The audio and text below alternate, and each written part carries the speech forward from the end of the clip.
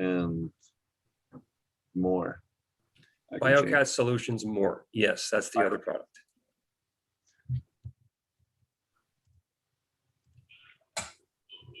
Hey guys, you hear Aquaponics? Today we're going to talk about Growing with fishes.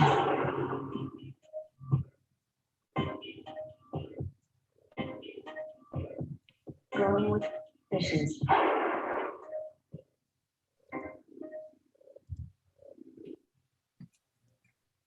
right, everybody.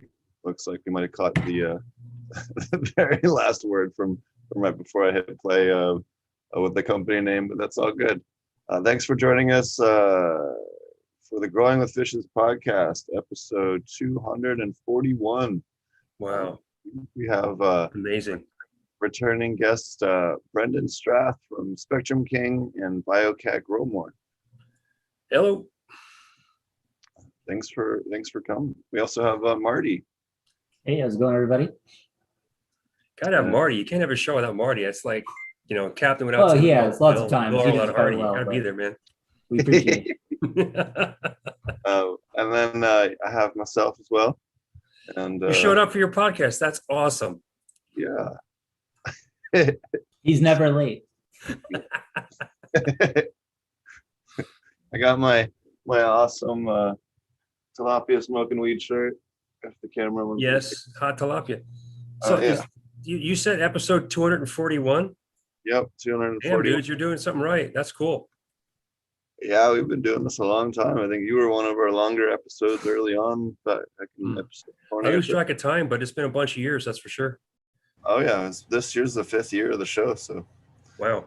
a lot of fun. I Yeah. Yeah, guess it is. It just flew by, you know. it does.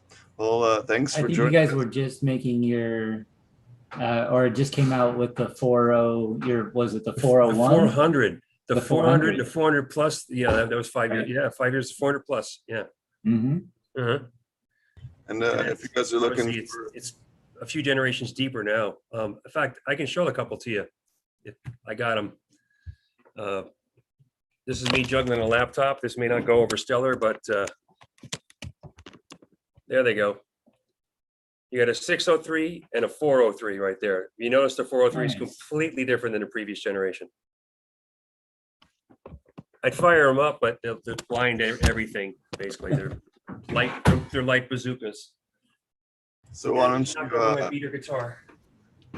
tell everybody a little bit about your LEDs and a little bit about, maybe start off with maybe just a quick rundown about Spectrum King and then why people should choose LEDs over other light sources before we get totally down the new tech stuff.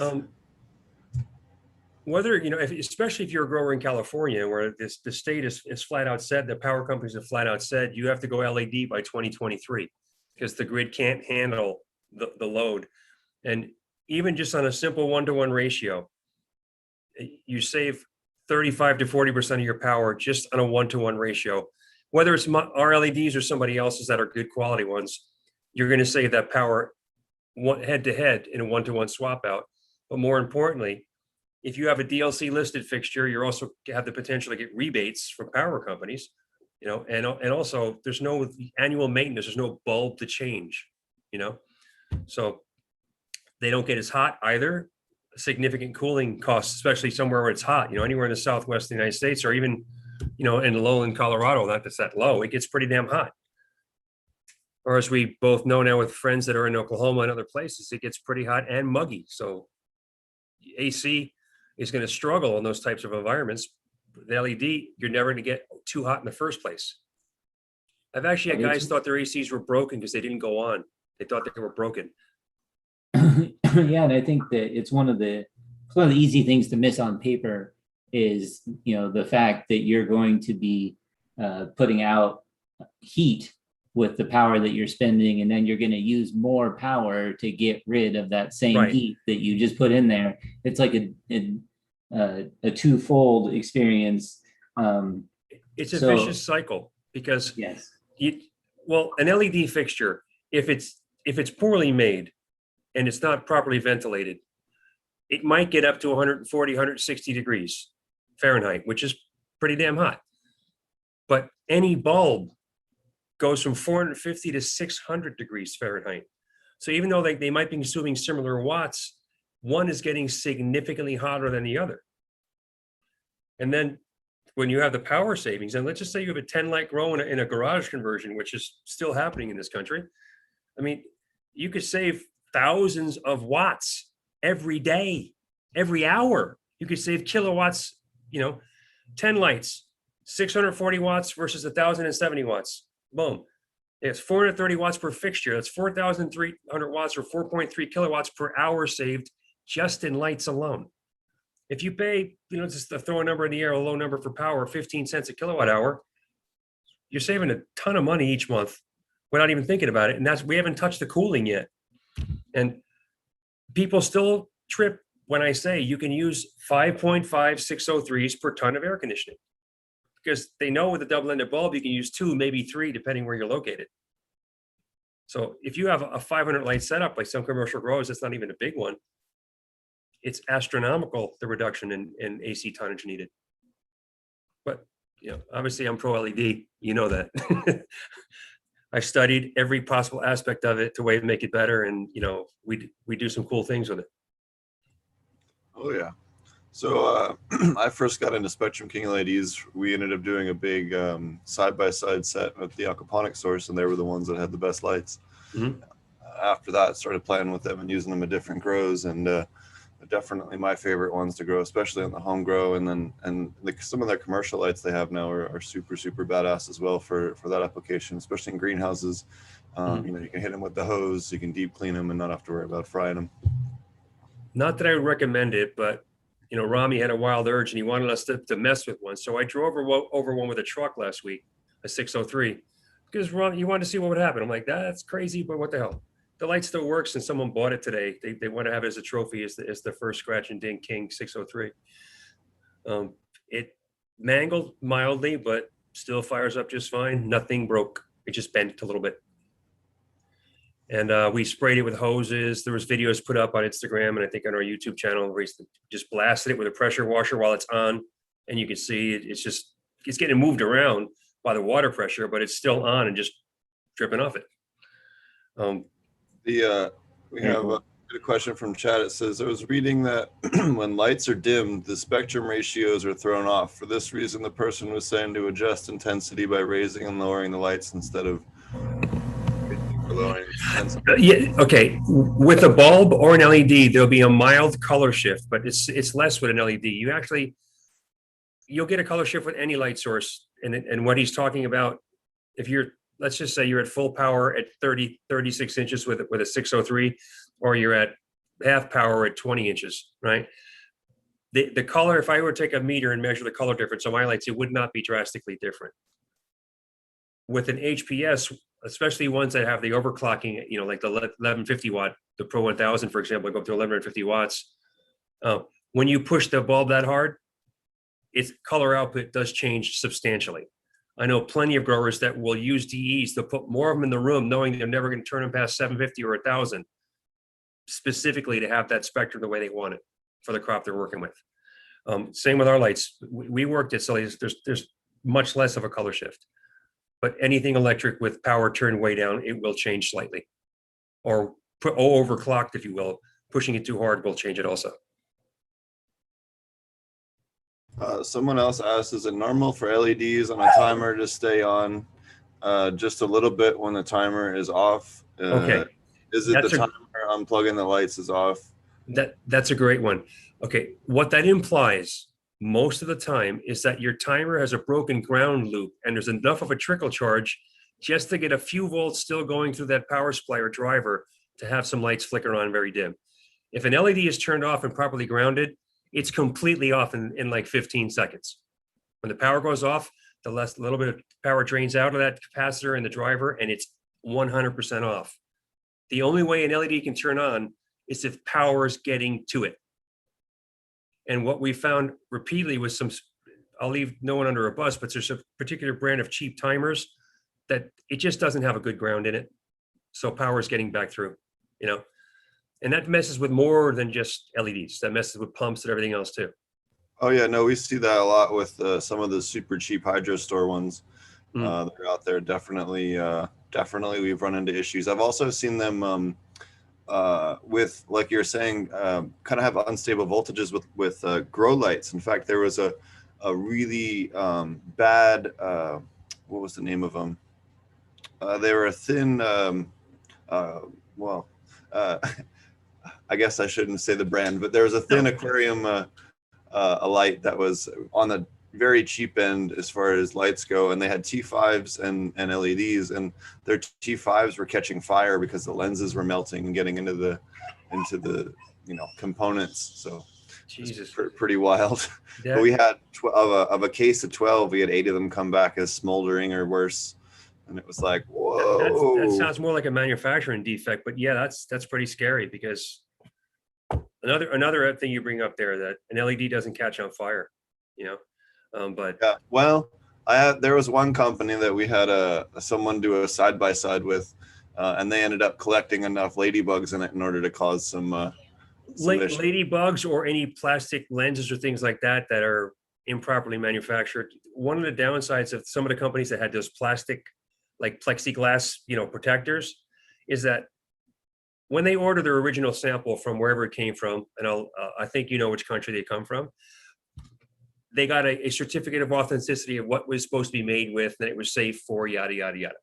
Well, when they got their production ones in, they looked the same, but they were not the exact same material, and they did not handle residual heat well. So over time, they began to deform. And when they hit to a certain level of deforming, they started melting and catching on fire. But that was the lens, not the LEDs doing that. Yeah. Yep. No, it's those plastic lenses, like dust cover lenses or whatever Yeah. that they use. That's the problem. And people crack up, but if your workers in a big garden aren't very careful and they're bumping plants and then bumping that thing and getting grease or whatever else on the fixture, that just magnifies the degradation. So there were a few bad examples like that. Luckily, knock on whatever, that's not our thing, but still, it helps to think your components through and to verify what they actually are. Oh yeah, and what the actual real voltage is. Do you want to talk about how there's a lot of kind of bad information in terms of voltage versus actual voltage and actual light output versus some of the LED volts, watts, or whatever? Oh God, LED watts is an absolute farce. What that means is in a freedom, a world free of facts and logic, you can say whatever you want. A manufacturer makes a diode and says its max capacity is, just throw a number out, 5 watts. So they say, well, we have 205 watt chips, therefore we have 1,000 LED watts. But the unit only consumes 450 watts. Well, then you have 450 watts. Okay, you don't have 1,000 watts. If the fixture consumes 450, it means you actually only have about 400 watts at the board, and you have 50 watts transferred to heat and power conversion from AC to DC. So the theory of the LED watts doesn't exist. Unless you give them 1,000 watts, they're not 1,000 watts. Right, unless you're pulling 1,000 watts from the wall and converting that 1,000 watts to light and heat. And that would end up being about, depending on the efficiency, anywhere from 890 to 950 actual watts at the board, depending on the efficiency of the power supply. Because the most efficient ones are about 95%, and a lot of cheaper ones are like 88, 89%. It makes a huge difference. You don't think about it, but you think, well, I'm only consuming 650 watts. Well, if 650 watts is getting you 611 watts at the board, that's a pretty damn efficient driver. I've tested other ones where I had 650 watts at the wall, but my light output was off by 10%. Well, you measure that, then you measure on the board with a multimeter, and you see that you're only getting, 570 watts at the board, because that driver is inefficient. It's eating 80 watts of power. It means like 87, 88% efficient. That's one of those things people should look at. If you're buying an LED light, LED watts is not a selling point. It is fake hype. It doesn't mean anything. Actual light output. I know some people say lumens are for humans, but it's still a decent indicator. Your PPF or PAR, that's still only measuring the visual spectrum. You want to see what a horticultural light's BPF is, because that's measuring the range of light that plants actually use. which is more than what we can see. Little UV, little infrared. So if the PPF, just throwing numbers in the air, not quoting anyone's fixture, if your PPF says 1400, but your BPF says 1550, you know it has the other bandwidths the plants need that we can't see. But if your PPF says 1400 and your BPF says 1420, you got, you know, a minuscule amount of something, be it far red, infrared, or maybe a minuscule dose of UV. Yeah, those numbers are what you should be looking at on today's fixtures. Is it DLC listed, meaning is it super efficient and passed a higher quality standard test? And DLC efficiency ratings, anything above 1.8 is good. When you see things over 2.3, 2.5 to 2.7, legit though, third-party lab verified, not claims by manufacturers. That's another sore point for people making claims based on a mathematical extrapolation that isn't reality. You know, an LED at 25C never happens in the real world. As soon as you turn it on, it's already getting hotter than that within seconds. So any LED should be measured at 55 or 85C, and in a hot and garden environment, it could be 105C. But that's the core of the diode. That's not the body of the unit.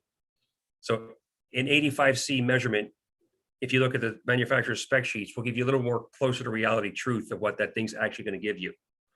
Then you have to figure out the power to the board strings. But the person just takes a cheapy meter, a lux meter, they're going to see a good number. They take that same lux meter to those LEDs you mentioned earlier you're playing around with, they're not going to see a good number. I don't care if they put it 3 inches away, because that fixture is not made of the same guts, the same quality materials. Right. Yeah. If you buy a base model Camaro with a 4-cylinder engine, or you know, one that's got the tricked out twin turbo that happens a little bit, you're not going to get the same ride or the same sound or the same power. You know, even Teslas, which are, you know, people have this illusion. Yes, they're quick, but they have packages with tricks in them. They cost a lot more, but it's a different animal. You know, it's like it's got what I call disappearing power. You know, a grow light. We're at this point in LED technology, and also with enough people really looking into it, we're getting much better quality. I'm not talking comparable. I'm talking much better quality plants. And the labs that test the crops are showing we're getting much richer terpene profiles, higher THC most of the time. In fact, with our lights, we have not lost a THC battle yet. So, you know, bring them on. We'll compare. We'll check anything. I love to see stuff go like that because it pushes everyone to get better. You know. Yeah, those are always fun, and especially if you end up learning something new. You know, some of my best learning experiences have been internet debates. Well, you know, there are people that know a lot and there are people who don't, and they're not always the ones who talk the most. You know, sometimes people just want to spew what they've taken that knowledge, or they would grow in a certain way for decades, and that's how you do it. And they're not going to see past that. You know, it wasn't all that long ago when you got 2 pounds per light, you were somebody, you know, you were a big man on the block. That's only 12 years ago. 12 years ago, you got 2 pounds of light. You were like one of the guys, like people needed to ask you how you did it. And now, you know, 5 years ago, 3 pounds of light was like, dude, this guy's getting 3 pounds of light. This guy's getting over 5 pounds of light now. I mean, you know, the game has changed. It's not just nutrients. It's not just strain and breeding. It's not just environmental variables. It's learning all of that and dialing in the zone and the strain, knowing it so well that you can push it to that tipping point to where it's just going full throttle right up until you start flushing and harvesting. That's people studying plants. All we had to do was look at their plants. They tell us everything, but a lot of people don't look at them. They just kind of go, well, we got to give them this many ppm today and this pH, and they hit it. Then they wonder why their plants have burnt tips and veins and things, because they're not really looking at them. Under other light sources, you can't really look at your plants because you can't tell, because the color shift from the bulb or other fixtures, like with the Spider-Man blue and red things, I can't believe those still exist, but you can't really see. But under a high CRI LED, you can see every detail like you're standing in front of a plant outside in the middle of the day. Which wax is that, Steve? I see you're hitting your thing there. Oh, here's. Ah. Looks like buttery, Nice looks like stuff butterscotch. Yeah. But I think that's something that a lot of people don't understand about things like the dual root zone in aquaponics is that it gives you the ability to dial in the nutrient profiles or the pH ranges or whatever for each individual strain. Yeah. You know, and have a bunch in the same, Yep. and have a bunch in the same system. So I can have 8 different cultivars, sorry, with 8 different supplemental feedings. Dog, you can't chew on your bong right now while I'm doing a recording. I'm sorry. My dog, I bought him a toy bong for his birthday, and he's squeaking. Here, I'll show you. It's kind of funny. Here. Anyways. It's a bong, not a dildo. Okay. Yeah. Anyway, so sure, you know, like whatever you're into. For, But- aquaponic dual root Anything to zone, deal with is regular. I can dial in. I can dial in for my crop, right? So different strains that feed differently. Mhm. I can top feed differently, or if I want to do berries, I can do very acidic soil to maximize production of them. If I have a different crop like osha root that needs to be in a more wicking bed and have a you know, kind of mycorrhizal fungi. I gotta take that away from him. Has a mycorrhizal fungi that he's being a dick. That's a mycorrhizal fungi that is specifically aquatically associated that needs a very specific pH. Yeah. This allows us to really custom blend that for each type of plant. Right. So you're catering to the specifics of that cultivar. You know, the same thing we're doing with cannabis over the years. It's become such a better, the breeding process, the cloning, everything. You know, I don't know about you, but I love seeing plants done right. You know, like there are guys that I taught how to grow, you know, just newbies called Spectrum King, like, hey man, I want to get my first grow light and I don't know what to do. And I said, well, create your list. I call it the whatabouts. What about this? What about that? What about that? Because once they start asking, it's like the floodgates open and they say, start simple. Don't get too crazy. Well, it says you have to do this dose. I said, well, the plant you're trying to grow doesn't need food that strong, doesn't need pH that low. So cater to the plant you're working with, not what the nutrient salesman wants you to buy more of. That's one step I tell somebody. Next is look at the damn plant. It's yelling at you. It's telling you everything, angle of leaf, turn of leaf, stalk lines, colors, you know. And then with websites like growweedeasy.com, you can see everything and do your own plant diagnosis, showing you pictures of what would look like if it had this problem or that problem. They did not have that in the 70s and the 80s, my friends. When I was a kid starting to grow, and you knew one guy and you spoke in like a secret code language about what you were doing. Oh, your tomatoes. Hey, like a baseball third base coach, when I was, you know, slinging on my bicycle, literally, making the deliveries, Allegedly. people would give me finger salutes. It was like a third base coach, you know, like salute me. Hey man, yeah, I got you. And like that just happened like that. What I just say? He wanted a nickel back. He wanted a dime back. Quarter pound. I'll be back later. You know, like people just, you couldn't say anything because you never know who was listening. Now we can actually discuss it openly. We can have a debate about when is the right time to harvest, what the trichomes have to look like, what you like better than me, what flavor I like change when I go a couple of days into deeper into amber, the flavor profile, the curing aspect. All those things nobody knew. When I started, I did not know there was a male and a female plant in the 70s. We just ground it up and shook the seeds out. We didn't know. Now, I mean, we thought there was weed. We didn't know there was ruderalis, indica, sativa, other hybrids, and other potential hemp, you know, variants that existed naturally in other parts of the world. Have you ever had an Afghan from Afghanistan? Yep. I had some buddies allegedly bring some seeds back. That is a whole different experience. You know, some other strains, like a guy that today, the breeder I met, the really nice guy that was really into trichomes, and he grows for a bunch of rappers and people like that because they love his stuff. I mean, I call it bud porn. I love when I see a plant that's got trichomes standing up and attentive like that, and the bud's dense, and you can see it's got cool colors in it. He's doing it right. He studied that plant over and over and over, every little variable, every little thing, just looking at it every day, talking to it, seeing which likes better, what it doesn't like. You know, there are strains that want to be at 84 degrees, not 85. You know, there are ones that want their water temp to be 65, not 68. And it makes a huge difference in how they grow and the colors they take, like little things like molybdenum or strontium. Most people can't even say their words, never saw them before, but there's a visible difference in your plant results when you have them. Yeah. I mean, Steve, how many plants have you looked at? You saw the purple lines and people never even heard the word manganese before.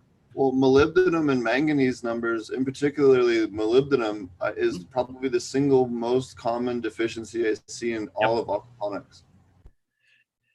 But what people don't also understand is that plants uptake calcium, but there are other minerals which trigger that. And strontium in minuscule amounts actually helps plants uptake calcium better. So it's just little things that we learn over time. And you go, oh, that's pretty effing cool. Or, you know, I met some vintage growers and guys that have been doing really cool things for a very, very long time. And even the ones that are still at it and still learning and still cool about it. Yeah, the bong is getting munched. They're still open. The guys with the open minds are still pushing, you know, things forward and changing. I mean, 10 years time from 2 pounds of light to 5 pounds or more of light, you know, we haven't put another person on the moon yet. You know what I'm saying? Like it's that big a shift in growing around the world. Lenses on lights, fixtures, and beam angles, all the math, all that stuff doesn't matter if the plants don't look good. It starts with plants and then where they come from. When you guys grow, because you've been growing the things you're familiar with, if you get a new strain, what do?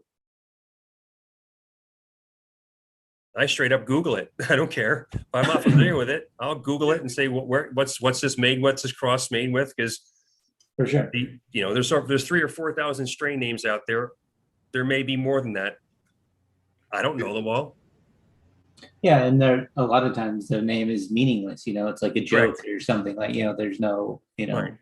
anything to even hint the lineage. So, you know, I mean, I always Google it, but you know, like for me, I always kind of take it with a grain of salt because I've been in so many different grows now and involved with so many different breeders that how many times, you know, I talked about this last week too. How many times have you, you know, been like, oh, well, what are these over here? Oh, well, I'm pretty sure that's whatever.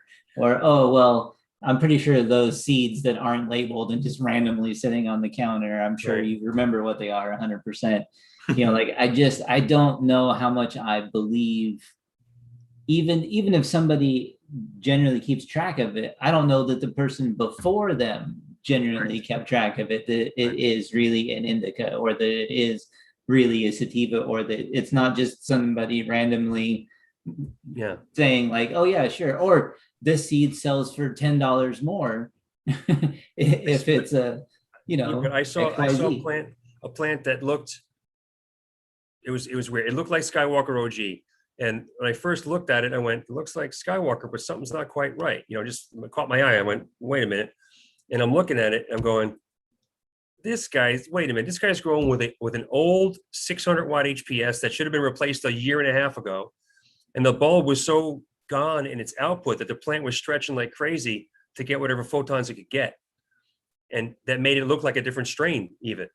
And then other strains under super intense light, you know, why do you get some indoor plants that look like beanstalks, but if they go outdoors, they'd be bushes because the quality of light they're getting is limiting and changing their morphology and how they spread themselves out. It's another recipe. So whether you get the same bean and Steve gets the same bean and we all grow them, but we grow them different ways with different light sources and food regimens, the plant will come out looking different. Wheat is really malleable. Unless you are super consistent, it won't be identical each time. We had another question from chat. It says, what are your thoughts on COB LEDs? Well, if you're making your own stuff, right, and you're trying to be, you know, it does make sense because it's a lot less work involved. You know, you can buy something which is mostly together. It could be 50 watt or 100 whatever, you know, and stick it in something and get something out of it. My problem with COBs, it's basically like an egg yolk, you know, and the middle of that egg yolk is always much hotter than the outside edges. So the purported output cannot be accurate because the middle is putting out less light than the edges because the middle is much hotter than the edges. So they're good if you want to do something like, I know guys that would get like 10 of those 50-watt ones and they'd only run 300 watts through it, run them more efficiently. So they'd get more micromoles per joule, but not stupendous output, but you get them running more efficiently. They don't overheat as much and you can bring them closer, but then they cover a smaller area. So there's a trade-off. But if you're going auto flowers under your sink, you'll kick ass with that. If you're trying to grow trees with it, good luck with that.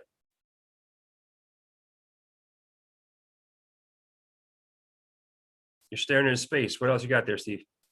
I'm just reading other questions here. Okay.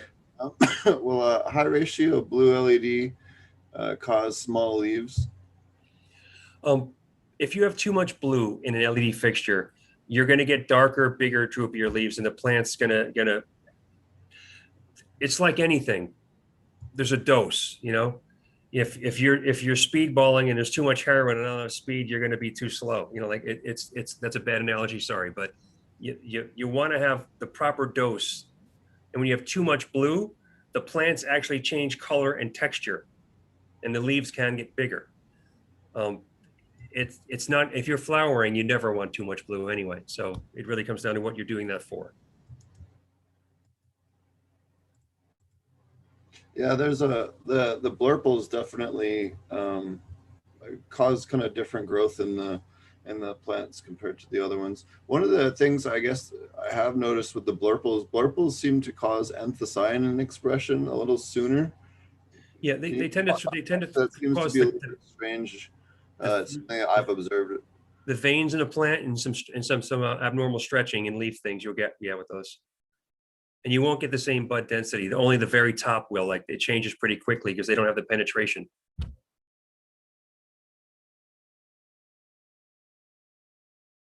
We also had okay. So if using a lux meter, what is the ballpark number to shoot for? For what? Veg, flower, what strain, what room? You got to give me a little more ammo. What are you trying to do? I know it's a customer's question or a person's question. I'm saying, but you give me a scenario of what you're trying to do, and I can answer it a lot better without knowing if you're growing clones, if you're growing teens, mother plants, or flowering a light hungry strain. Those numbers will all be different. So what are you trying to do? Are you trying to maintain a mother plant with a lux meter? Oh, you can give them 20,000 lux. They'll be happy as hell. You're trying to, veg aggressively, give them a little more. Give them 30,000. You want a flower? Give them 100,000. But that's vague and nondescript without having the specifics of what the environment and everything else is. So we got lots of different chats and stuff going. All right, so they're talking about going 18.6 for the last week of flower to increase size significantly. I guess not enough time for the plant to herm. Have you heard anyone doing anything like that?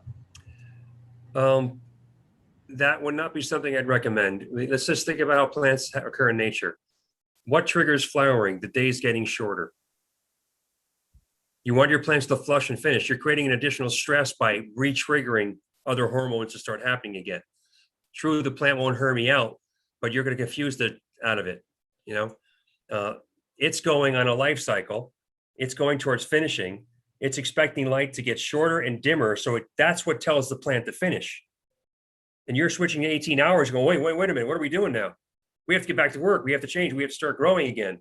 So you confuse the plant with that. I wouldn't recommend it. All right, so going back to the question before, the person followed up in chat and said week 5 flower is what they were asking about in terms of light Lux? intensity. So Okay, I'm assuming week 5 flower. so flowering, let's say flowering a light hungry strain was one of your examples. What would be your recommended lux thing? Well, what wattage light at what distance and what strain? I get light hungry strain. So if you have the top of your buds, like I said, you want to get 100,000 plus lux on them. You want to make sure that they're getting hit hard to get for flowering intensity of light. You can get it with less. Don't get me wrong. You could flower something with 60,000 lux, but if you're a light hungry strain, if you went outside at noon, and took a par meter, the sun's giving you, depending on the weather of the day, up to about 2,100 micromoles, right? Well, not there's a clear lux equivalent. It doesn't work out. There's different formulas, but outside you could get 150,000 lux. So if you have an indoor bulb that's giving you 100,000 dedicated lux, but you can bring them closer to the plant, you'll kick ass with it. As long as it's a source of light, if you will, whatever the light source is getting off the bandwidth the plant wants for that phase of growth. So if it's a flowering light over a flowering plant, that'd be my answer. Yeah, to me, I wouldn't do it to my plants. That seems kind of crazy to me. But hey, if other people are making it work, hey, if it works, I'm not gonna knock it. To me, it seems like there's definitely a chance that you could screw stuff up. Now, if you really knew that plant, maybe I cut the lights a little bit shorter that last week. I'll even half hour, an hour shorter the last 2-3 weeks. On long strains. DJ Short was the first guy to say, he does 11-13, 11 on, 13 off. He's always done that. And he's always had killer results because he's saying, I'm copying the environment where these plants naturally occur. I'm not gonna lie, I run that to this day. Once he came out and said that a while ago, I took note and tried to run it myself and tried to tell the difference, and that I couldn't tell the difference. So even if you just start there, why pay for the extra hour worth of light? Right. Let's just say it's like you're like your scenario of a 10 light test, right? Mhm. And it's a 67 day flowering with 10 lights, and it's 1 hour, and you're using HPSs. That's 10 kilowatts a day. That's 670 kilowatts of power you just saved. Right. And you got the same results as somebody doing 12. For no noticeable difference, in my opinion. Like, obviously I didn't, Right. wasn't like a scientific side by side, but I know guys that are so minutia like that they actually take off a few minutes a day in the last 2 weeks. If you have a high-tech system, you can program that kind of thing, and that's great. But the last thing I want to be doing is standing in front of a meter going, okay, I have to turn it off, and no, I don't want to do that.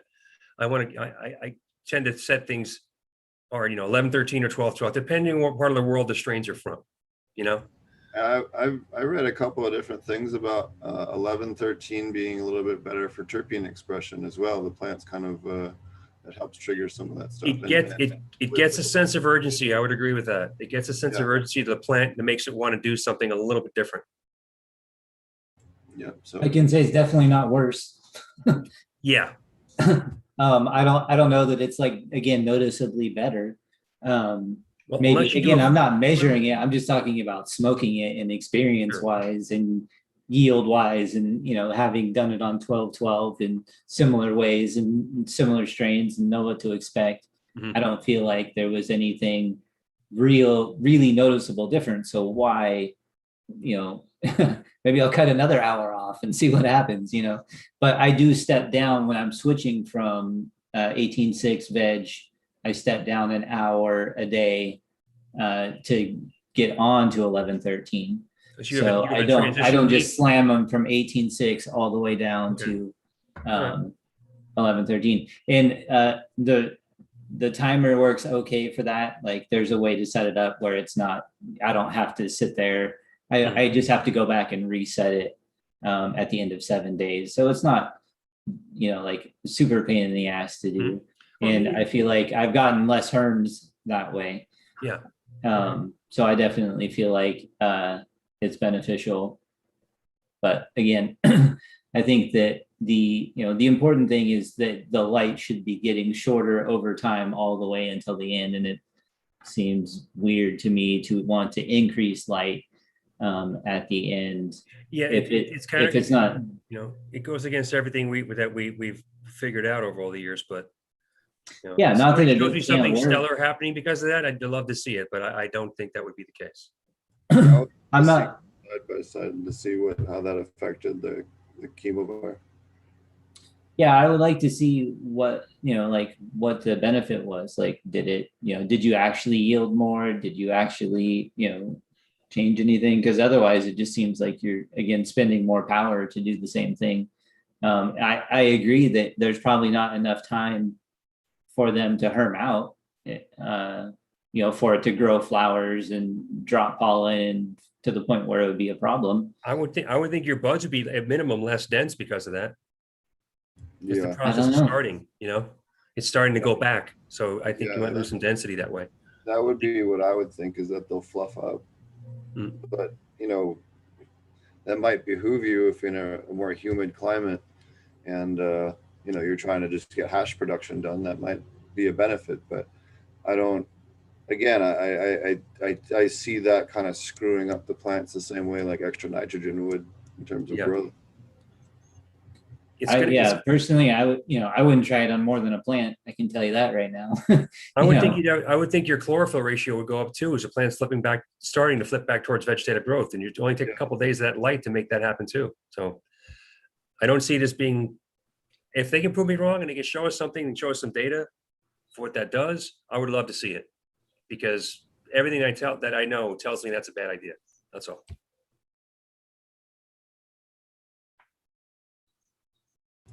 Yep. No, I agree.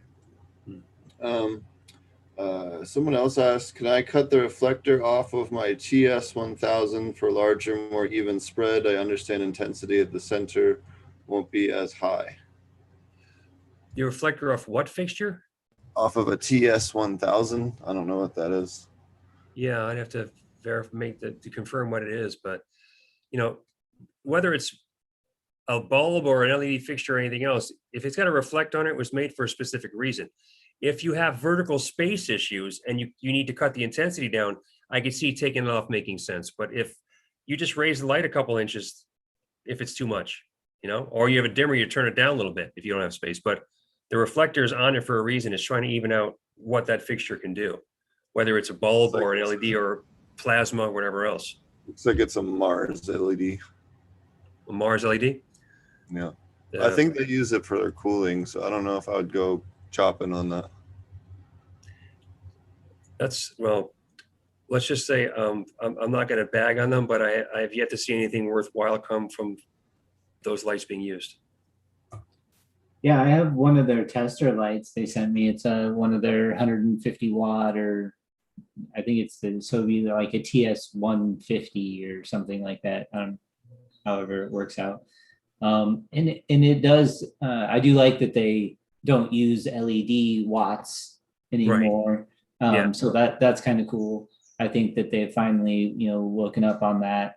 And the design actually looks nice. And the only thing that I can really say is that, like we were talking about before the show, is that the design is cool. I wish they just had built it out a little bit better quality materials, because but you also mentioned when we were talking earlier that it's not meant to go against a big gun. That's a little light, meant for a little plant in a quiet little spot, like a little flower under a kitchen, a college dorm sink or some shit, like that's a closet. Well, we made our 140 watt light the closet case. We called that for a reason, because people were growing in closets, little something for themselves. They didn't need a big, powerful light creating a bunch of heat. A light that can be closer to the plants in a smaller area. Right, and they use the the reflector is sort of integrated in the design for heat, like Steve was talking about. So I agree. I probably would not cut it off. And I don't think it would really increase your spread all that much. I think that probably the biggest limiting factor in that is just the format of the light itself is not meant to spread. It's supposed to be an even footprint over its a smaller area. It's got this little reflector, right? It's meant the light to bounce off and be thrown down. You take the reflector off, the lights, most LEDs throw at 115 to 120 degrees. So if you take the reflector off, you now have to bring it much closer to the plants, because the light's going out almost like that. It's going out like this. So if you're 6 inches above, you're already lighting in a small area. You're already lighting past the plant at 120 degrees. You take the reflector off, say the reflector brings it to 90 degrees, so you're like this. You take it off, now it's like this. The light's got to come closer. The intensity is being fanned out more. And as you pointed out, since it's such a small fixture, that probably is part of its thermal management too. For sure. Yeah, first of all, they're way better than other grow lights that I've worked with in the past, whether you're talking about blur poles or even just previous Mars Hydro lights. They've definitely come a long way, and kudos to them for that, but they're still not going to compare to higher quality LEDs like we're talking about in terms of output or, really It's any category you choose. they're catering to a certain application and people who are looking at one thing, price. And if you're looking at price as, whether you buy a house, a car, or a hamburger, if price is your only mitigating factor, you're not going to get anything good. If you're focused on only that detail, they're using components that cost less to make a light that costs less. It's not rocket science. Right, and like I was saying, if they did make their looks like a very well designed heat sink out of higher quality materials, it would probably be much more efficient, but then it would probably be a much more expensive light and put it in categories. But that's a good point. If they use better quality, grade of metal in their heat sink, they would probably have better output from the diodes they're actually using. When you have poor quality, thermal transfer, it doesn't have the ability to take those kilojoules of heat, the heat away from the light. The diodes over time run hotter. Diodes that run hotter over time degrade faster. So it's a trade-off. Yes, you have a light which you might get a couple of years out of, but if you took a light meter to it at 1 foot from day one and it's 6 months at 1 year, you would say, oh, F to yourself. This thing's already losing. Right. Yeah, it's already degrading. Whereas something done, whether, ones that are better known and more used in commercial settings, they're using better quality materials to help those things last longer. Did you have anything else you wanted to talk to us or show us with your lights before we talk a little bit more about more?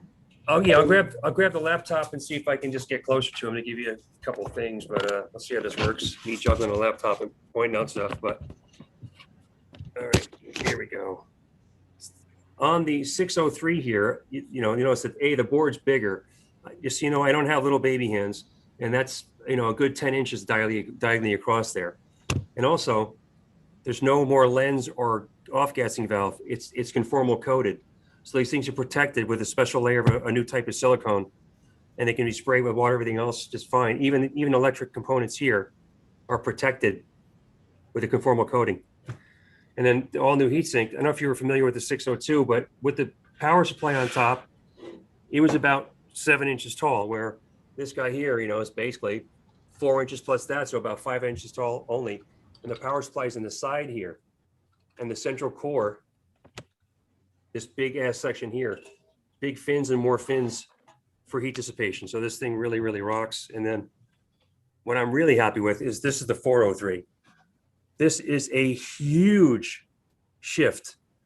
I don't know if you remember the 402 was a round fixture, and it basically was, a puck was about that round. And what we did is we finally got a way to get it to fit conformal coated bigger board to where this thing is 38% brighter than the 402. The SK403 is literally 38% brighter than the 402 with the same power consumption. So I'm super stoked with this guy. Anyone that gets this thing is going to just be dumbstruck by how much light it gives. It is obscenely bright for the watts it uses. The 603 here, let me get back and you see the whole thing. Yeah, there you go. It's a fancy looking art piece, I'll give you that, but it is a super well performing fixture. It really, really, really gives it. I plug it in, but laptop's not going to catch anything. Let me turn off my desk. I have to melt my desk first. Let's see if you guys can, if the camera catches it or not. It may just quit. The camera, that is, not the light. But now it's filtering it down so you can almost see it. Yeah. But just to give you an idea, that's me. It's I'll walk across the room to get away from it, but I'm about 15 feet away from it right now. You see, that's just a stupid amount of light. That's it's amazing. Like the sun. It even looks like the sun. Very cool. Yeah. And one of the things I like about what we did, being nerds and liking plants, we kept playing with it and addressing it. Again, what a lot of other companies seem to have forgotten is that we did full spectrum light first, and we have a patent on it. So if we wanted to be douchebags, we could play with a lot of people's pockets. I'm not that guy. I figure the world's a big place, do what you got to do. But it is frustrating to see companies come out with knockoffs that are blatantly copying the hard work we did for the past 7 years. We had a question for chat. How many moles of light per square meter is that light? Well, if you get an output of a light, for example, its overall output, they generally do it at over a square meter. So if it's put in a goniosphere and they take a measurement, they measure the overall output over a square meter. Excuse me. This one has an output, it's basically about 1,550 BPF. So I'm measuring the range of plants actually use. Cool. Do you want to tell us a little bit about, is there any other lights that you want to talk about before we switch to more? No, well, the low pros, we had the low pro veg and low pro flower, and the low pro veg has been, let's just say, if I made 100,000 more of them, I wouldn't have enough. It's a huge hit in commercial growers because guys went from 1,000-watt metal halides to a 420-watt fixture that destroys the metal halides. It's a 4-bar veg fixture that any commercial grower that gets their hands on them buys more. We can never make enough of that fixture, and that's a good problem to have. The low pro flower, same thing. A lot of people say, why are you making a fixture that's a linear or a late? I said, well, we have growers who grow vertically, and they tried the other offerings and they weren't happy with them. They'd grown with our big, our previous generation 600 or 400, and they liked what they saw on the plants. So they figured we'd make something linear, we get the same results, and we did. There's a lot of work put into it, but I'm very, very happy with the output.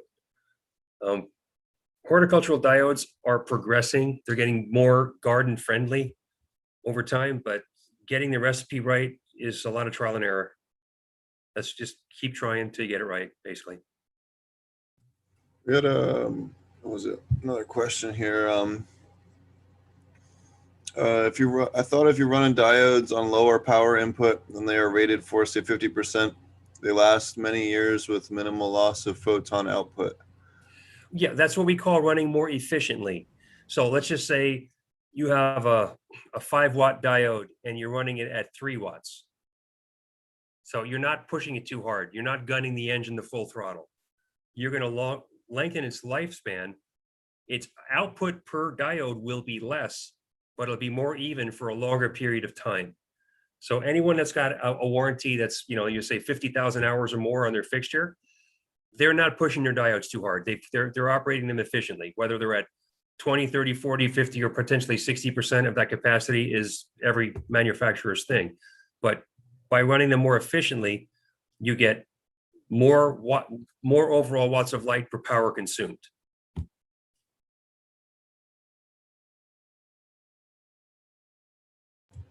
We had another question is, do different types of lights affect the microbiology of the soil differently?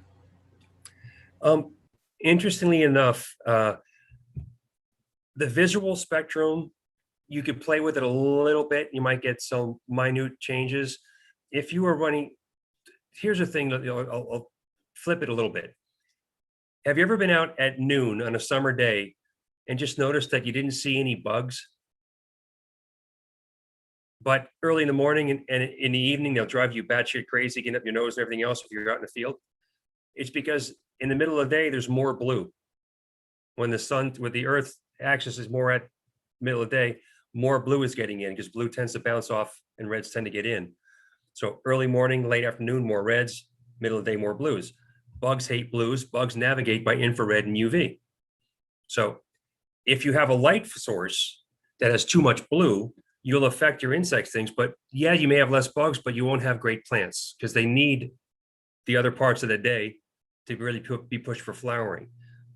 It only affects the microbiota of the soil if there's enough of the soil exposed to direct light.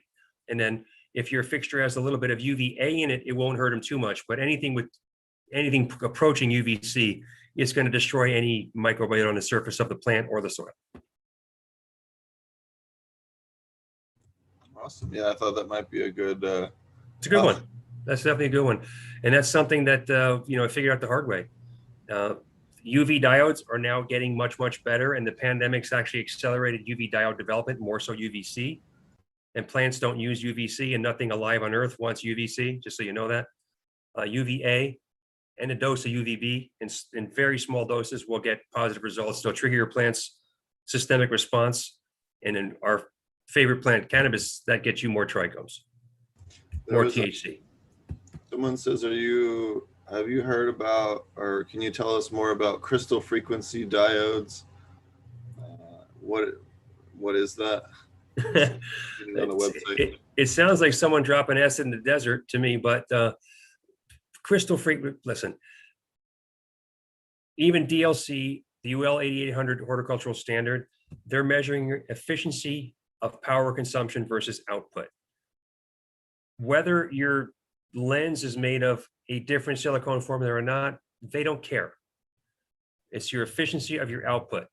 If you're getting a higher, micromoles per joule, so you make, in other words, that's more light output for energy consumed.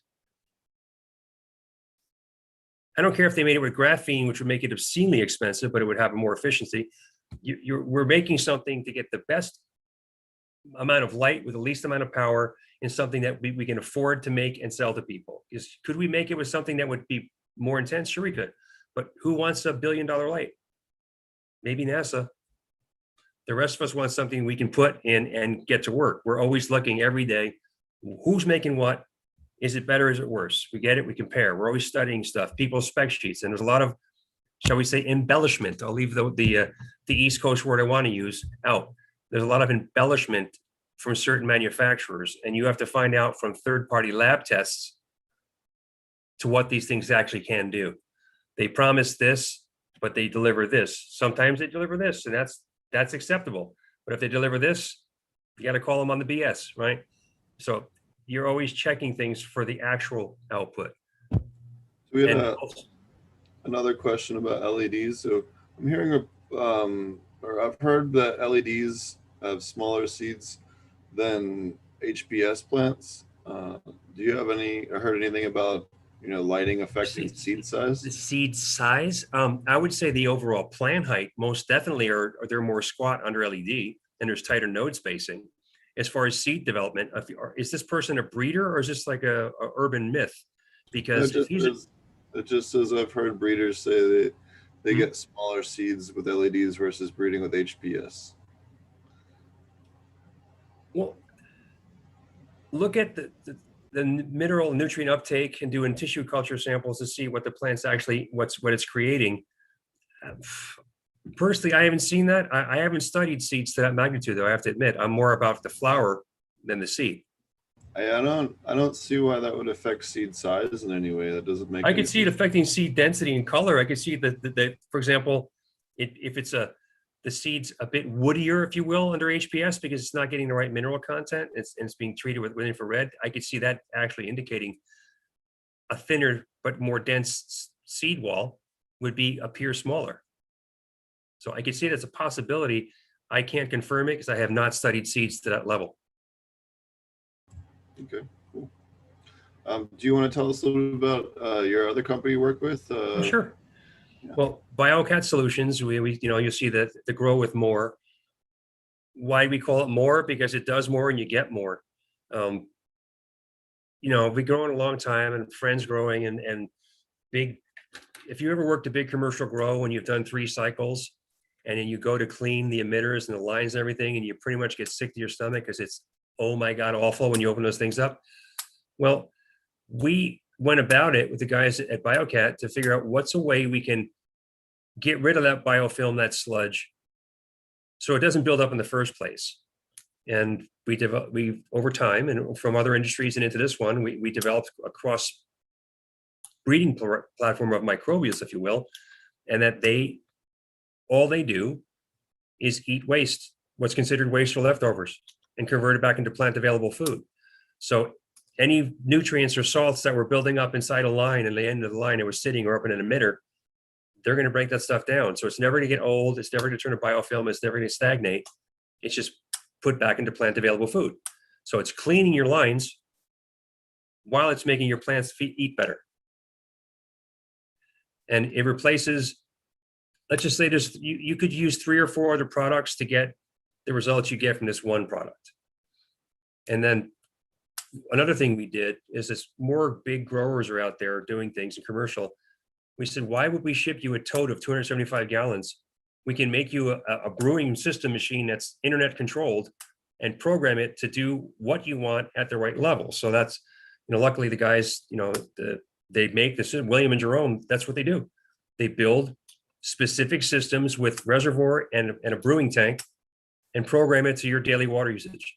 You want to up it, you open up another room, they can log in, change the parameters, up it and tell you wait 1 day and boom, you're good. It's brewed what you needed and away you go. Shipping has gone through the roof for everything. It's not just stuff coming from overseas. I mean, you used to be able to ship a box from LA to New York for $25. No, now you're pushing 75. And so shipping liquids that are heavier, it just became apparent that was just not going to be a sustainable thing for anyone. So we ship a recharge cartridge when you're on a maintenance account with the Moore system, or if you're a home grower, we get you 1 gallons or a 5-gallon container. But anyone that needs more than that, it becomes unsustainable for the shipping costs. That's why we made the higher systems. If you've used more, it sounds stupid, it may sound kind of cheesy, but you do get more. The average yield improvement is 10 to 12%.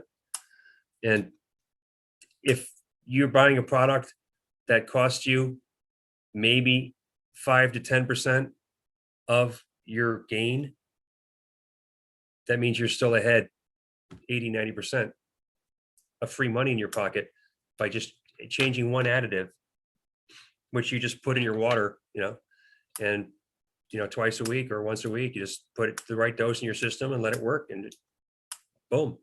Like feed, water, feed, the old adage, I would go feed, water, more feed. That way, anything that's sitting in there that's starting to build up, it's going to munch it, reprocess it, send it back on its way to the plant. It's hard to have hundreds and hundreds and hundreds, up to 800 living species in a balanced solution. But that's something we managed to pull off. Yeah, so tell people about what it is and kind of how it helps the plants. I've noticed in aquaponic systems, when we add it to the MBBRs, it really helps brighten up how white the roots are and Yes. reduce a lot of the sludge in the system. Did you notice something very interesting about your fish when you put it in the system? Because big fish farmers that we have used it, their fish are brighter colors and cleaner. And it doesn't hurt their gills, it doesn't hurt the fish. It's in the water. It's like having, when you see those birds on elephants on the savannah just picking off all the bugs, that's what the microbes are doing for the fish and the plant roots. And what people don't know is that plants breathe through their roots. So in an aquaponic system like you guys are so good at, you have your temperature and your water right, so the aeration ratio is good. So they're breathing through the roots in the water. And if you have a microbial free environment, well, the plants have exudates, it turns to like slime on the roots if there's nothing there to help process that and get it off and clean the roots. More has the species that will line those roots and process and eat, munch any exudates. It becomes a symbiotic relationship with the plant roots. The plants, for lack of a better term, poop, and the microbials take what they want and give it back to parts of plant food the plants can use. Because plants will pass some things through if they don't have the time or energy to create the enzymes to break them down. And that's what creates sludge in your system too. The question is, does it help clean the roots and prevent rot? Yes. So if your water's too hot, there's only so much a product can do to help you. I mean, your water's got to be right. Your pH has got to be right. And for people with wrist issues when they're playing with pH up, pH down, baby step it, please. But baby step, let it circulate. Make sure it's actually changed. Don't go anymore. And then you've gone too far and you're playing that pH up, down. You're creating lockout and shock all throughout your system. When you've done that, I don't care what my other product can do. It's not going to help to fix that mess. But if your roots are getting a bit smoker's teeth looking, and that the enzymes, usually it's not working, you'll notice a noticeable improvement in them. And you'll also notice they get thicker using more. There's a couple species of in our like it's proprietary, but what they do is they actually help plants grow thicker, stronger roots. And the old adage we said back in the day, bigger roots, bigger fruits, it's true. We had another question in chat. Thoughts on light emitting plasma lights? There was a minute about, I want to say about 6 years ago, 5.5 years ago, where plasma looked like it was going to make a nice big jump, but it plateaued. You can get good spectrums out of plasma, but the output per watts consumed is never going to compete with LED. It just isn't. You know, if you notice, there was I don't know if you remember, Steve, but there was like a minute, there was a couple brands of plasma in there. It made a whole lot of noise and people were talking about them. But within a year and a half, they were just gone. Well, I know that the very first versions of them put out UVC, so people were getting sunburn and having eye problems. Well, you know, with the version ones, and then they put the filters on them, and that helped out a lot. I know that some people kind of swore by some of the trichome density and stuff like that, but it's not really practical, I didn't think, for you know, long I'm term. going to tell you something you're not going to believe is They true. last very long, aren't they? Only like a 2 or 3 year long fixture, and they burn out, or is that incorrect? The bulbs cook after a couple of years for sure. But if you want to stimulate your plants with, you know, maybe not UVC, that's going a bit off the reservation in my book, but with an extra bump, UV bump, that doesn't need to be on the whole time your lights are on. It's a systemic response. So if you had something you could trick the plants with or motivate the plants with to produce more secondary metabolites, aka trichomes, etc., you could get a UV wand. Like I know some facilities that's what they do. They have a UV wand, and they just literally just slowly move it over the top of their plants and around the sides once a day. That's enough to stimulate the plant to produce more. UV is delicate. You don't need tons of it. You need the right dose. Same with the far red and infrared, by the way. You don't need a lot of infrared. You know, anything past 800 nanometers is just pure heat, and the plants don't use it. Actually, that's why in an HPS grow room, your thermometer may say 74 or 76 degrees over there. But if you take a laser thermometer, measure the plant thinks it's hotter because that infrared from the bulb, which you cannot see, is heating the plant tissue surface and making it feel it's hotter. That's why you have to use more AC with HPS to bring the temperature down from the excess infrared the bulbs give off. I was just gonna point out, this is the Yeah, that's a brewer. BCT. That's the 200-gallon version. That's what the BCT 200 means. It means biocatalyzer 200-gallon. So that's a pallet size unit. And basically, if you look in the back there, you see the smaller one. It's brewing it up into the big tank, and then from the big tank, your emitters or your drip system, whatever you're feeding it back into your commercial thing. That's what it's doing. It's brewing it just every day, brewing more for you. You see that this facility got a couple of them. Yeah, there's a bunch of places we put them in a big commercial grows, but then we have people getting the 1-gallon box you showed earlier. The BCT 20, that's why I call the tabletop. You know, just for painting a picture, I have a commercial grow friend in Oklahoma. He's 100 lights. He's not a huge facility, but he only goes through 200 or so gallons of water a day. So that big system you showed earlier, he would never need it because it would produce way more than he could ever use. So we make them different sizes from a 20 to a 45 to a 75 to 100 to 200, depending on the size grow you work with. We can pick the units right for your grow. If you're a home grower, you can just get a 1-gallon or a 5-gallon, which those can be transported without too much hassle. But if you've ever shipped a 275-gallon tote to anyone, you know the pain. You need a forklift to unload it, or a lift gate. You need somebody to pick it up, move it. You can't pull it that well up a driveway if you're a pallet jack. So it's a super expensive thing. Whereas a reload cartridge in a little box like this that I send you once a week that you put in the brewer and the brewer does the rest for you, it's a win. No one's breaking their back that way. Sorry to jump back to lighting for a second. I've Sure. had a question for, or something that I've heard quite a bit on this. So someone here says they use UVA and B the last 2 weeks for 2 hours a day mid-cycle to help increase their flowering. First off, maybe touch on adding that later on, and then also I've heard that you do not want to use any UV at all if you're particularly trying to push CBD, and that can negatively impact negatively increase THC by having that UV present versus not present. I didn't know, maybe you'd probably be someone that would know some more on that. What I would say is that, yes, like I mentioned earlier, a UV wand or having a separate reptile bulb or something, you can get a little UV to your plants. And 2 hours a day, my thing would be even simpler. I would have it come on 15 minutes at a time, a few times a day, honestly. And it's a systemic response. Once the plant starts the response, it starts producing the secondary metabolites, its own sunscreen, if you will, to protect itself. And you'll see the trichomes get shinier. You'll see the leaves get a bit shinier as they're producing those secondary metabolites. The second part of the thing you said, Steve, was I've heard that UV being present can increase THC expression in CBD cultivars. Not so much that it's going to reduce the CBD, but it will increase the THC expression. Same thing I've also heard about ultra high manganese. UVA and B do help the plant produce more THC.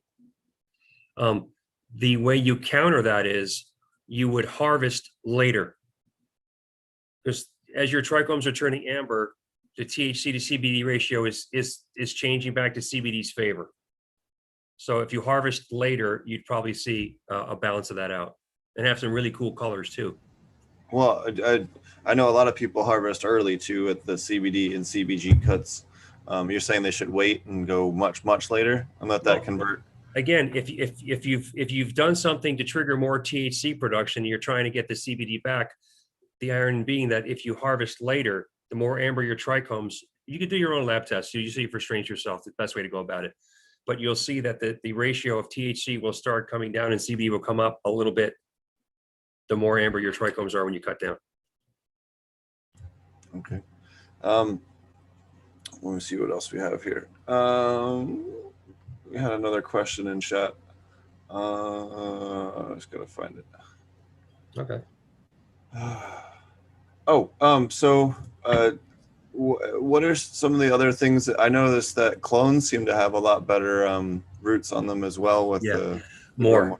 Oh man, that was, back in the day when I made our first LED veg light, I called it my gateway drug, and people said, why? I said, when they see how well it veges, they'll be curious to see how well we can make things flower. I have friends that have been at this for a long time, and some guys have been at it longer than I have, and they had their recipes, the specific things they did for their rooting, like, that was their religion. This is how you do it. This is what I do. And I said, could you try this, please? Well, what do I have to mix it with? They said, nothing. Don't give him anything else. Just use more. That's it. They went, well, sure, for side by side, but I know it's not going to compete, and I'm going to go back do my thing. I said, please, just do it side by side. Just use more. You don't need the other stuff at all. Well, a couple of them did it with their other stuff. Then after a while, they did it by itself, like I asked to, and they called me back laughing. It's like, I don't know what the hell you put in this thing, but I have never had. And if you go to our Insta page and look at some of those things, if you can bring it up, there are roots in there that a plant that's a few inches tall should not have. Like, it's just mind blowing. The thickness. You don't get that super fine, long, stringy fish bone. You get things like my fingers, like fat finger roots on a little tiny cut. And plant uptake, nutrient uptake is all about the roots and the roots circumference, the surface area. The more surface area, whether by fish bones, long and fine hairs, or by thick roots, gives it more places for microbials to populate and work in synergy with the plants, with their exudates and microchelating things back in to feed them. So you'll see if you can bring, I don't know if you can see that stuff. I can't bring it up to, I can't see it, but if you can find any of that, Steve, and you can show it. Which one? Can you bring it by Grow with More on IG? The website, Instagram? Yeah, 1 second. Yeah.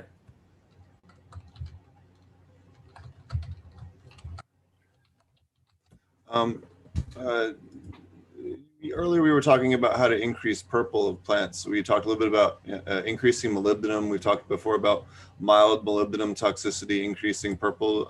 What are some of the other things that people can do to really increase the purple of their cultivars? Okay, that's a fun one because as you may or may not know, I kind of like indicas a lot. Like, I don't see past them most of the time. What the irony is with indicas, when you think about where they come from, they're generally high mountain plants, right? Super intense light and then cold, dry nights. So if you change your daytime to nighttime temperature and humidity more drastically from week 5 onward with your indicas, those colors will start jumping out and you'll get what I call bud porn. You'll get the purples and the orange that just screaming at you. They look like they're fake. They're so like HD. And there's a guy up here in the mountains that grows in California, and he lets his plants in weeks 5 to finish his indicas. They're getting down to 58 degrees, 55 degrees, 20, 30% humidity. And his colors are stupefyingly good. And that's the only difference that he does. He grows them hot. You know, he says VPD is on point. When his temperature's at 80 degrees or so, when his indica's 83 degrees, he's at 70, 75% humidity. With indicas, you want air on the bottom side of VPD, more towards the drier. You know, my tropical and sativas, I'm going to make it feel like I'm in Cuba or Florida. It's uncomfortable for me, but the plants dig it. But the indicas, my daytime temp, my nighttime temp has to have a bigger gap. That triggers the colors, the trichomes response in your indicas by having that gap. And if you make it bigger towards the end of flower, they really express those colors. So somebody in chat says, if that was anecdotal or if there's studies, I can tell you that with the anthocyanin expression, that one I've personally added more molybdenum and seen a pretty immediate response in the plants, not only in cannabis but also in lettuce, right? So I do striping. Do you see the striping in the stalks too that way with the color? Yeah. So with lettuce, especially red oak leaf lettuce, is one of the most common things that I get called out to aquaponic commercial facilities for is, why is my red sorrel not red? Why is my red oak leaf not red? Why is my whatever not purple or red? Why is my tomatoes not the color they're supposed to be? And a large percentage of the time in aquaponics facilities is because they run very high nitrate levels. They have these much higher nitrogen levels, and the plants have to utilize more molybdenum, or if that's not present, selenium, in order to process that nitrogen back into a usable form. That's why you want to give them NH2. You don't want to give them NH3 and H4 and ammoniacal nitrogen because it's too hard for the plant to break down.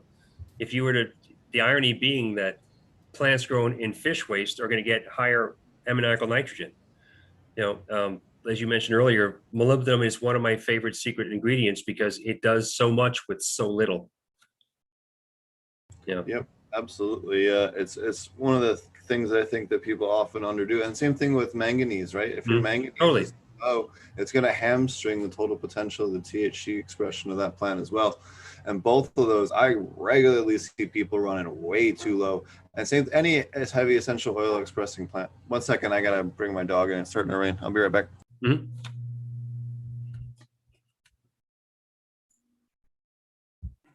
So you were talking about your grow more mixer. Is there an option for people that already have brewers to be able to brew their own, or you guys only do it through your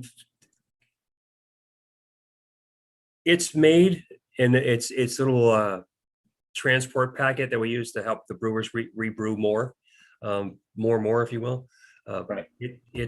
It's made specifically to propagate itself in a certain way. If you're mixing in a brew with other things, it's probably not going to be the best solution because you could inadvertently change the ratio and balance of the microbials by brewing it with other things at the same time. It's meant to be used by itself, brewed by itself, and then injected at 2 ounces per gallon in whatever your reservoir you're doing when you're mixed that there with your water. I wouldn't. Could you do organic tea with more? Yes. Would I do that? No. If I was doing an organic tea, I would get something like insect frass, and have a killer tea done in half an hour. If I'm doing bootstrap molasses, then brewing that stuff for a day or two, I'd put that stuff, frass in the last half an hour, literally. it'll foam up like you spilled a beer, and then you know it's good to go. More is more targeted to be brewed with itself to get the results we know it can get. I know that might be a lame answer for some people, but it really is meant to be used specifically apart by itself to get the results and clean your lines and microchelate in the rhizosphere. When it's by plant roots and that stuff is there, it will process it better. We had a question about, do you have any comparisons on the roots with and without the more? Yeah. Fine hairs to fat fingers. Fine hairs without, fat fingers with, and whiter looking roots, almost looking like Brussels sprouts, like not like a fishbone root, which we would see with other, like synthetic hormones, for example. I mean, like, look, let's slow down. Go back. Look at those root ball right there. That on the left-hand side, look at that. That's a little Rockwell cube. Look at that. Just look at those roots. Okay. That's not a lie right there. Look how white those roots are. The yellow you see is the bottom of the cube. Those roots are like Hollywood teeth. That's a perfectly healthy rhizosphere. I mean, look at the, if you go further up here, look at that clone right there. No. Right in the middle there. Look at that. That's a Rockwell cube clone. Look at those roots. Are you effing kidding me? Look how fat they are. You don't get that with other synthetic hormones. You get those fishbone long stringy things. He has trays upon trays of them that way. He's dumbstruck by it. I mean, look, the buds, the trichomes, that's from you know, an arrow cloner right there. Look at those things. There you go. That was a big cloner. Look at some of those tap roots. Look at those things. Now, I've been around a lot of plants that have been cloned and cut. You don't get that with other products. You just don't. I'm sorry if I get so excited about it. I just love this stuff. You know, the whole quest that we always had was, how do we get better plants? That's our whole argument. How do we get better plants? What do we have to do? Whether it costs more or less, let's figure it out. And the things we figured out, I'm very, very happy with.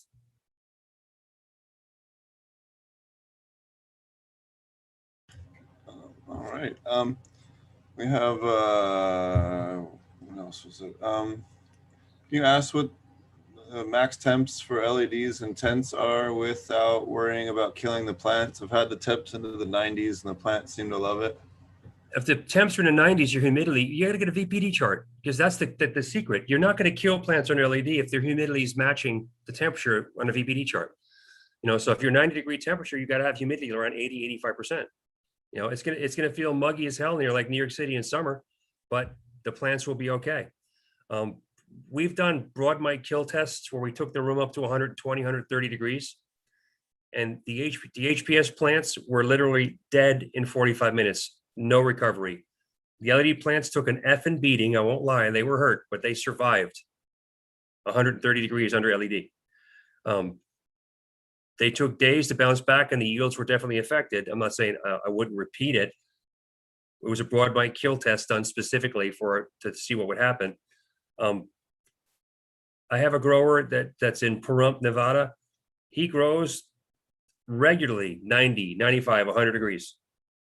Pure sativas, but he gets them super humid, and they don't even go like this. They just kind of stay half mast with a slight curvy outside of leaves when it's that hot. Most plants give that wilt thing where they just kind of drop down and they're like this, and then they close up. You know, it's too late, it's over. They'll be like this, and then as soon as it drops below 90, you'll see them creep back up and start praying high five in the room, as we call it.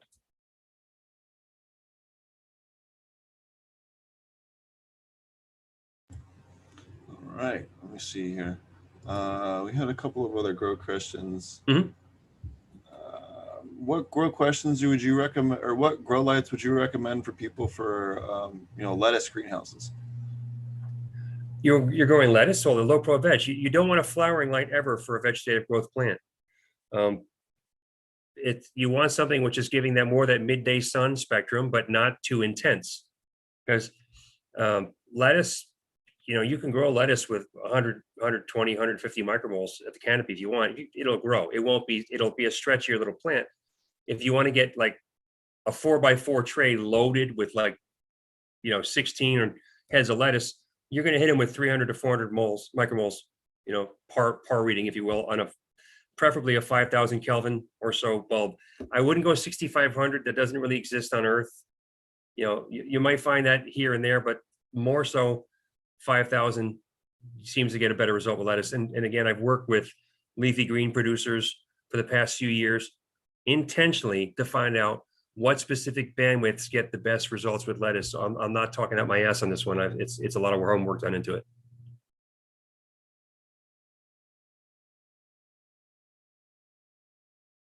Awesome. Mm.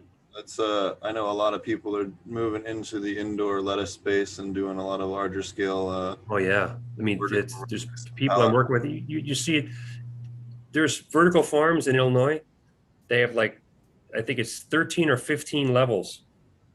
Each level is like 18 inches, and there's low wattage bulbs, and it's a conveyor belt. So the tray sits there for 1 week, then it goes to the next bay, then it goes to the next bay, then it's harvested. Like, and they just push through. Great, but listen, when transportation costs go up and vehicle emissions are destroying a bit of the atmosphere and polluting like crazy, you got to grow food closer to the people who are going to eat it to get those transportation costs out. And when you hit that fine point of where the cost of production, the power and the equipment needed is now hitting that point to where it's profitable and more controlled environment to get better results, more consistent results with indoor farming of lettuce than outdoor. So there's somebody in chat goes, I think I remember in Aquaponics presentations, you've talked about someone running high temps, high humidity, and high CO2 and getting 6 inches a day, but not cost effective. Yeah, that was like this little grow box they were trying to do to try and test, like, what's the craziest that you can push plant growth. And they were actually able to get the leaves to mutate to look more like freak show almost. Because they didn't need the surface area with the super high CO2 levels. Aquatic plants will actually do a similar morphological change when you hyper boost the CO2, but we've managed to hit 3 or 4 inches of growth per day, no problem in aquaponics, just in a hot greenhouse. In the summertime, if you're in the low 90s, and especially in a greenhouse, and the VPD's dialed in, the water's dialed in, your chloride's dialed in, your CO2 is dialed in, those plants are going to scream. That's the key, is that water temp has got to stay consistent. It can be hot. It can be hotter above ground, and humidity comes up with it. But if that water stays in the sweet zone, the plant will take off. If the water gets too hot, you're screwed. Absolutely. So what have you seen anything kind of cool and neat in the cultivar space? You get a chance to see a lot of cool different grows, work with a lot of different growers. What are some of the different trends that you're seeing kind of in the newer markets, Oklahoma and some of the others versus some of the older markets? I know California's kind of got a gun held to its head as far as LEDs go, but what are you seeing in terms of grow patterns and problems? I've seen a lot more newer diseases and issues out east in Oklahoma than I did. Like that hemp virus, that thing's kicking some ass in the Midwest. It really is. But the irony is that there used to be almost 2 schools of weed, like there were schools of rap. There was East Coast, West Coast, you know what I'm saying? And the East Coast was all diesel related and cheeses things, and West Coast was all OGs in Southern California. And then all the designer stuff came in where people were getting higher THC. Then they started doing crossbreeding and new programs, your Skittles, then all these other strains that have been mixed together. You think blueberry was life-changing. Oh my God, how did he do that? And that's 20, 30 years ago. Now the problem is there's so many people naming things that it could be the same thing but has a different name. But if it's going to a different light source, it would look a little bit different. It'll taste a little bit different. I think tissue culture and isolating specific cultivars and getting the breeding right and then being able to replicate it exactly the same each time in a specific environment is where things are going. Because there are states that are pushing hard for medical, and some have gone recreational, but where we all win is when we have federal standards for medical grade cannabis and what can and can't be used to grow it. I think we'll all win at that point because we'll have figured out the consistencies to get something which is going to work for that kid with autism every single time. It's going to work for that cancer patient or that person with Crohn's disease, you name it. The Israelis are way ahead of us in that research with like Tikkun Olam and the strains and things that they've done. But now that if our government will actually allow more testing, and they've said they will, this is the first time in what, 50 years, 51 years, something like that, where they've been allowed to actually study cannabis in this country legitimately. Plenty of growers have been doing their own, but they didn't have the university resources. That it's pretty wild, you know, mass spectrometers, all these things that you use to really study the plant, fine level of genetics. It's like constellations in the sky, how far deep they can go into the plant. You get that plant molded specifically for specific expression and output, and then you get tissue cultures of that and you lock that down. You can replicate it, carbon copy, as long as you dialed in the recipe and you have measuring it the same each time, temperature, intensity, water temp, oxygen ratio, all that stuff, you'll have medical grade, consistent. And that's when we as the cannabis public win, because we're no longer fighting an uphill battle. We'll become the new Bayer aspirin. And I'm totally fine with that. I want people to get off of opioids, everything else. You know, I've had the misfortune of being hospitalized a bunch of times, accidents and illnesses. And it was the drugs that almost killed me, not the surgeries. I'm amazed I still have hair in my head from all the medication they put through me. But I figured out what works for me, and what worked for me after all the surgeries was cannabis. Pretty straightforward. You know, if you want to pop pills and not know what the outcome is, that's your choice, man. Yeah, I'm definitely not a fan of that. If I suddenly go offline, it is really gnarly outside, so that would Okay, well, weather happening. Yes, very much weather happening. Someone says, have we done moringa or worked with moringa at all? I did a bunch of work with moringa in Jamaica. We actually set up some really rudimentary aquaponic systems that we were recirculating for rooting them. So we would basically able to take a ton of cuttings off the trees and just root them just like you would root a cannabis clone in the flood and drain media beds or in the NFT media beds, as long as we had the water in the ground. That was the biggest thing, is making sure the sumps and everything were buried in the ground, because it got warm during the day. So making sure that, you know, we were able to you know, shade it a little bit for those clones was really the biggest thing we had to kind of figure out, was that we couldn't really do it without the shade cloth. But once we got that figured out, it really was a great thing that you could do in a DWC or aquaponic system for sure. It's ironic when you think about it, but baby plants always started in the shade under bigger plants until they got to a certain size. So, you know, replicating that environment, boom, you had success. Shade cloth or plant leaves over the top, the results that count. Oh yeah. What so you've there's something else I was going to ask you, and I lost my train of thought. It had to do with Oklahoma, and what are some of the other you know, maybe pest IPM and issues and pest issues that you're seeing from more on the East Coast, because you're seeing you know, you get a chance to work with a lot of growers, not just from lights but other stuff too. What I would say is that in the new markets, whether it's Oklahoma, Michigan, Pennsylvania, you know, other states, even Florida, Florida's black market is really old, but those guys kind of got pushed out of the way by big corporations that took over cannabis in Florida. And a couple of those corporations do things well, and a couple of them don't. In Oklahoma, you have an F ton. I mean, literally like 10,000 small scale growers at it. And most of them have never grown before. So the things that you and I take for granted from learning over years of trying, they don't know. So when I walked into places out there and I would say, hey, have you done this? I was dumbstruck. A guy I know and I've been dealing with, and he's bought lights from me and everything else, and he's, you know, he's hired growers. He's the manager. He's not the grower. I said, what's your water temperature? And he literally said, what? And I said, what's your water temperature? He goes, I don't know. I said, let me guess, your plants are lackluster and there's a stink in your grow room and the leaves are light in color. He's like, how'd you know? I said, is your reservoir in your grow room? He said, yes. I said, do you have a chiller? He said, no. I said, get a goddamn thermometer and tell me what that water temperature is. It's 83 effing degrees. And he was killing everything in the room and wondering why he wasn't getting yields. He had the reservoir. He was gravity feeding. His reservoir was on a pedestal. Okay. So it's actually hotter than if it was sitting on the floor. And it's a given, but that was something I saw that wouldn't happen with a grower who's been doing it for a long time. You would know that you need to have your reservoirs out of the room. They need to be chilled. The water temperature coming out of your emitters shouldn't be any higher than 68 degrees. Worst case scenario, you might take it up to 70, 71, but you're playing with fire at that point, you know?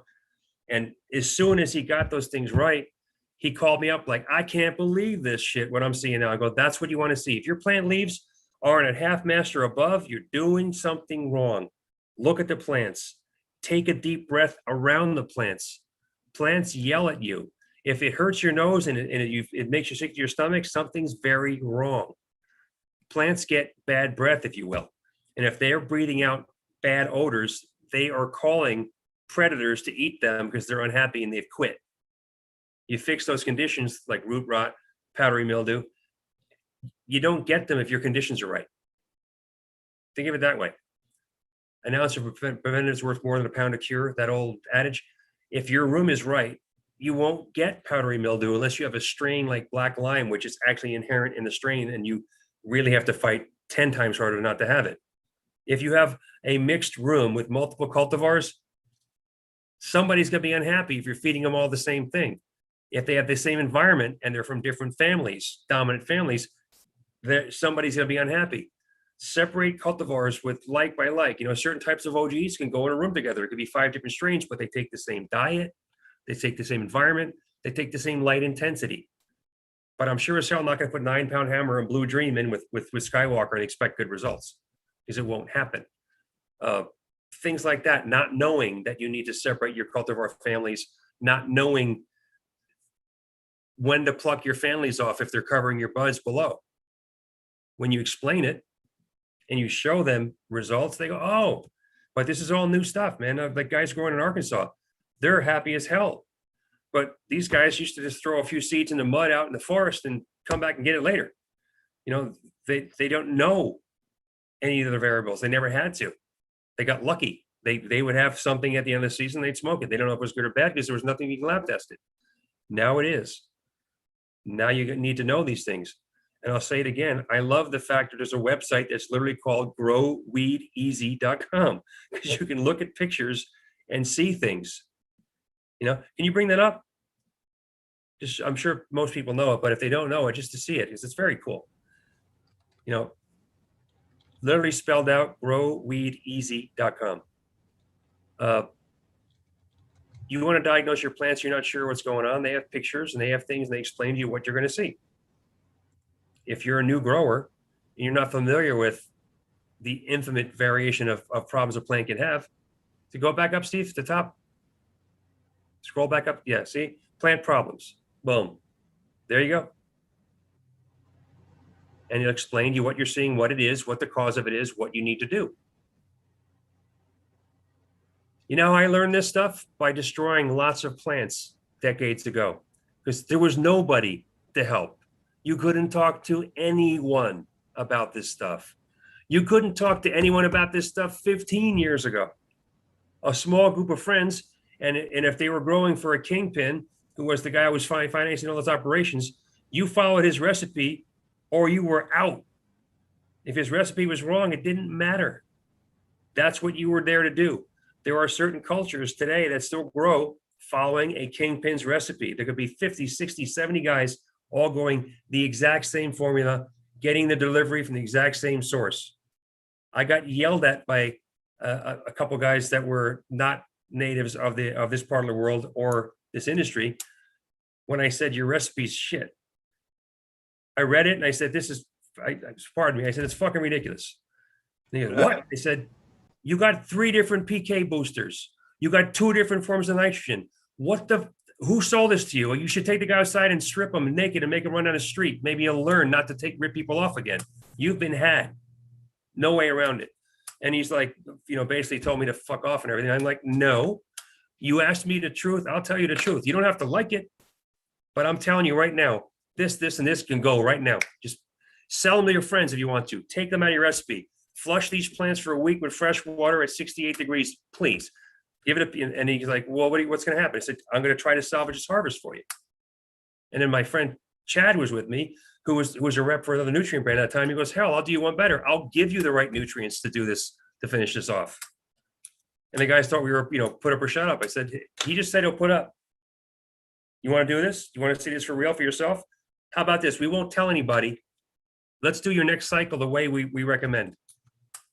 Suddenly we're his buddy, because now he's getting results that cost him 1/10 of what he was spending before for all those nutrients and replicants that he had before. Steve's mentioned it. They mentioned before, you need specific trace minerals, but you need your basics, your macro, your micronutrients. You can't just give plants NPK and expect miracles to happen. It's called weed for a reason. It wants to live and it'll try to live. If you kill weed plants, you might want to look into a different career. But if you want to learn, all these resources are available for free online now. There's chat groups. There's this podcast. If you're an aquaponics person and you have a question, these guys know this stuff like the back of their hand. Ask somebody who knows. We couldn't do this stuff years ago, man. I love the fact that we can just get on and chat about it openly like this and learn new things and try new stuff and go, oh, like some of the questions asked earlier. I would love to dig into that about the seeds. No one's ever brought it to my attention before. I want to bet there's some validity to it, but without studying it, I can't say. That's something cool for me to think about. I wouldn't have known that had I not come here tonight. Just open your head, new stuff will get in. Yeah, someone's saying, yeah, in Arkansas, they never spoke about it. Yeah, when I grew back east, there was 3 people that knew, and one of them worked with me in the grow. There was one other person that we happened to figure out. We both kind of figured out that we grew because of our tolerance for hash. Yeah. We seem to always have bubble hash and other shit around. And eventually you kind of figure you have to have some kind of constant supply back in the old days. So we ended up figuring each other out and kind of, one day we hung out privately and had the discussion. And the next thing I was looking at 1,700 plants in somebody's barn. Way back in way back in New York in the mid to late 70s when I was doing things, there were people that knew me, right?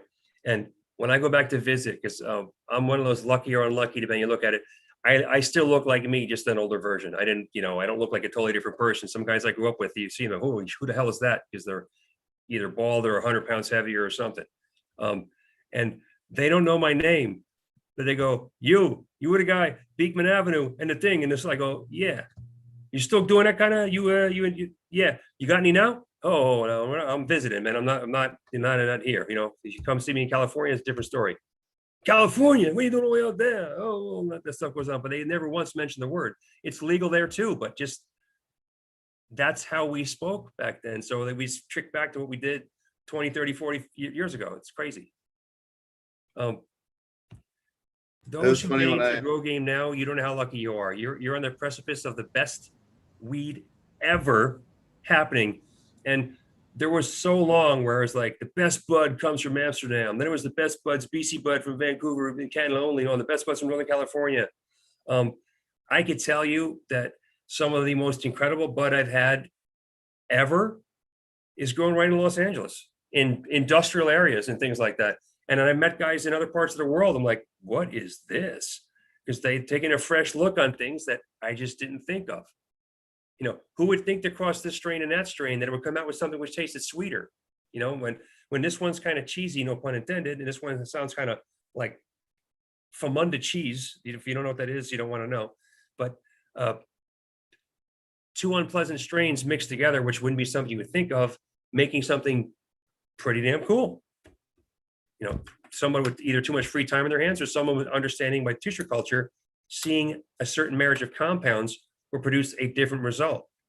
Everyone harps about THC percentage, but that's the main ingredient. That's not the only ingredient you need. Your secondary terpenes, tertiary, they all come into play. Anybody can make tomato sauce. Anyone can open a can, but what you do, how you cook it, what temperature, what other little things you put in there to spruce it up changes that meal. I was lucky enough to grow up in an Italian neighborhood in New York where I had access to some extremely competitive mothers of my friends who no, that's not the good sauce. This is the good sauce type thing. And then my mother, when she was able to, she used to make too. My family's Irish. So, the Italians used to make fun of it till they tried it. My mother, I learned from, was a very good student. She studied what worked. And luckily I got that trait from her. I am not too proud to say I don't know everything. And if I don't know, I'll say I don't know, but I'll find out. I got to figure it out. And Steve, you have that too. If you don't know it, you want to know why you don't know it and figure out what's the word. Yes. So speaking of which, when we did a bunch of side-by-side testing at Aquaponic Source, we found that the chloride and the silica was low. And silica is something that people generally don't talk a lot about in the hydroponic and aquaponic side, certainly not in the aquaponic side. I'd love to hear more about your thoughts on that and the importance of it, especially when it comes to heat resistance. Drought resistance, but heat resistance, because it goes hand in hand. Yes. Yep. The silicates in your plants, they work with other nutrients. At the end, there's more synergy there, but they're what's making the rigidity of your cell wall. It still can be permeable, but if it's too flaccid, your plant won't handle. When it gets too hot, the plant will just bow down and break itself, if you will, or just flail out. The silicates help the plant hold itself up, and also helps the stomata close to put the plant in stasis so it can wait till the conditions are right to start growing again. Super important. I mean, having the right format of silicates that plants can easily adapt, not ones that are complex compounds they have to waste a lot of energy and enzymes to break down, make a huge difference. Oh yeah, it makes a huge difference in shelf stability of the lettuce for things like that, but also with, reducing bolting, reducing powdery mildew. The crunch of the leaf, in a good lettuce, the crunch of the leaf is half the joy of having a good lettuce. You're not going to get that without the right silicate balance in it, No one likes a wet paper towel piece of lettuce. No one wants that flaccid, just texture-wise. But a good crisp lettuce that's got the silicates in it will have that crisp bite to it. It changes it. Sorry, I'm nerding out on lettuce. So I do dig it. So one of the other things that I've noticed too, a lot of people that do farmers markets will harvest their lettuce between 1 a.m. and 3 a.m. To try and preserve that, the freshness and a little bit higher terpene levels and stuff like that. When the plant's asleep for a couple hours, the generation factory is on pause, so it's not pumping its own minerals and chemicals and hormones forward. So yes, it will have an effect. So what are some of the other things, maybe common things that you're seeing wrong in a lot of these larger scale facilities? Maybe anything else that stands out that you're seeing over? What I see in large scale facilities, and I don't want to pick on certain people, but someone who's gotten a job that went from 20 or 60 or 100 lights and now has a place that's got a couple thousand and doesn't understand the magnitude of scale, they get caught up because they're chasing the 8 ball the whole time. And there's this one has PM, this one has block lines, this pump fried out, this controller cooked, and they just get overwhelmed. Taking the time to learn a specific method by cultivar family, so you can dial this zone in is only for these plants I know really well. I know what they want. That's your recipe for success. Knowing that environment throughout that whole space, whether it's an airplane hangar or a closet, has got to be consistent. And doing the measurements around that space to see where are the hot spots, where are the cold spots, where's another airflow, all those things is usually where people go horribly wrong when they scale up. They don't get the airflow to circulation. They have their reservoir a quarter mile of pipe away, and they wonder why. Well, the temperature's fine. Look, the temperature's fine a quarter mile of pipe away. Pipe going through a room with bright lights on. What's the water temperature at the outlet? Oh, what's the ppm at the outlet? When was the last time you cleaned your lines?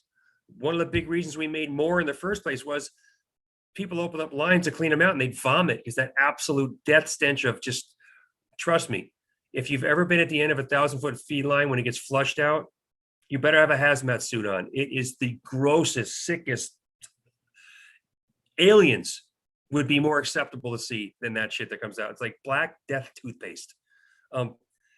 That stuff wouldn't be there if you understood the microbial balance, the distance, and the water temperature. So if the water temperature's coming out at your last plant at 71 degrees, you got to lower that temperature a few degrees to the other end, and you got to clean those lines so the stuff gets there in a timely manner before it warms up. If you have blocked lines, it takes the stuff longer to get there. The longer it takes to get there, the more likely it is to warm it up. So, and you get in those rooms where you see at the end of the row is the plants are smaller because it's the right temperature here. Goldilocks, it's, yeah, and it's taper off the end, and you have sparse and open holes. And I see your lines are blocked. They go, how do you know? I go, look at your plants. What? Look at your plants. Why is this strain here this size? The same strain here is this size. Why is this one bushy and this one straggler? Clearly you're not getting enough feed and clearly the wrong temperature. Let's measure the runoff and ppm there when the feed cycle comes on. Oh, wow, man. Not to pick on people, but it's that consistency. It's got to be consistent. You want to get better yields. You want better quality plants. You're not going to win a Formula One race with the wrong tires and the wrong fuel and the wrong car. You know, you get the right car, you put the right parts in, and you monitor it properly, you will succeed. It's a full-time job. It's a passion job. So if you're passionate about it, you'll kill it. You'll be great. Like the guy asked this morning, he doesn't want to grow 14,000 lights and have his name all over the place. He just wants to grow the best wheat possible and learn from people who grow the best wheat possible. He's really effing good, but he still thinks he can learn a few more things. That's the kind of people I love hanging out with, chatting with, and we'll lose hours. And then Steve and I get in these topics, we'll lose hours because this stuff is truly interesting to us. You don't know how happy I am, and I'll say it again, that I can openly discuss this stuff. The amount of plants that I destroyed, screwed up, effed up, these things because I didn't know, because I couldn't ask anybody, I couldn't research it. Wow. Today, Google, go eat easy. Call people like Steve, go to a forum. You know, what's my cellar growing? There's a forum for it. There's a, you know, I'm not a big social media person, I admit, I have too much to do, but there are social media spots where you can get links to, and people will private chat you and DM you what you should try for a certain situation. You got plenty of resources available to you. If you're stuck on something, I have a friend that grows in a state that won't go legal anytime soon. One of those, you know, they're just, that's how that state is. He calls me and asks me specific questions. Then we got on an email thing where, you know, and then after a while I didn't hear from him. I thought, is he all right? He get popped? He's like, no, dude, everything's going fine. Now I picked your brain enough. I'm happy. And I'm like, well, new things will come to light, new strains to play with. He goes, that's what I got to do. I got to learn some new strains now. I got this one down. I said, how about this? Get another strain while still doing that first one, and then show me how you get two strains perfectly happy and set the environments just right for them. It's good stuff. You'll see that there's no one size fits all. There's no one recipe for a given crop. If you want the colors, you're playing with temperatures and water temperature and air temperature and humidity and nutrient mix. You know, like Steve has mentioned earlier, molybdenum, manganese, they make a massive difference if you're going for those things. What are you looking to do? You know, years ago, I didn't want to pluck all the leaves off my plant. I thought that was stupid. That those are the solar plants. That's where all the energy is being absorbed. Why would I take them off? I started seeing videos and things from like people, Miami Mango and other guys, and the slang term of schwazzing, tracing, whatever you call it. I just call it angry crab plucking because I'd be on my chair picking them off like this, pulling off fan leaves like a mad ninja. When I did that, and I saw how fast 2-3 days the bud just went and blew up, I said, I'm a convert. Now I understand why. I had to see it with my own eyes. I had to understand it, study it, and do it with my own eyes. But most definitely works. It triggers a systemic response in the plant to fight back. Your trichomes and your buds immediately get bigger. I didn't know that. I wish I knew that 20, 30 years ago. It would have made a hell of a difference in my yields. Now I do. We had someone saying that they, or was it, I asked my boss if they had specific numbers for each cultivar for, as far as feeding. They said they had too many problems with the room to monitor each plant, have to worry about monitoring each plant. Yeah, I mean, like if you have so many problems that you can't even focus on adjusting, then you need to find a different head grower. I went to a grow in Oklahoma the second year I was out here. It was before I left for Africa, and in Oklahoma. And this guy, they had a pretty large facility, like multiple, more than 6,000 square feet, and did not know that they needed to balance the pH of the nutrient solution. They didn't even realize that he had multiple pH raising inputs in his nutrient mix, and then everything was iron deficient and fried because the pH was so high that it was pushing the availability of the iron out of the range. And it was just, I don't understand how some of these people get these head grower jobs at these big facilities. How could you? They don't even understand some of the most basic of things. How could you not? I mean, how could you get a? I can't. I'm stuttering. I can't even get a sentence out thinking that someone was given a position of authority like that in that type of thing, that scale, and not know something so critical and basic. Nutrient lockout is real, people. Nutrient lockout will happen if your pH is in the wrong zone for the plants you're working with. Period. You want to succeed with a specific plant. You want to learn what its specific ticks are, what its tells are. The plant will tell you everything in its leaves, its colors, its veins, its stripes in the stalk. If there's colors, you'll see why that's there. It's telling you it needs something. But not knowing your pH zone, 8.6 to 6.2, just as a general rule of thumb, a basic one, will get you pretty safe. Some strains, depending on week 3 of flower, I might drop down to 5.5 to a PK boost because I know that's going to have the effect I want. But if you were just able to keep it in 5.8 to 6.2, you'd be okay. It would be the top best results ever in the world, but you'd have less bad things happen. Measuring your pH and your water temperature is super important. Not only your ppm, sure you have to know that, but the water temperature is as important, if not more important. You can underfeed in cold water, the plants will uptake it better and breathe better because the water's cold. If you overfeed in hot water, you're going to scorch the living snot of your plants because when they do eat, it's the wrong recipe and they develop slime on the roots because you're getting nutrient lockout and that's falling out and it's extracting other nutrients all away with it. It's your plants suffocating and starving. And leaves are like this and the plant's yelling at you. These things are visuals. As my hearing gets worse, my eyesight gets worse, I put on my goggles, as I call them, and I get very close to the plants and I just sit and look and I start seeing, just sitting back seconds, not hours, I'm not like I have like some sort of flashback from they never really dropped acid anyway, so I can't say I had a flashback. But the whole point is to really look at the plants and you'll pick out these things. And once you learn that's a calcium deficiency, that's a magnesium deficiency, that's a manganese deficiency, that's a molybdenum, this is iron. And you see the visuals of that, like on Grow Weed Easy or on forums or on people chatting about it. You have people, what's this? They text me pictures all the time, like my phone, 3 o'clock in the morning. Oh, what the hell? Oh, yeah, dude, you got mites. Back to sleep. Knowing the tells, recognizing the signs doesn't take away from knowing the basics. Learn the basics. And he's touched on it. Who invested in a large commercial facility that hired this person to destroy that many plants by not knowing someone's basic is monitoring the pH? Wow. Wow. That mind-numbing to me that someone could get in a position like that. They must talk a really good game.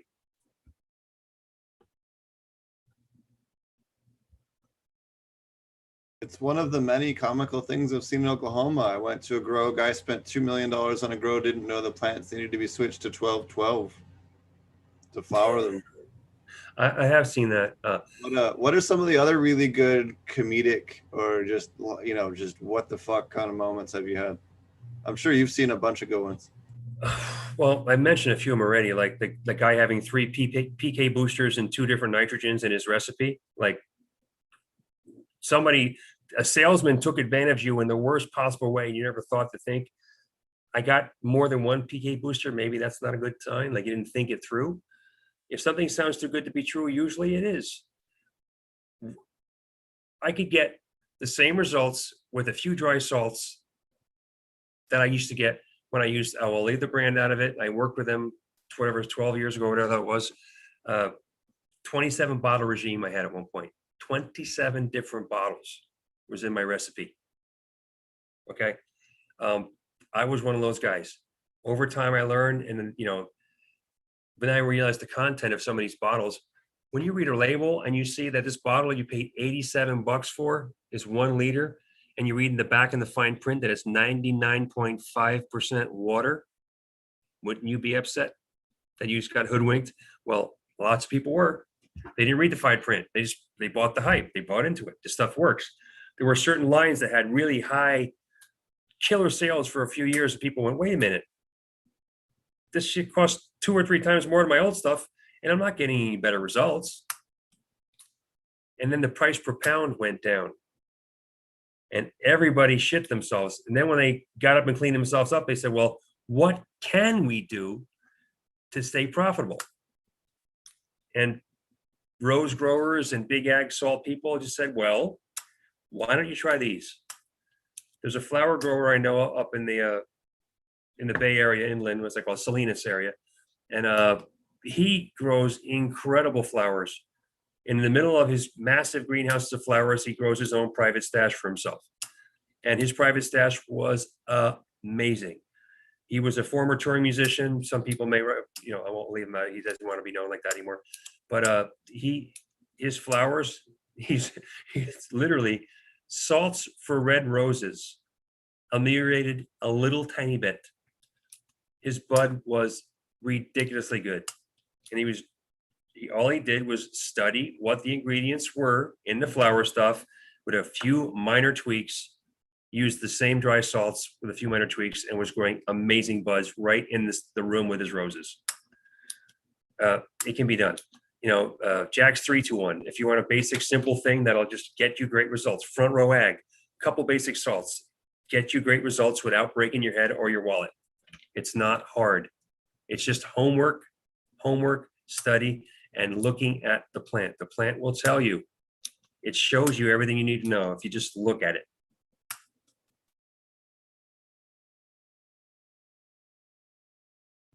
Absolutely, and that's something I think people don't pay attention enough to is, looking at those smaller cues on the plants. What is the node spacing? I was actually at a grow the other day, and you could see how the very end plants, there was something with the airflow or the lighting that was different or whatever that was causing the plants to express mosaic virus in that same cut.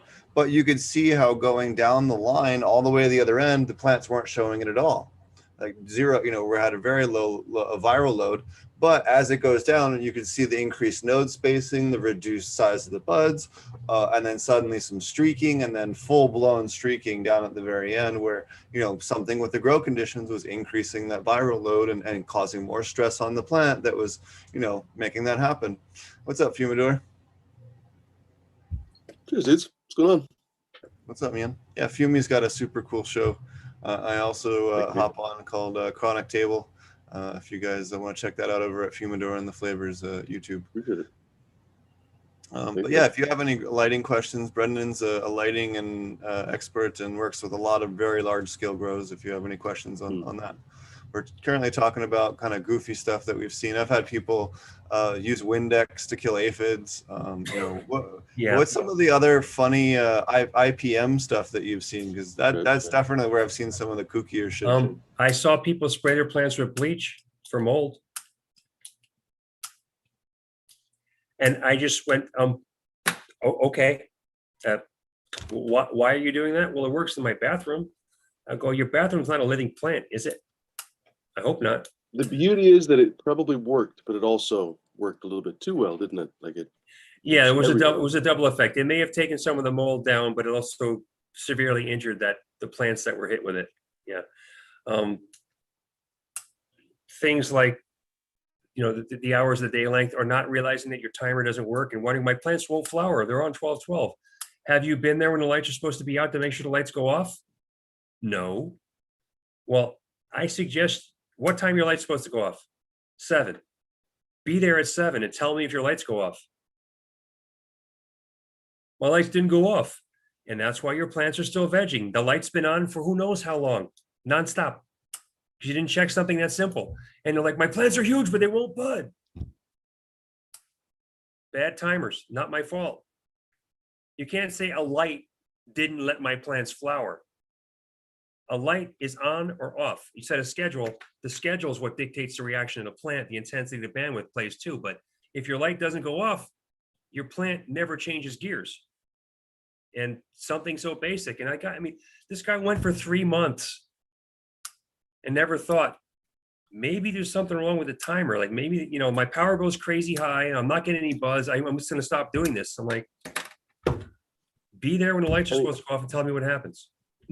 Brendan, you realize that probably some of his best vacations in life were when he got lost and just kept going and basically ended up in South America or Mexico. Maybe that's how he met his wife, you know? So he's like, no, man, it always works out for me to just go forever. You know, I've met people that did really cool things. Like I met an old lady that grew that was arthritic and cranky as hell, but she was taking eggshells and seashells and smashing them up and then putting in some other citrus plant leftover and stuff.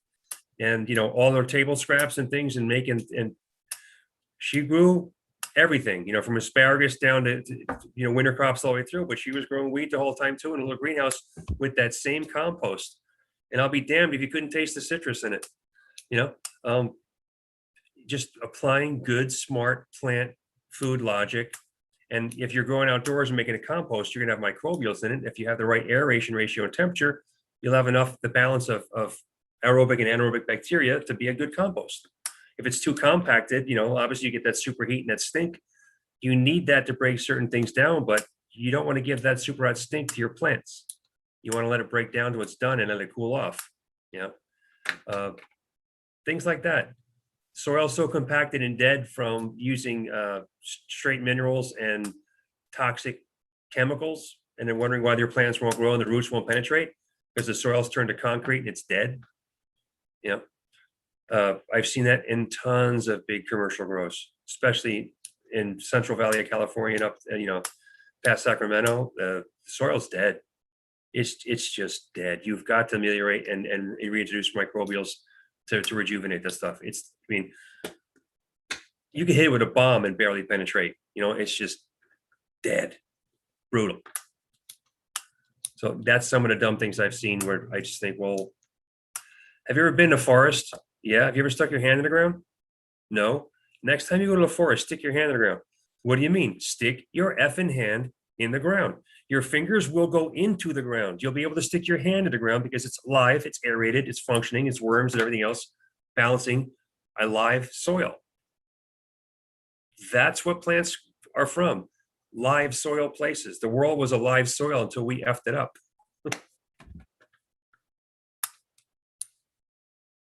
Oh yeah, and that's so fun. Since we're on the topic of soil and soil temperature, fun fact. So right now, anyone in Colorado, it's black morel season. Anyone at higher altitude, you know, above 6,000 feet, is black morel season. There's a way you can cheat, and this also applies to yellow morels and any soil morel, or not morel, but any soil-borne mushroom.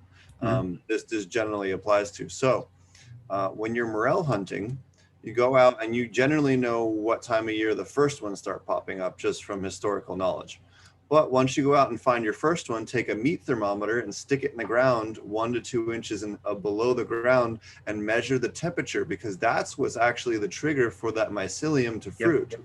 Is moisture, a minimum moisture amount, and then a certain temperature. So you can go through and immediately check the temperature of that area and know, hey, you know what, this is the perfect temperature to look, and I got a good chance of finding them because we've had some rain lately. Or, hey, it's too hot or too cold, I'm too early, I'm too late, I'm too high altitude, I'm too low altitude, you know, and you can adjust accordingly. But this way you can cover a lot more ground and not waste time looking around in an area that you're not going to find anything. It's a way to kind of, you know, I always call it kind of the way of cheating for mushroom hunting, because, but it's not really. It's not cheating when you're establishing that you figured out what makes this particular species tick, what makes it go. Well, if you know what that is, then you're increasing your odds of successful hunting. Really, not cheating. Oh yeah, you figured out something to give you better odds of coming back with a bigger pack of shrooms. Porcinis trigger that way, coral mushrooms, morels, chanterelles, all of those, I've found that, once you find your local population's temperature range, you can really, really not waste any time. And, you'll immediately start getting significantly more mushrooms on your mushroom hunting trips once, and not waste time in areas that are just not going to be fruitful. I had a friend of mine that would go to specific bridges in Southern Oregon and Northern California for shall we say, happy time shrooms. And the same thing. He knew specifically what the weather had to be for them, because they grow so effing fast when they pop up, that he knew the microclimate variables, and he would pull off and he would literally spelunk, like he would take he's a big dude too. He would take a bunch of trash bags in his pocket and he would just spelunk off the bridge. People thought he was trying to suicide person. He would slide down and get in there and then swing onto the hill. Some of those really steep embankments of the rivers there, and he would find trash bags full of shrooms he'd bring back. And he used to go up there for a weekend a year and come back to Long Beach, just below LA in California, and be like Captain Shroomy, I used to go up to Colorado and fill the whole back of my Nova with porcinis. So I go up there and we go camping the whole weekend and then drive down. We usually take off on a Wednesday and then go up Wednesday night, stay there, pick all day Thursday, Friday, and come down Friday night and sell to the restaurants in Boulder and down into Denver and down to Colorado Springs. And if we had anything left to sell, but yeah, we could go through and make, thousands of dollars in a weekend that we would go spend hiking in the woods. And even if you don't have a particularly fruitful weekend, I spent the weekend hiking in the woods. Oh no, terrible weekend. Yeah. If I do well, you can do with your time, right? Yeah. So, but I used to also teach foraging classes up there too, which is a lot of fun. We used to meet at the grocery store or whatever real early in the morning, and then convoy up into the mountains and teach people how to survive and forage up there. It's something I really enjoy doing, especially in the summertime. And if anyone's ever near where I physically am, I'm usually down on a weekend to go foraging. We had someone else in chat say they had a question about Spectrum King lights. I have a Spectrum King 400 and 400 plus for my 5x5. Will that work out well without running CO2? Thanks a lot. It's not meant for a 5x5. So you're if it's a 400 or 400 plus, I don't know how long, it's that you're talking about a light that's 4 or 5, maybe even 6 years old. You're going to want to have it slightly closer to plants, and you're going to want to focus it on a 3x3 to 4x4 area in flower. Don't try to flight the whole tent with it. You won't have enough intensity. It sounds like he has one of each. So, well, if he has one of each, then I would play with a light mover just so they go back and forth like that. 2 little trains, because that way you get the whole space covered better, and you can have them a little bit lower, and you won't hurt the plants. Did you have any questions there, Fumi, on lighting? I was just going to say, I kind of do. Well, a lot of times we talk about on my show, some of my friends kind of talk about this. We have this kind of opinionated thing, right? Maybe it's true, maybe it's not true, but we see that CMH lighting, or let's even just say kind of like hot bulbs, the HPSs, but especially like a lot of us really love these CMH bulbs with the true to life colors and everything else. They grow a little bit differently than even wonderful LEDs. And a lot of us are not LED haters. Like, for example, I grow with both LEDs and CMHs. And I know actually if I want yield, I grow with the LED. But if I want just like, perfect colors and my perfect morphology, whatever, I grow with CMH. I have assumed that there's some explanation for that. Like we've talked about on my show, we've been trying to, nail it down. Do you know why that is at all? Or is it even true? It's microclimate variables with specific bandwidths of light that those bulbs emit that diodes don't. That make a little bit of a difference. So some of those bulbs have a specific far red at a specific dose in UV that triggers the different reactions. And you can trick, like Stephen had mentioned earlier before you came on to a while back, I guess a couple hours ago already. Damn, time's flying. But you can trick the plant with certain bandwidths of light to produce colors and things like that, and change its morphology even. I wanted to jump in for 2 seconds and just say, so we did a comparison with an LED light that has UV and IR present in it, and then one that a Spectrum King is side by side, and actually Fish Ganja Guy did as on a thing on our show. And what he found was that there was the difference was or one of the differences was there was a lower THC expression on the IR and a higher CBN, where those trichome heads were heating up and oxidizing at a faster rate. So you're getting a reduction in overall THC, or delta 9 at least, compared to the other ones, at least in the same wattage one side by side that he did. That was one of the big differences. That was pretty easy to see, where they both, had that conversion would end up mathematically pretty similar, but there was a huge difference in that particular transition. The reason why our LEDs get higher THC is that we don't burn that good stuff off. We worked hard to pick the bandwidths, we'd get the results, the positive results, without taking away from them. HPS's, CMHs give off excessive infrared light. So those trichomes are getting mildly cooked. The sauce changes the flavor, the temperatures of things. It's microclimate related, where literally, if you were to take a laser thermometer getting tight on the trichome heads under that fixture and this fixture, you would see that they think they're different temperatures, and you'd even get microclimates of humidity differences because of that infrared is burning off the humidity in that immediate vicinity.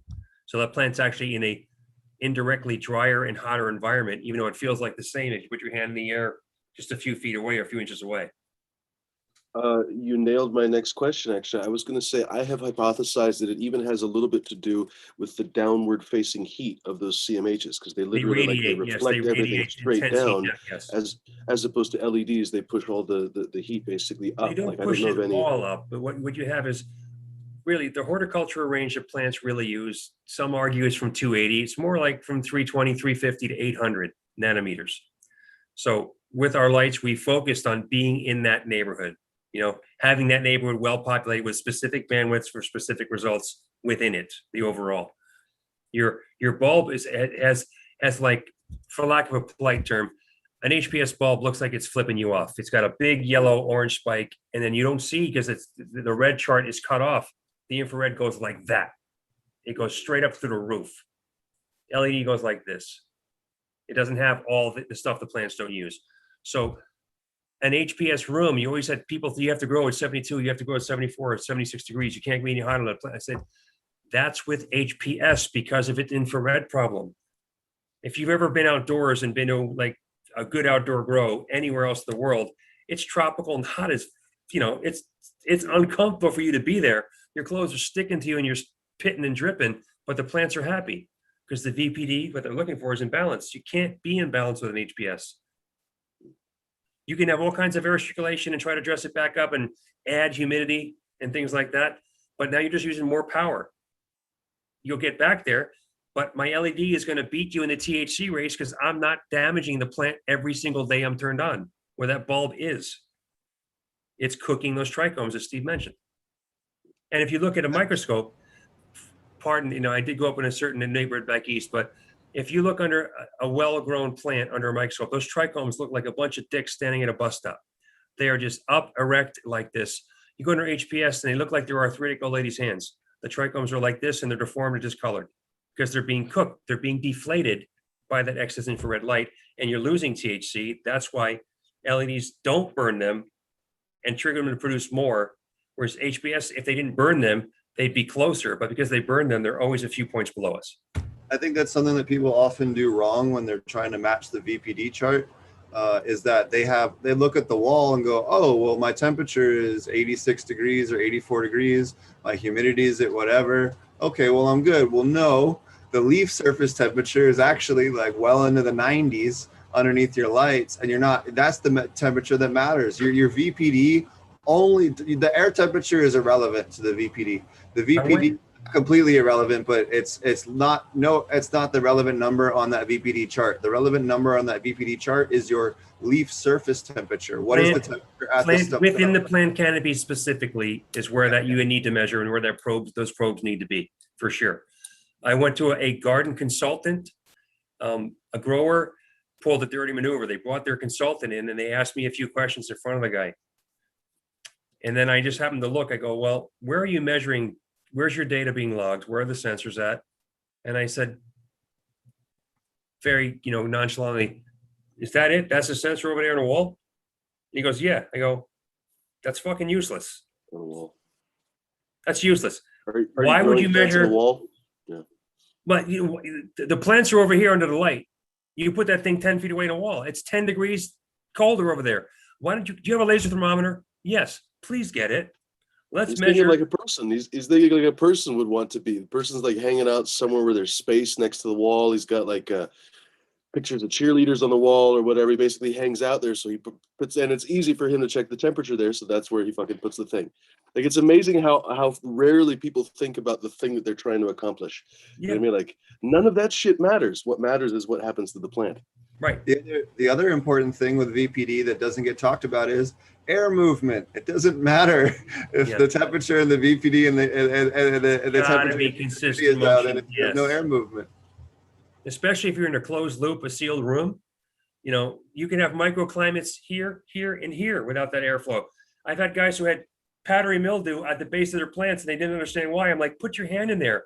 It's dead fucking stagnant air. Get some fucking airflow in here. Pluck those low leaves off. Let the shit breathe, man.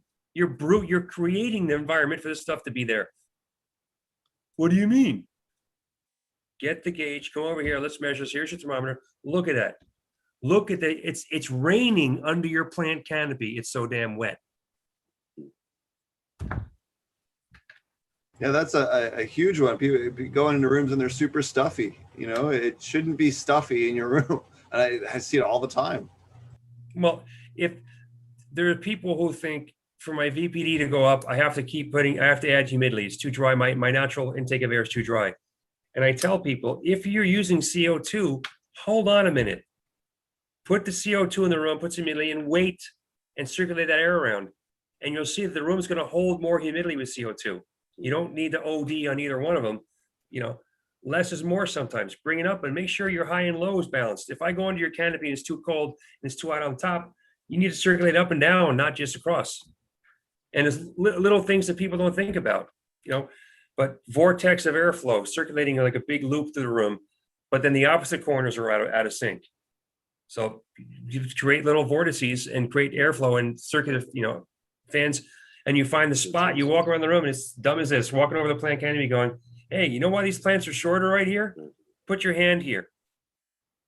What don't you notice here? There's no fucking air. Nothing's happening. This is a dead zone. That's why these plants are smaller. It's why they have smaller buds. It's why they stink. They need the same benefits the other plants in the sweet spots are getting. Let's balance this room out. Let's find a spot. What do you mean? Stop what you're doing, get a laser thermometer, measure leaf surface temperature everywhere. If this row is all the same strain, they should all be the same age and the same height, but they're not. Why is that? Did you ask yourself what could possibly make the end of the row shorter than the beginning of the row? And we touched on this earlier, but it could be water temperature. It could be lack of flow. It could be blocked emitters. It could be bad airflow or no airflow. You know, just putting your hand in an area underneath, you can feel the microclimates. You know, I don't want to lollipop my plants 3 feet like a lot of HBS guys do and leave an 18-inch canopy in a 5 foot tall plant, but I want to give myself a good foot at least of open space for airflow so I can circulate up and through the canopy. You know, that way you're not going to have any potential mold or mildew, or you know, God forbid you get bud rot. That's where it happens, inside where there's no airflow. And why do I know these things? As I said earlier, because I fucked up a lot of stuff before I couldn't find out and talk to people who could do this. Because 30 years ago, 40 years ago, we couldn't ask anyone. You just did it and you sold it. If somebody complained about it, you said, "Oh, okay, here's another free nug." We didn't know. We learned, but I still learn and I still like learning. It's fascinating. This plant is just when you think you know enough, you can kick down a few notches and there's something new. To quote Lebowski, new shit's come to light, man. There's always something cool and interesting that pops up, you know? Like a student of the game, you know, whether it's lighting, whether it's microbials, whether it's VPD. Just here for the rug, man. You know? I'm just here for the rug. They have the room together. Well, I could quote that movie, but I get myself in trouble because the line the guy says to him at that point is considered now offensive and racist, but it was very funny. the whole point, if you're serious about learning to grow, is to first of all, don't think you know everything, because you don't. As much as I know, I still learn little things here and there. And I still am open to learning more, because the only limitation are the ones we put on our own brains to prevent ourselves from potentially learning something different. Somebody offered a supposition earlier. I have to look into it now. That someone said that seeds are bigger on HPS plants than LED plants. And because I was never much of a breeder, it's more of a, grow and go, sell my show thing. I want to look into that, because I could see some logic behind it, doing the cells being thicker in HPS at a certain bandwidth of light affecting it. But that's something I need to learn, because I never thought about it. But also, what does it matter if the seeds are bigger? It's like having bigger testicles. Look at this way. Like it's useless. A seed, is kind of a hermetically sealed microclimate, right? It's waiting for the right triggers for it to open up. Well, if a seed has a thicker but less dense wall, that could affect it. That could affect the quality of the plant coming from it. The health of the plant, it may be a weaker generation. All these things are making me think now, what could that possibly affect, good or bad? And let's see, we have to find a way to reproduce it on the regular, and then test those seeds to see what comes from them. It's a whole new thing. I got to think to I mean, it stands to reason there would be a that's kind of a a long time morphological ago. difference, because like I said different colors from my CMH when I grow under CMH, but I get a slightly different kind of fuller expression and better yield. The stacking is oftentimes more full with the LED, so it stands to reason something there would also play off in the seed shell or something else. Anyway. Mhm. I just wanted to point out that they have directly next to Spectrum King's facility, they have a whole testing facility that's illegal. That's the old location. Yeah, this That's right. video is about 5 years old. Yeah. Yeah, So anyways, they work very closely with nearby growers Yeah. in order to test this. This was back when they had the facility. It was literally the building next door. Yeah. I believe they're just right down the street now, but at their new spot. But anyways, he can correct me on that part. But they run side by sides with their competitors with different types of lights to try and better understand what what's going on in the plants. And they really do go above and beyond what a lot of the other producers do. The plants are the reason we're here. It's why we do what we do. Whether you're like growing the plants or the finished product that the plants get, we're in the weed world. It's all about the plant. Growing the best plant, figuring out what makes it tick to get you the best results, to make your customers happy, to make people get an effect that they're looking for, whether it's pain relief or a couch lock. Everyone's what they want is different, but it's the plants that matter. The hell with egos, the hell with hype. I don't care. I've been at it a long Honestly, time, I feel and I'm still excited about it. And I still learn new things, because that's the whole point, is to keep learning new things. Let's push this thing. Let's take this to the next level. There's always better. We can figure it out. Just have to study. Brendan, for example, like when I look at those plants, they look a little bit more humanly normal to me. When you say like they have these 3-foot lollipops on those HPS grows, and you see the people walking. In other words, the bottom of the plant, they and trim they're up all the way up there. But the point is, how many weeks of growth did they waste basically so that they could just cut it off later on? You know what I mean? Like, wouldn't it have been smarter to grow a different plant, squatter, closer to the surface, something more like this, and then basically just lollipop the first foot or 18 inches instead of 3 fucking feet? Well, yes, but again, that comes back to something I mentioned a long time ago about the kingpin theory, that there were guys who were head of syndicates, whether, cultural or otherwise, in the black market days. And if you worked and you grew for this branch of people, you were following their recipe and method, period. No room for discussion, no room for improv theater, no room for proving them that they're full of, no. You followed the guy's thing. You did it the way they did it, period, or you were out, right? Well, they don't know why. They just started doing things that way. And once it became standard operating procedure, they just continued it. They don't know why they were doing it. No one ever thought to figure out the what's and wherefores. If you've ever gone outdoors, I've had plants that it was 100 effing degrees, but it was humid. They weren't high five in the room, but they weren't dead either. They were like this. They were just in stasis waiting for better conditions. but they survived. I didn't get really whacked too hard on my quality, my yields. Indoors with an HPS, it's over. You got less than 2 hours if that AC kicks off to turn those lights down or turn them off, or your plants are dead because of those other bandwidths that the environmental conditions cannot handle. In a small environment, the infrared would heat that place up in no time, you know?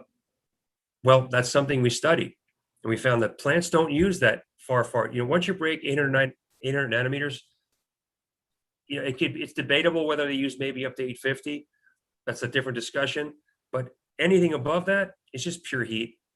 And bulbs, if you get a true spectral reading of a 0 to 1150 nanometers, you will be shocked. Here's, you know, again, pardon the gesture, but an HPS bulb has got what we see here in the PAR range, this big yellow orange spike. But if you saw off the chart that I want you to see, that it would be like this, boom. It goes up like that with the far red and infrared. It's crazy. Plants don't use that, don't want it. So when people say, why do you go at 85 degrees? That's too hot. No, it isn't.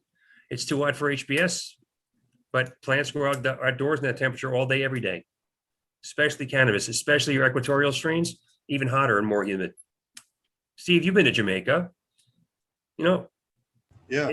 It's ridiculously hot and humid in some of those places, some of those valleys that are like different planets. It is very hot and humid in Jamaica, but there's always a breeze. There's always a 5 to 15 mile an hour wind that even though it's hot and humid, they breathe. That's why you they dance and they breathe. Yeah. There. Yeah, the plants can still breathe. Mm-hmm. I'm cracking up looking at those stalls and things. That's like 5 years ago, maybe even 6. 2017. That says 2017. It's only 4 years ago. I thought it was longer ago than that. Yeah. Well, anyway, yeah. Early 2017. It's a few generations of light back, and even the competition lights have changed, whether bulb or otherwise. So, you know, always try to stay abreast of what people are doing, who's doing what. You know, there was a time when there were certain brands of, certain brands of bland LEDs that they spent a lot of money in marketing. They made a lot of noise at trade shows, and we inadvertently pissed them off because we changed the game and stole their thunder. They were, you know, red and blue, you know, diehard red and blue, blurple, purple. And sorry, but you know, people insisted it was the best, and yeah, we proved repeatedly that it doesn't work and that this full spectrum does. And we started full spectrum movement. Everyone thought we were idiots. I got insulted multiple times a day, every day. You know what the fuck you're talking about? You're not a grower, you're a fraud. Okay. I remember those chats. I think they've calmed down lately because I think people just don't have a leg to stand on really anymore. They're just like flat earthers. You got to the point where it used to be really aggressive, man. Like I saw that. Like people would attack you guys. I saw that. I saw you. I've been watching you guys' channel for years. Like I saw all the crazy comments. I had a guy threaten to kill me over it. And I said, this is my address. This is my schedule. Hurry up and get it over with. Otherwise, I got shit to do. If you want to kill me over HPS facility, let's just get it over with. You know? Can you imagine getting that animated over stuff? I can't imagine it. Well, because I'm a grower and you can't tell me, bro. Okay, we're off to a great start. Exactly. People who can't take criticism or input or growth or anything else, those are not people that have the maximum quality. They would like to tell you that they do, but they're not. No. There's no way that they accidentally found the best way. The problem with antisocial people put in positions of authority is that it's not going to go well. I don't care what the discussion's on. It's not going to go well because they're not open to the world at all. They come from a closed society of that's what they function in, you know, and that's what they know. I know guys that are great with plants that, you know, you wouldn't even want to say hello to, but the results are amazing. You know, I know guys that are capable of talking to humans and plants. You know, it comes down to, are you open to learning new things, new approaches? You know, wow, the colors are amazing with some of those plants. Jesus, they got some bug issues and stuff going on there in that ground sweat. Yeah, so this is a flowering field up in it's in Westmoreland. Well, I'm gonna leave the area out of it, but it's in Westmoreland. You can see here that it's kind of a hillside, and they get the breeze off the ocean. Yeah, and it's not stagnant air. Even if it gets hot and humid and on 92 degrees, and 85% humidity, it's not stagnant air that's just rotting. Mm. And But you those can plants see are definitely those plants are definitely not the happiest, but they're growing. Oh yeah, so this field, is has a bajillion different phenos in it, which is awesome if you're seed hunting as a breeder. It's wonderful because you can see the expression of a whole bunch of different shit. But as someone if you're trying to get a single pound out of this field, I don't know if you can get a single pound of anything out of this field. Hmm. But yeah, this is, I'm supposed to go back down later this year. I don't have dates yet, but we'll get a bunch of video from both this Yeah. side of the island, and then I have some farms to go visit over on the Blue Mountain side that I haven't had a chance to visit Nice. as much, and certainly not to film. Well, the most of those guys called strain hunters.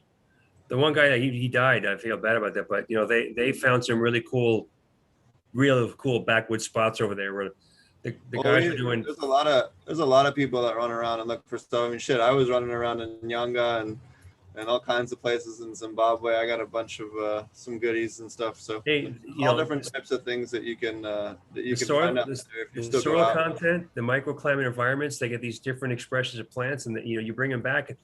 They still have some of that flair from over there, but they're not quite the same. There's just something about that specific environment. It makes me wonder, when you combine some of the knowledge we have now with terroir and things like that, what if people start making microbial products that are based on what if there's like the Rasta IMO collection from Rasta Bob's mountainside hill thing in Jamaica, and then Kevin Jodry's mountainside thing from Humboldt for their microbial mix, and then Chris Trump's one from Hawaii and or wherever. Like I'm just randomly naming places and locations of people that I can think of off the top of my head, but like I think that ultimately will be part of the formulation long term, without a doubt. No, it's data logging. That's where you need AI. Literally, if you're going to go that far down the rabbit hole, you want to data log the microclimate for a full cycle land environment, temperature, humidity, sun average, and also the mineral content and microbial content of the soil it's growing in. And then you'll start seeing variations of what trace minerals do. I mean, glacial rock dust, when used properly, you can get amazing results in plants with very, very, very little, because there's a synergy and an interactivity between all these things that we don't fully understand yet. I mean, it wasn't long ago we were playing with three things: NPK.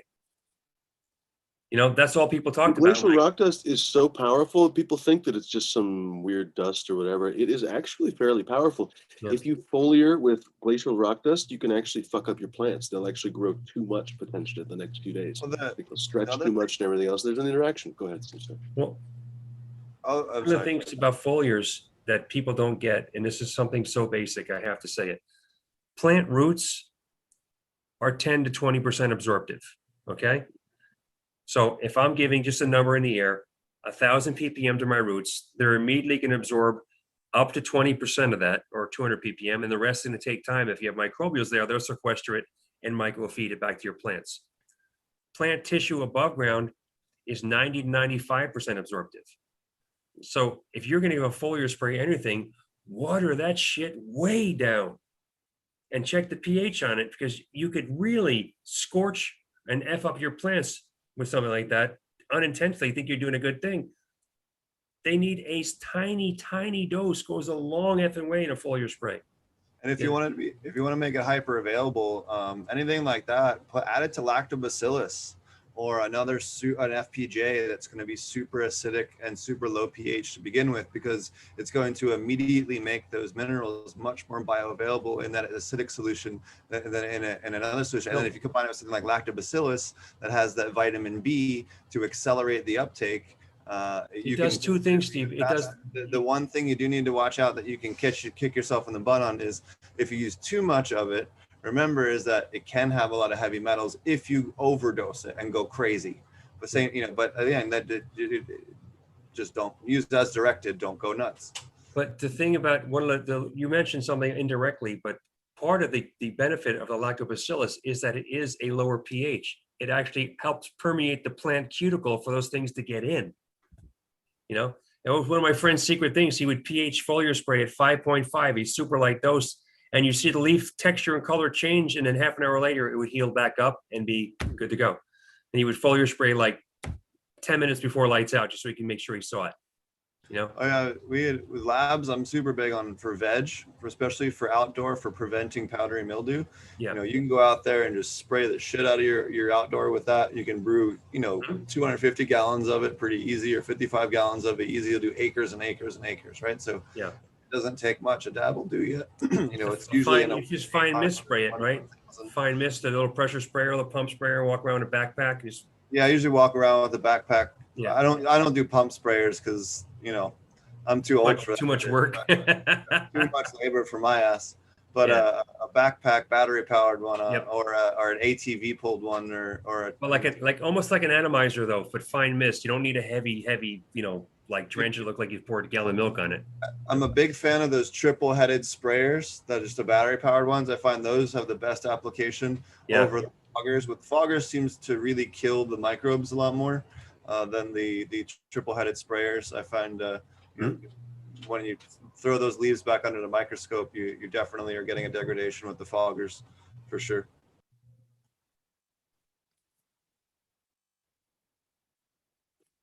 It just occurred to me that it would be fun to get Coot on here. Actually, I probably should ask you first. I probably should have asked you not on the I air. don't know.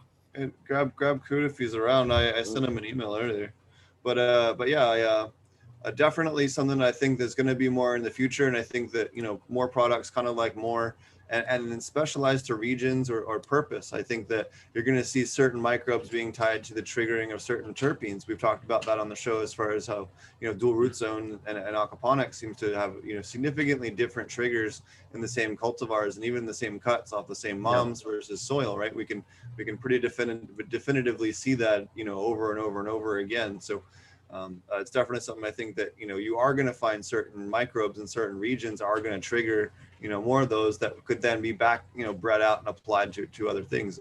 It's one of the benefits to aquaculture, and why you're seeing products like fish shit and some of those other things becoming so popular is those microbes are super beneficial to cannabis, and even in a soil setting, and they're basically just turning into a product. There was a company, I don't know if they're still around, I hope they are, but they were called Agrarian Organics. And what they did was they took deep seawater and desalinated to get all the trace minerals that were down there up. And it was miraculous what it did. And that with some kelp, you get these amazing results with plants.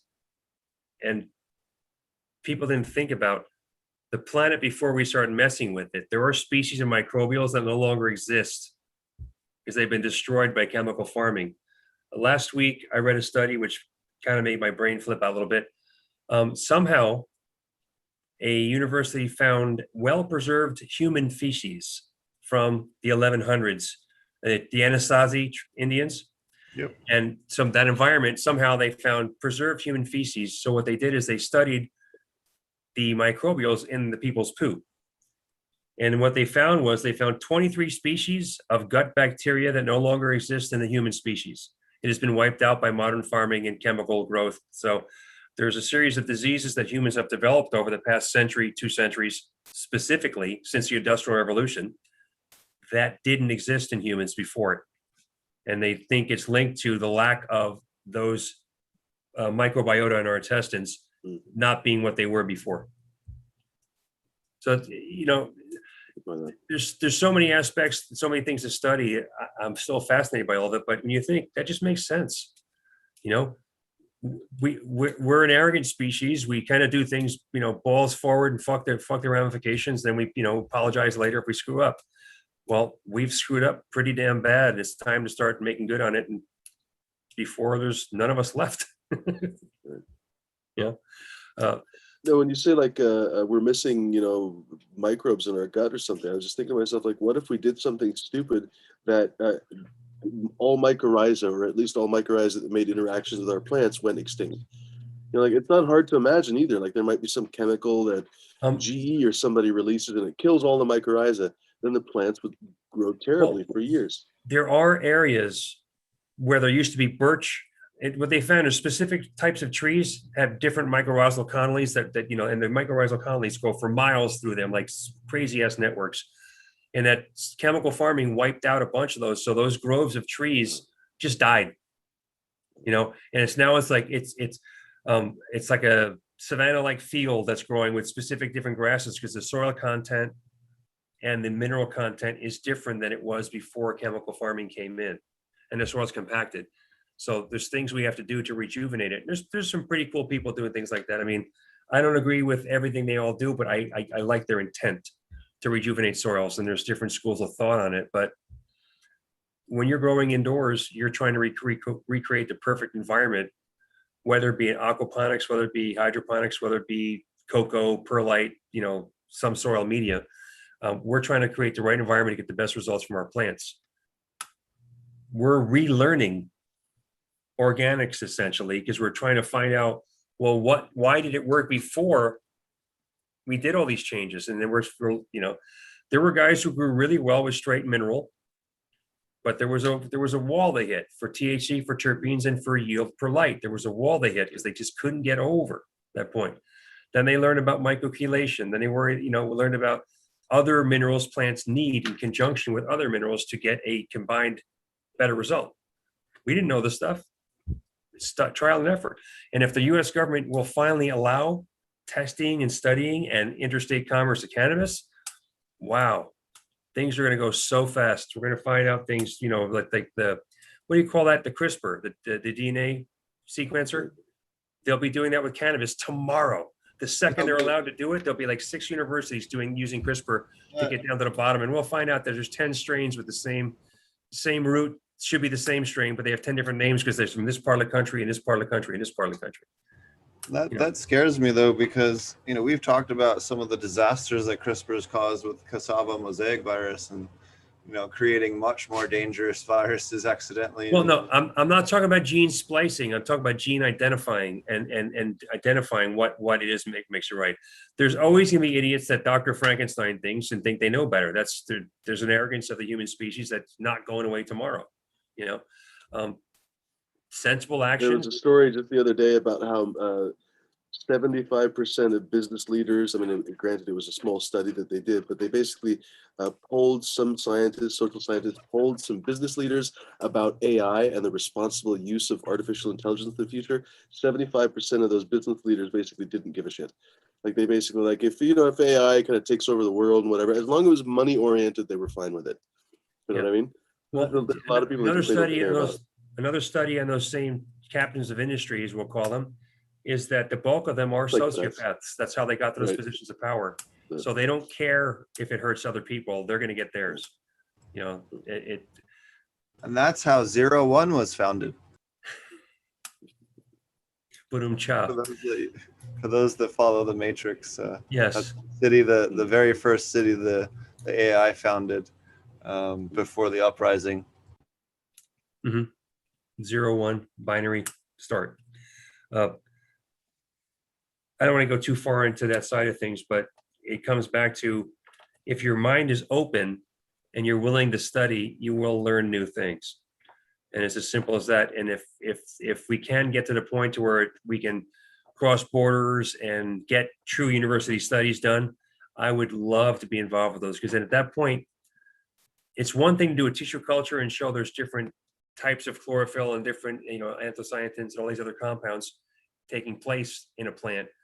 But the ratios of them and what that interaction causes in an end result for someone who consumes that plant, that's when we get to a true medical grade and true proof, empirical data and proof of something.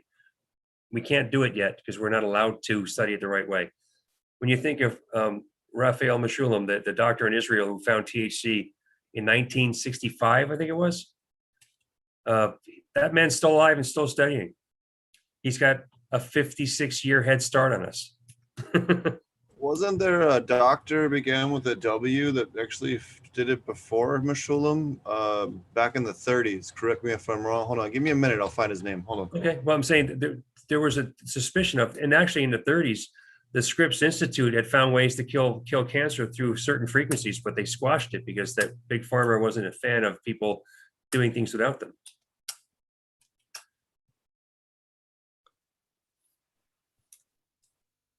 This has nothing to do with what we were just talking about at all, but I am curious because we have you here, or I have you here. I'm curious if you have an opinion on like light penetration, on like, you guys have that, bold panel. Our friend Black Sail, I don't know if you know Black Sail, but Black Sail Lighting, he's also got like a big bright cob, and the whole idea is that it has a high volume of light that penetrates. And then there's all the people that just freak out about the spread out panels. Every time that I've tried the spread out panels, again, maybe it's just personal preference, placebo, whatever, I seem to actually gravitate to somewhat older technology. I personally still have kind of one of those 6 cob lights basically, and it seems to have that balance of spread and penetration that, at least for me, it's been working out. Okay. I'm curious if you, go ahead, please, sorry. And I get it, and I know exactly what you want, and I'll explain the wheres and why fors versus an array and a point source. Okay, Right. a point source is significantly more intense. It's going to punch deeper, right? Yes, you may have to put it a little higher because it's too intense, but so is the sun. The plants are accustomed to a point source punching deeper. An array is made for confined space to be much closer to the plants. So if you have an array, like, our low-pro flower, for example, is a 6-bar fixture. If I put it up, like I'm going to put up a double-ended bulb or a 603, I'm not going to get those results because it's a proximity light. It's not a point source. If you want a very even canopy for shorter plants, that's what an array is for. If you're vertical farming and you got 1 or 2 levels or 3 levels, and your plants are only going to be 2.5 to maybe 4 feet tall max, that's where that linear fixture goes. That linear array is going to be, because if you measured that fixture at 9 inches, you're going to get the same number and measuring my point source at 30 or 36 inches. But then you have the collective of the photon energy from a point source is going to punch deeper. One of the ironies of LED is that if I take an LED and I measure its output, I'll have a very specific image. If I take that same LED and I put it densely populated area and I put more of them together and I change the power level to them, its bandwidth actually expands the output. They're all the same LED that would give me this, but when I put them all together, they give me that. It's not a drastic difference, but there's things going on there, and then the current levels and efficiency rating and what you're running them at to get will change the specific bandwidth just a tiny little bit. If you push your bulb or LED too hard, it's going to burn out faster. It's not going to last as long.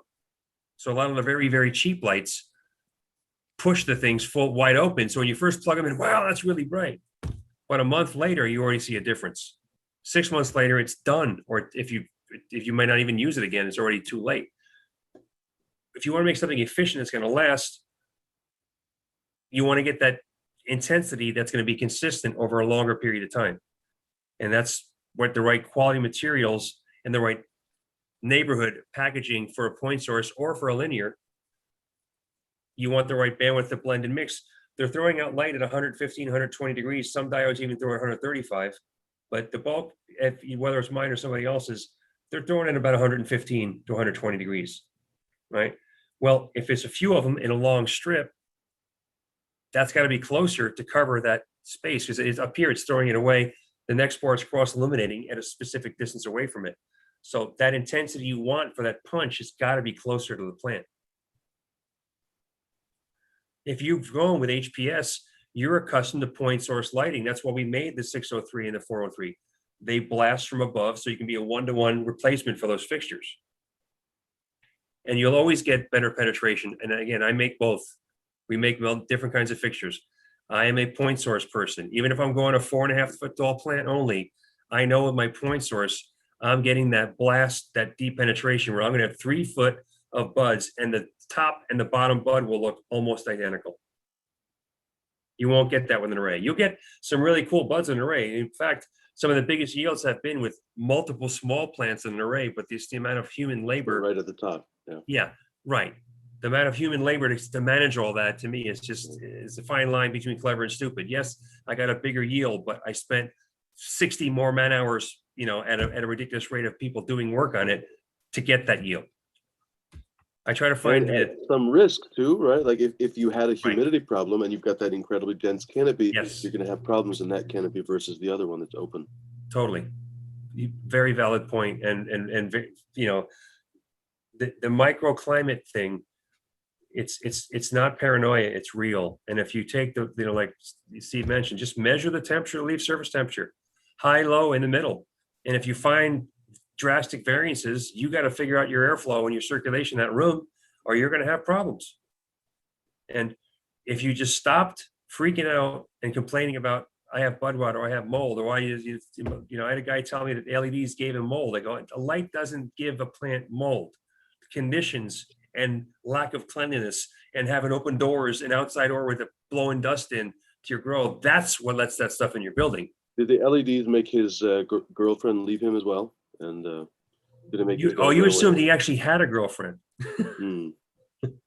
Mm. Someone who's that angry is probably doesn't have one. Right.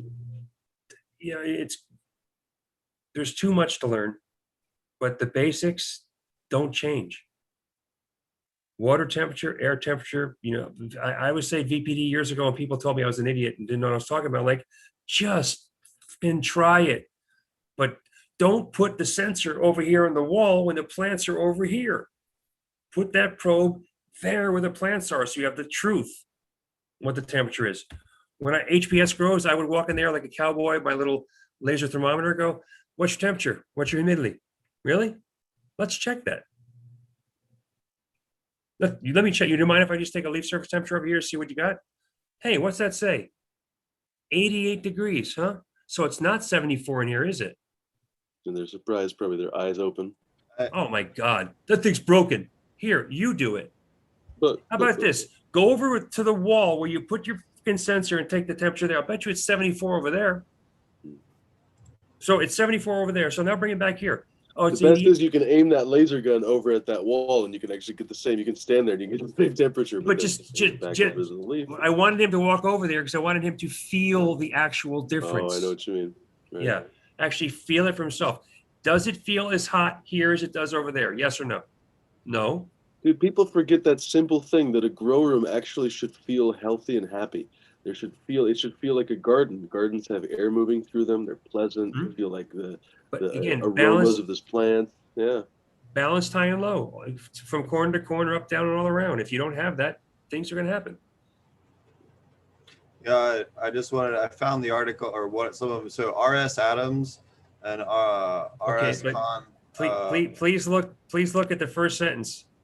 Cannabinol, which Oh, is I know, but they did a whole bunch of really early isolations before Yes. Mashul. They suspected it. They had not confirmed it. There's another guy that's before them. It's like something W. W is part of his name. There he is, though. There's Meshulam. Yeah. Yeah. There's Meshulam. Anyways, there was a couple of other people real early on that were working on some of the stuff that don't always get the credit they deserve. So just wanted to touch on that. There was some very cool stuff that was done before Prohibition.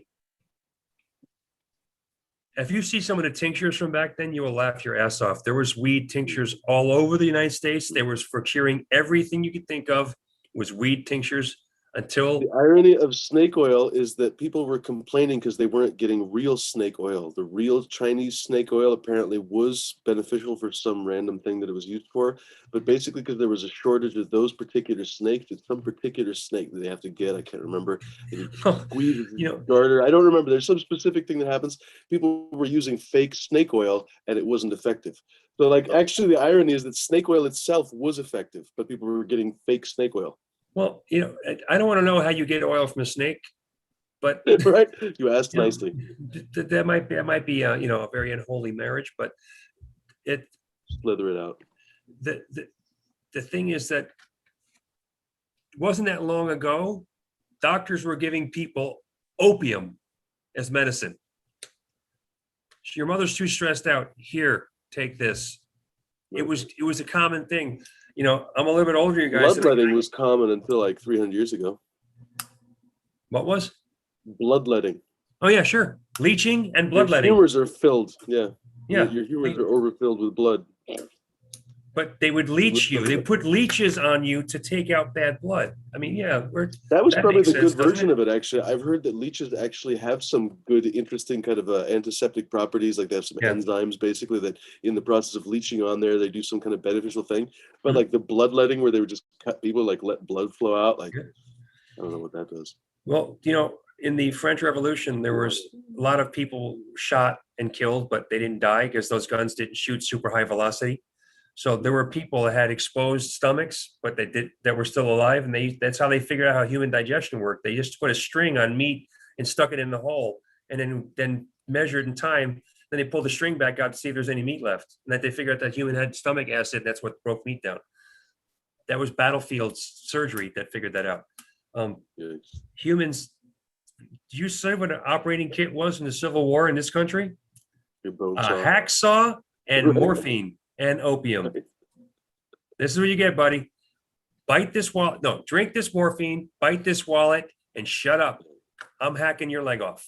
That's that's 100. Well, I guess it's 160, 155 years ago. Yeah. Wow. Yeah, we haven't come that far.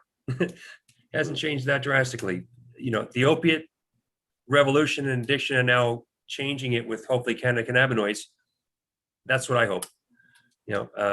Too many Americans die from prescription medication. Well, that's it. A lot of Americans get injured. A lot of people in general, I think, but especially in the U.S., a lot of Americans get injured with something, a workplace injury, or even just getting older, or slipping on a patch of ice, whatever, and they hurt their back, they hurt their this, they break their arm, whatever, and they start taking opiates for the pain. Like I've known people that have started taking opiates for the pain, and wouldn't you know it, they're addictive as shit, and they get addicted. Basically, they get stuck on this addictive cycle of opiate. Whereas they could take, for example, RSO, if it had been legal, it would have far improved their life. Most of the people that I know prefer to take RSO as opposed to opiates when they have the choice, and it's not addictive. I have lost a ridiculously large quantity of my own family and close relatives to cancer. My cousin Teresa is gone because she wouldn't take it. She said she was afraid she'd get high. I'm like, I'd rather you be alive than a little high than dead, but that's maybe talking crazy. My cousin Adrian in Australia was like, no, the doctors, and I'm like, okay, he's gone. My uncle had 3 bouts of cancer. He was totally anti-cannabis till his 3rd bout of cancer. And I said, Uncle Jerry, you can tell me to leave if you want. Just try it. I'm not here to make you loopy or stupid or want to eat brownies. That's not what it's all about. And one of his daughters, one of my cousins, tried to throw the stuff away. And my uncle said to her point blank in front of everyone, don't touch that. Those are my cannabis pills, and those are the only things that give me any peace. And everyone got quiet, and they said, cannabis, those are getting those. And I just went, that'd be me. He asked for them, I gave them. Those things are super expensive. I said, I gave them to him. Don't worry about it. And one of my other cousins, can you get me some? But I'm like, people, they have these preconceived notions of. And one of my cousins who was so against it, wanted to throw stuff away. Now she takes CBD. There's a paradigm shift, and it's just in the past 6-7 years where Americans are like, maybe there's something good can come from this. Why don't we figure it out? Why don't we study it? Here's something that's trippy. The first pharmaceutical created cannabis extracts, a proper actual ethanol extracted cannabis concentrate, was sold in the 1930s in the U.S. by the Mark Davis and Eli Lilly companies for as a sedative. Yes, it was a big deal. My grandmother took it when she came to this country. Yeah, people think of ethanol and stuff as modern stuff, but there's a lot of and I'll pull this book up again.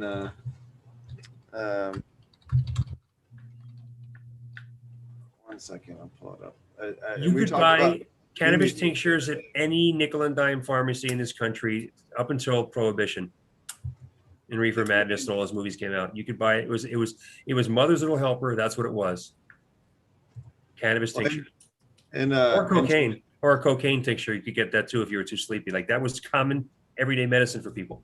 In Jamaica, they make bush tea. The moms save all the stems and stuff from the bud. They put it in some honey tea and some sugarcane tea and give it to the kids, and it gives mom a nap. Gives the kids a nap for a couple hours. Mom gets shit done.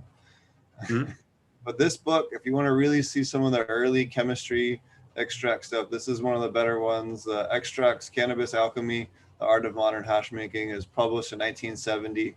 Has some of the earliest published stuff on conversion of CBD to THC, a whole bunch of different things. In fact, we were talking about how that patent is about to expire from Meshulam, and a bunch of other stuff that's in this book, as well as THCO, synthase, and some other really fun stuff that's kind of hard to find in a written form. It kind of has some different and interesting things that you certainly don't see in a lot of modern books, that's for sure.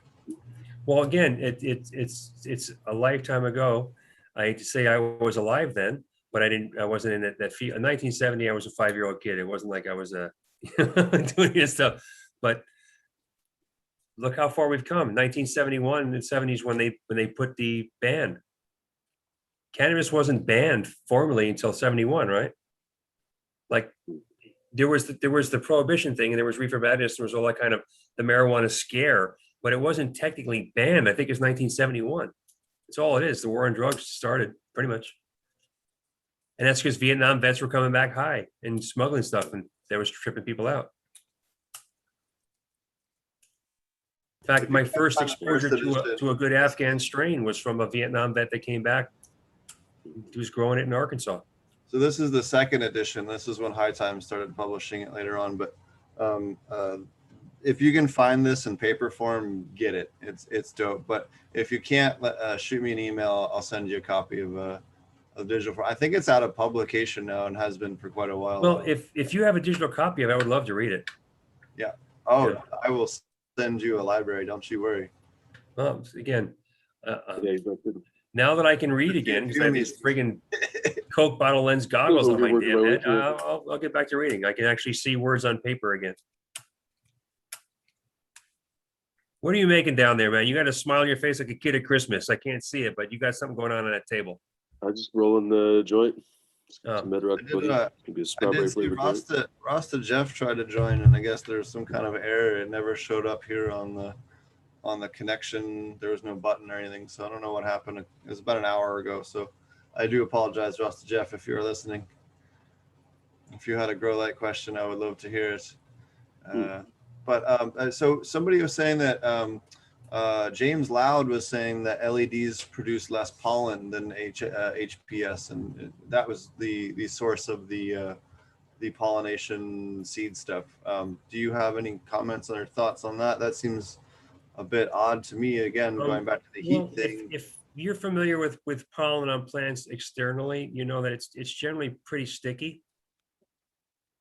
And when you have too much infrared light, the pollen gets drier and is more mobile, more easily transported because it's lighter. So I suspect that the actual manufacturing of pollen is no different, just that the pollen moves more off HPS plants because it's being burned, it's lighter, it's more volatile. I would love to measure it, but I know that you have the bud slap test and you're checking the weight and density of your buds, that LED ones will stick to your hand like stick 'em, like it's way gooier. And as I mentioned earlier, I haven't done a ton of breeding. I was, more about getting the finished crop and better yield from the strains I picked than breeding. It didn't dawn on me, back then. I just got the strains I liked and I grew them,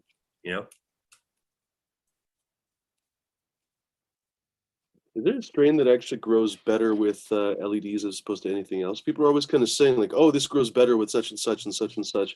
And I'm actually honestly a little bit skeptical these days. Like I used to believe that myself. And now I think honestly, like maybe the plant's not acquainted to that. Maybe the roots aren't, whatever. But I think honestly, like on some level, plants will grow under anything. Do you think there are some strains that will grow better, let's say under your lights as opposed to my answer would say it's not called weed without reason. It wants to live. It'll grow under just about any photons it can get. What the end result will vary quite a bit. Under LED, I'm always going to have more THC and better terpene profile because I'm not burning that stuff off with the extreme infrared. So what's someone's perspective? It's subjective. What's their substantial proof which validates the precept that it grows better under this or that? What's lab tests can they put in our faces and go, here's my empirical data, which clearly shows I get dot, dot, dot, dot better under this and dot, dot, dot better under that, or worse. They don't. It's subjective. It's an opinion. And, it might be they like the colors better. It might be they thought they had more weight. Did they actually measure it? Wet weight, dry weight? What's the barometer? It's so hard to pass judgment on something if you don't have all the information.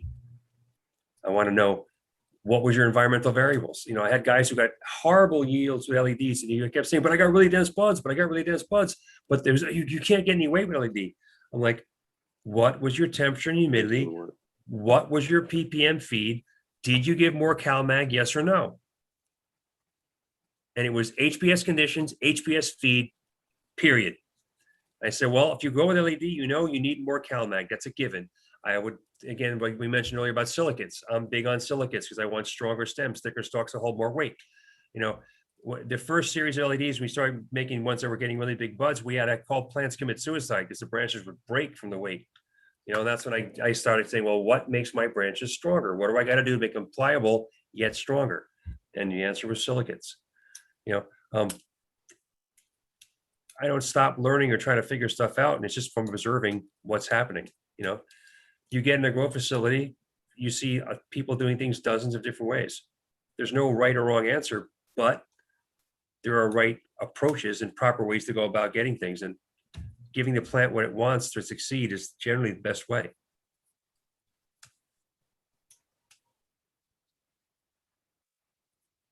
That's the more logical way, honestly. Like you said, it's they call it weed because it wants to freaking grow. They don't call it like struggling plant that makes you high. They don't call it exceptionally difficult diva from the hillside. They don't call it that. Problematic plant. Hey, why were OGs, bred made by humans and grown indoors? Because they don't like growing outside. It's because there's a whole strain family which were catered to specifically indoor growing, and over generations, that's, they're the divas of the weed world. They're very sensitive. They grow some amazing things too. Some of the new hybrids that have come out, like Steve and I mentioned one earlier, guys would take like the flavor of last year with some other thing and make some other strain with it.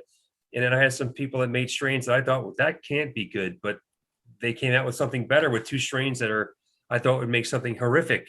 It worked. I mean, if you've ever had the, I'll say, experience of smoking a strain called 9 Pound Hammer, yes, it's a very big yielder, but you can't have taste buds and an olfactory system and enjoy that stuff.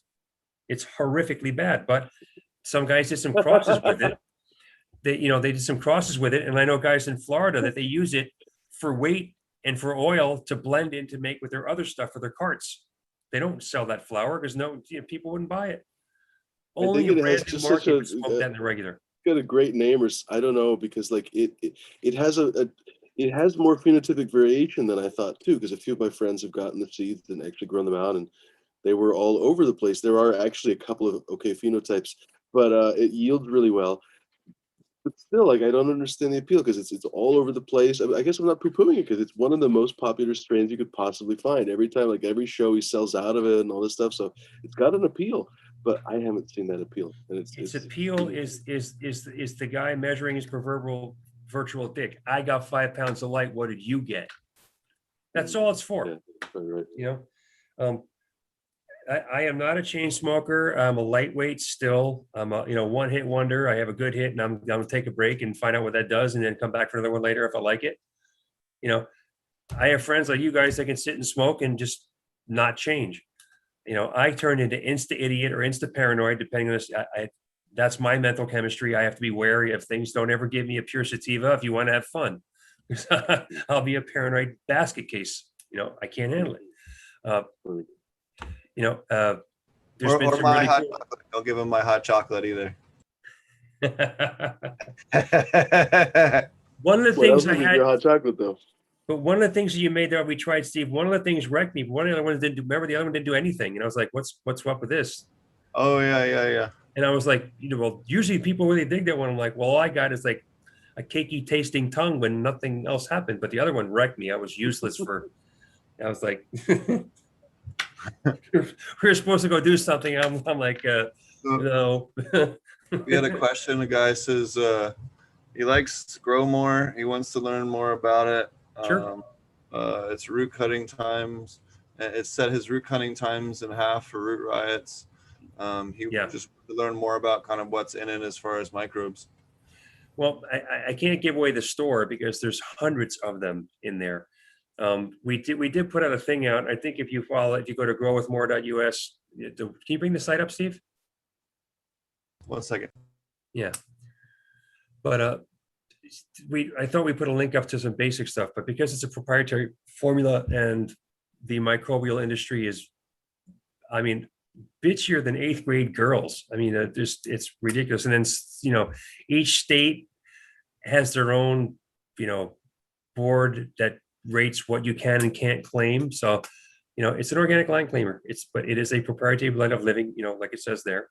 The usual suspects that I would say, if you've used a bunch of microbial products, what they generally do is focus on the 15 known dominant species that most people use and other things. The issue with breeding species independently is that they lose their fighting edge and they're easily overcome by invasive. Because we bred ours with literally hundreds of different species and from multiple, you wouldn't think how we did what we have, that it was something that would be copacetic and that would actually work together, because it doesn't make sense. It defies logic that we can take that many species, put them in solution, and they work. And they work together. If it's too acidic, if it's too alkaline, if it's too hot, too cold, the species ratio changes and will still work to break down, build up in lines and emitters in reservoirs. Biofilm will just get wiped out. And like some people say, well, I have algae. Yeah. If you're growing with rock wool and you're in a room with bright lights, you're gonna have algae. If you put covers on your rock wool and little drip feeders and emitters, you'll mitigate it and you'll help. But that's one of the, no matter what you do with rock wool, you're going to have some algae. The one thing I have seen that works well for algae personally, just dealing with this problem with grow plugs and aquaponics, and then dealing with the algae on the plugs when we put them out into raft beds. Sorry about the pretty insane thunderstorm for the last hour that we've had here. Is spirulina, doing a spirulina solution and on them. For some reason, there's some kind of compound or enzyme in the spirulina that actually inhibits the algae growth. You should look at, Steve, that the spirulina is one of the few things on Earth. Its DNA's chain is actually the opposite. It's a mirror image of everything else. And there's something about that its interaction with things is like, it just takes them. It's like, hi, we've decided we don't want you in the neighborhood anymore. Bye. And they're gone. And it's pretty trippy. And it works wonders for humans as well if you take spirulina for your intestines, actually. In more, I'll double check with Jasper, because it's been difficult to see. I thought he put one up there of what we could say and could release, because there's no one size fits all for 50 states with different opinions.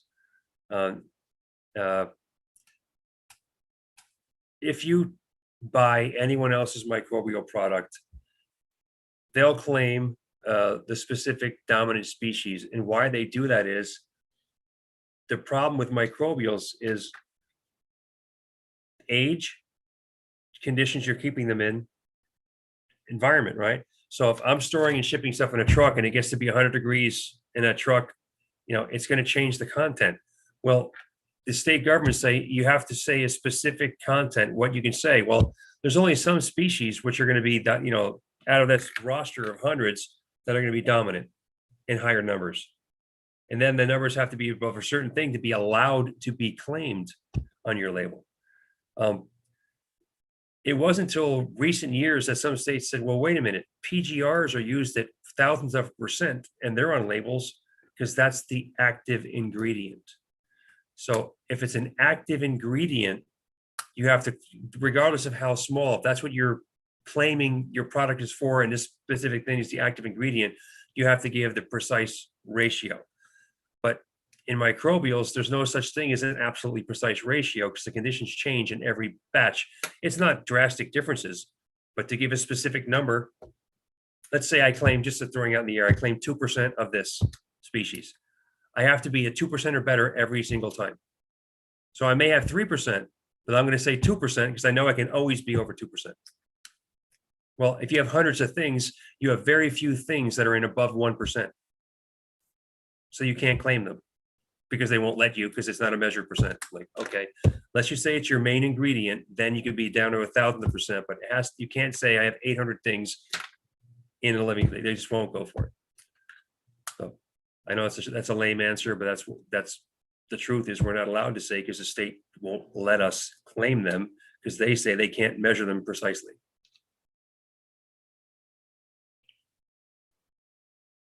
That was a really close lightning bolt. Right when you finished talking, you're Yeah. like, it was like boom.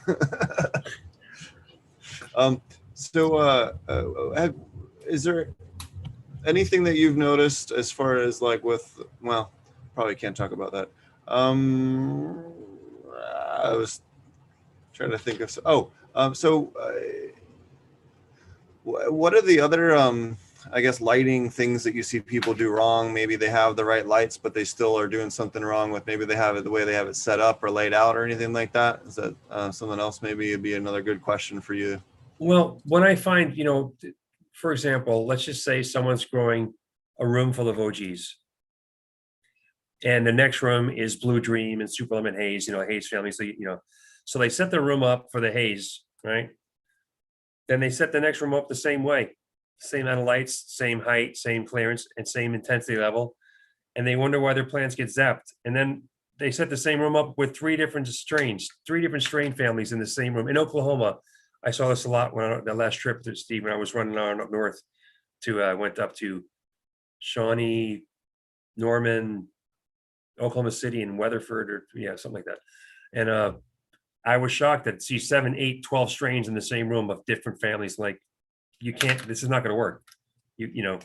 Pick like with like and put these guys in separate rooms, the conditions. You can't mix all these guys in the same room. There's no one size feed fits all. It's going to work for all these strains.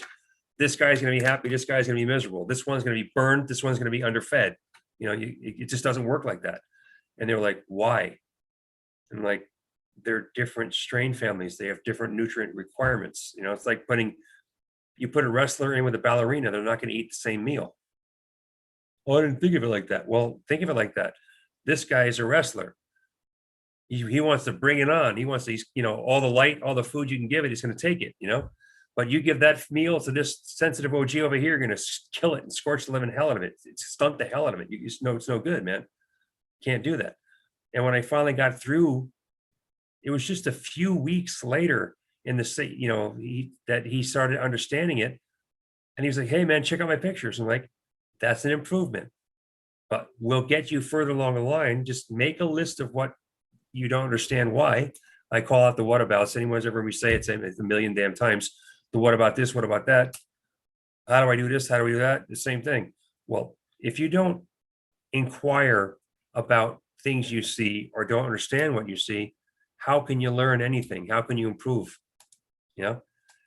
My buddy says, I used to call it the buddy says syndrome. I said, is your buddy won cannabis cups? Has your buddy had his stuff in the main display of a showcase at a dispensary? Has your buddy had an event planned where people came to smoke his weed? No? Then why the fuck would you listen to him? Talk is cheap when nobody's authority has ever been questioned.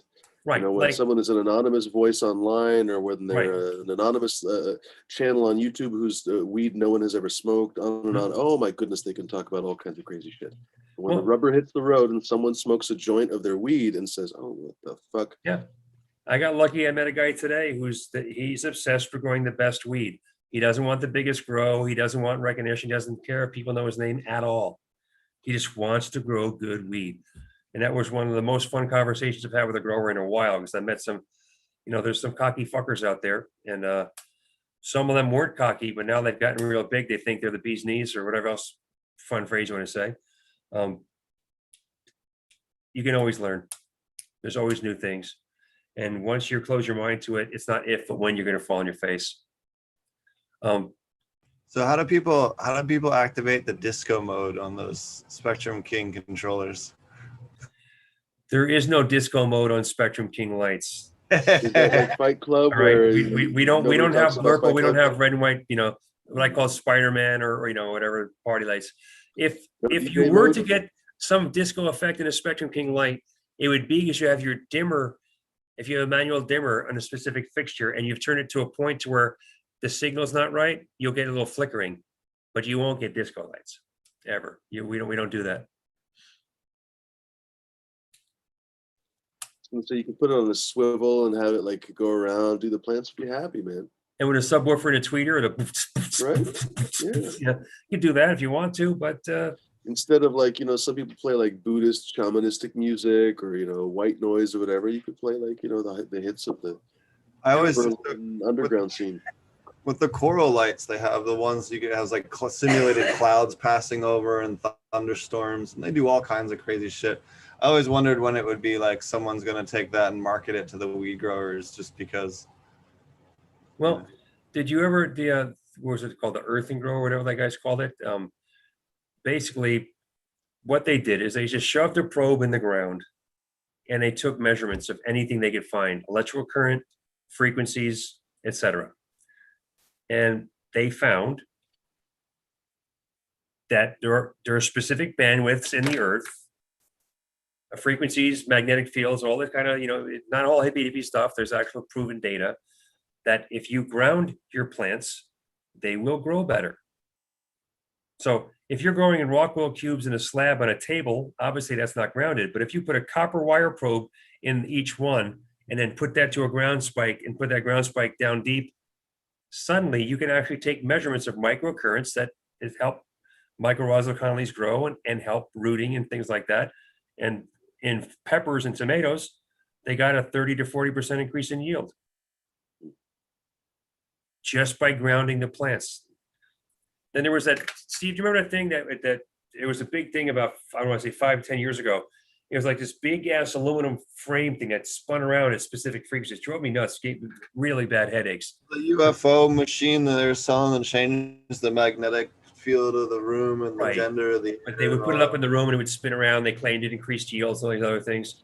I just know I gave people really effed up headaches. That one may be questionable because that company's not around. At least I haven't seen those things in the past few years at all, anywhere.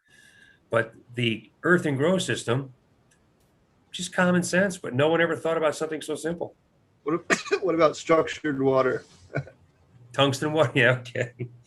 Well, back to that snake oil he mentioned earlier, if someone wants to drink the Kool-Aid, if they buy it 3 times, you have to question their sanity, that's all. Yeah, if you're a big fan of Keegan water, just buy some pH up and some pH down and save yourself a few $1,000s. It's the same shit. But actually, if you do use the plates to change your water, you can get 2 interesting things. The alkaline stuff, obviously you drink, but the acidic stuff is a great cleaner. Acidic water is a great cleaner without any toxic chemicals. No, but my point is that like you could take muriatic acid for your pH down, and Sure. and it would cost you pennies, and then you could do any of the bajillion options for pH up. Yeah, Take your pick on what's going to work best for your plants at the time. yeah. And you can do a 6,000 square foot room for $10 or less. Not even, probably $3.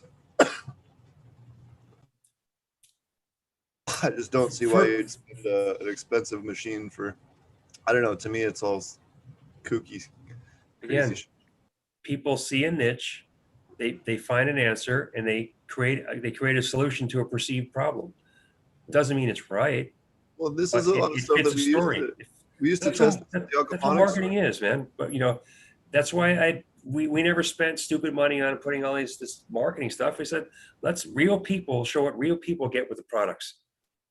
Forget about all the other, like I'll leave the company their name out of the picture, but 3 years ago they spent $25 million on marketing.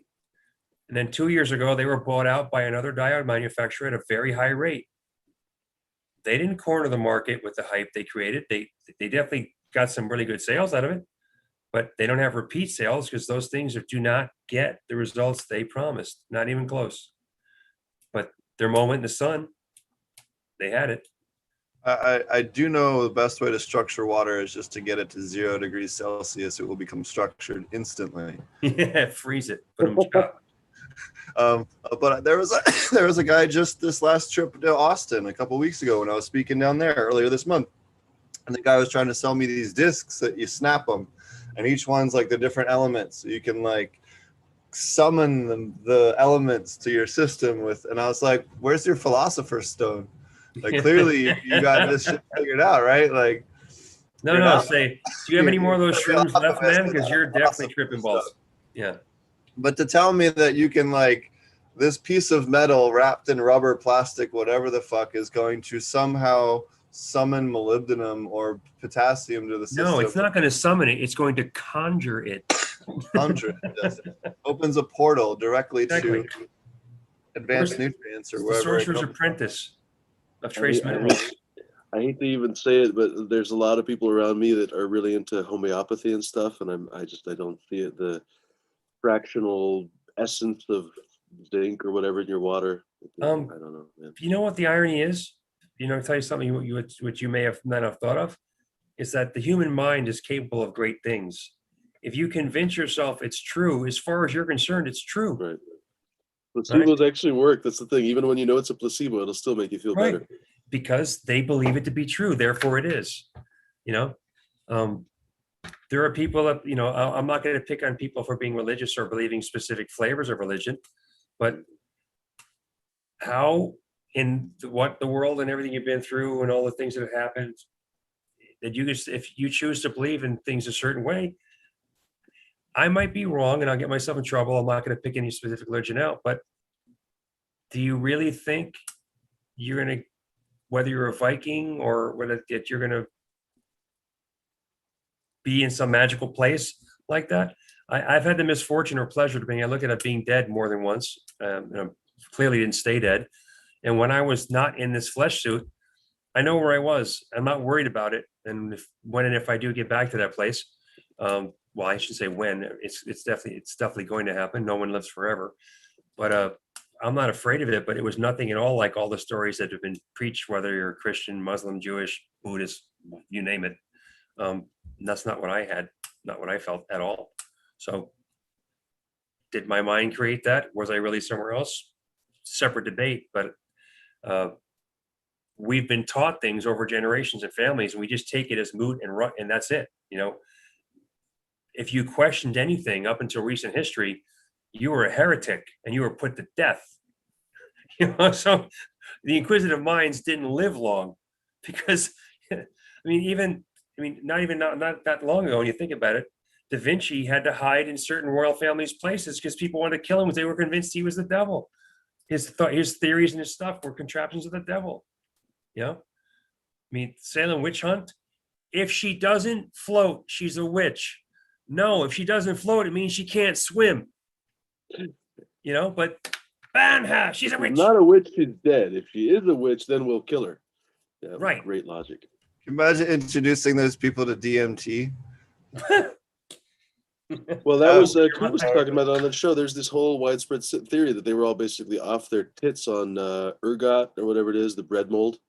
That's what we need to do. If we ever invent a time machine, we just need to give Joe Rogan like a mountain of DMT and send him back in time. I ran into him here, and of all places, what the hell's that place? A newer burrito chain of stores over here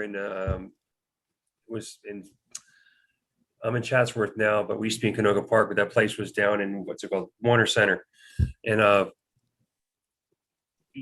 he's a distinctive looking human. He's only about, I would say 5'8", but he's a thick little pit bull looking dude, and I'm thinking, why are you so incredibly opinionated? And I guess he sensed my presence because he gave me a look like, what? And I'm just like, hey man, how you doing? whatever, to defuse the bomb. But I'm thinking, why is this little dude so angry and opinionated? Like, he loves to hate and bash on people. Sometimes he's pretty funny, but I don't get the whole shtick, I think he's got some interesting people. I think Yeah. he's been got some of the best coverage of some interesting things. I mean, he had some pretty interesting interviews with some of the early people talking about the lab leak theory, that we're speaking from more of a point of science and not from just, the government line. And I think that was a pretty interesting thing that's now becoming much more researched, apparently. So There are topics that get addressed properly. The other ones just like to stir the pot to see what people say. I think it's more of at times, sensationalism for a particular political purpose. But he's done good things for weed. I'll give him that. oh yeah. And for me, it's simple. Anyone that's helping weed advance and helping move this movement, whether they agree with me politically or not, I don't care. I'm happy they're doing. Well, I think that his interviews, especially with Hamilton Morrison, were really turned a lot of people on to, or made a lot of people change their mind about how they think about drugs in general. I truly believe that those were some of the ones that really, I mean, you hear him talk about Ambien being taken for people to wake up out of a coma and a whole bunch of other stuff. People don't talk about shit like that so they hear maybe someone took Ambien too much and drove their car, or like, I took it one time and my ex and I took it and we had repainted the entire apartment and basically just tripped balls and painted the whole fucking place. Everyone that I know that has ever taken Ambien has a story like that. That's the best part. Everyone that I know who's ever taken it has a story about driving to McDonald's, and they never go to McDonald's, but they go to McDonald's and come back with a gigantic feast. And the only reason they know is because there's fucking McDonald's wrappers in their kitchen. Yeah. That crazy shit. Every single person I've ever met basically has a story like that. And if that doesn't freak you out, I don't know what. Autopilot, subconscious driving, don't even know, like, Jesus. To a store, in this case, to a place. I don't remember if that person was a vegan or not, but anyway, like, I don't like to go to McDonald's, so I can imagine, like, if I had a bunch of McDonald's wrappers, that would be unusual. So it might have been one of those things, like a person who never ever goes to McDonald's. They're like, oh my god, I came back and it's an entire bag filled with like 5 Big Macs, whatever, and they had no memory of this at all. Wow. Well, at least, Steve, you didn't leave the house. You painted it, but right? Was it a good color, or how'd you get the paint? Yeah. That was one of many crazy experiences I had with that particular place.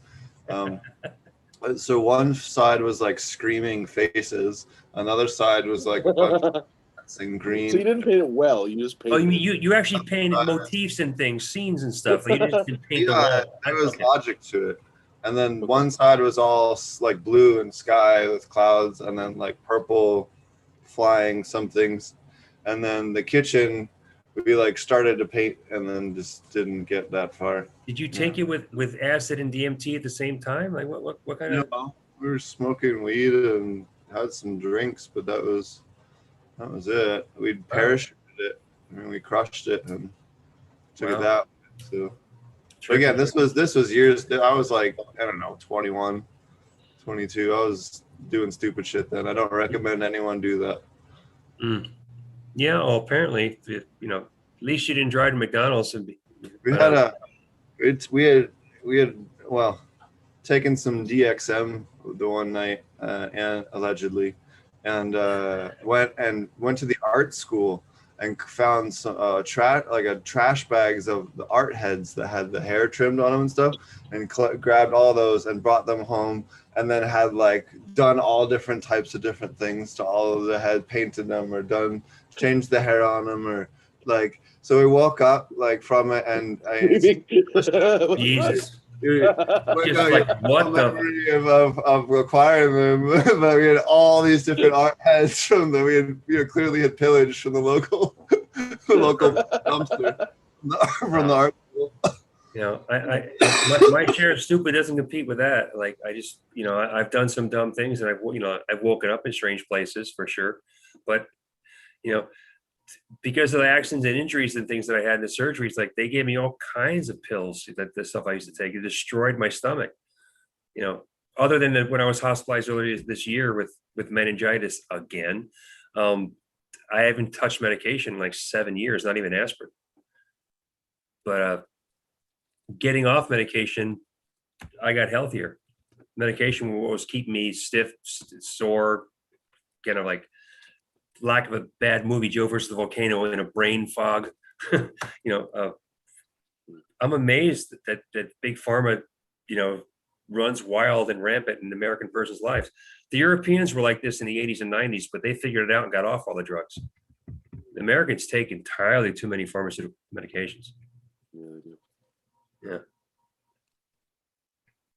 The incredible long-term consequences too, right? It basically Yeah. fucks up people's livers and everything else. Yeah. And I remember this from way back when I was a kid. My grandma took all these different medications. Medicine was shockingly different back then. Right. It was okay because the doctor Replacements prescribed and- it.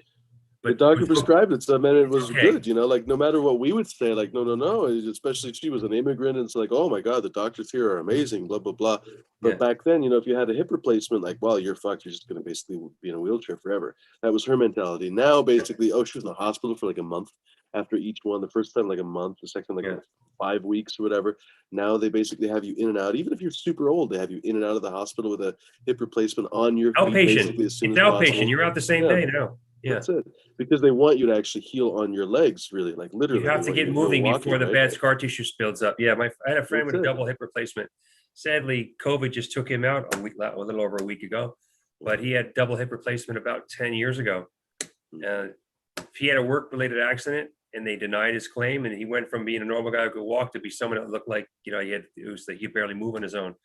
He had a double hip replacement. He's dancing, doing all this stuff. I'm like, what the happened to you? He's like, I got new hips. I'm like, okay, it works for you. You're gonna waltz now. They're waltzing hips.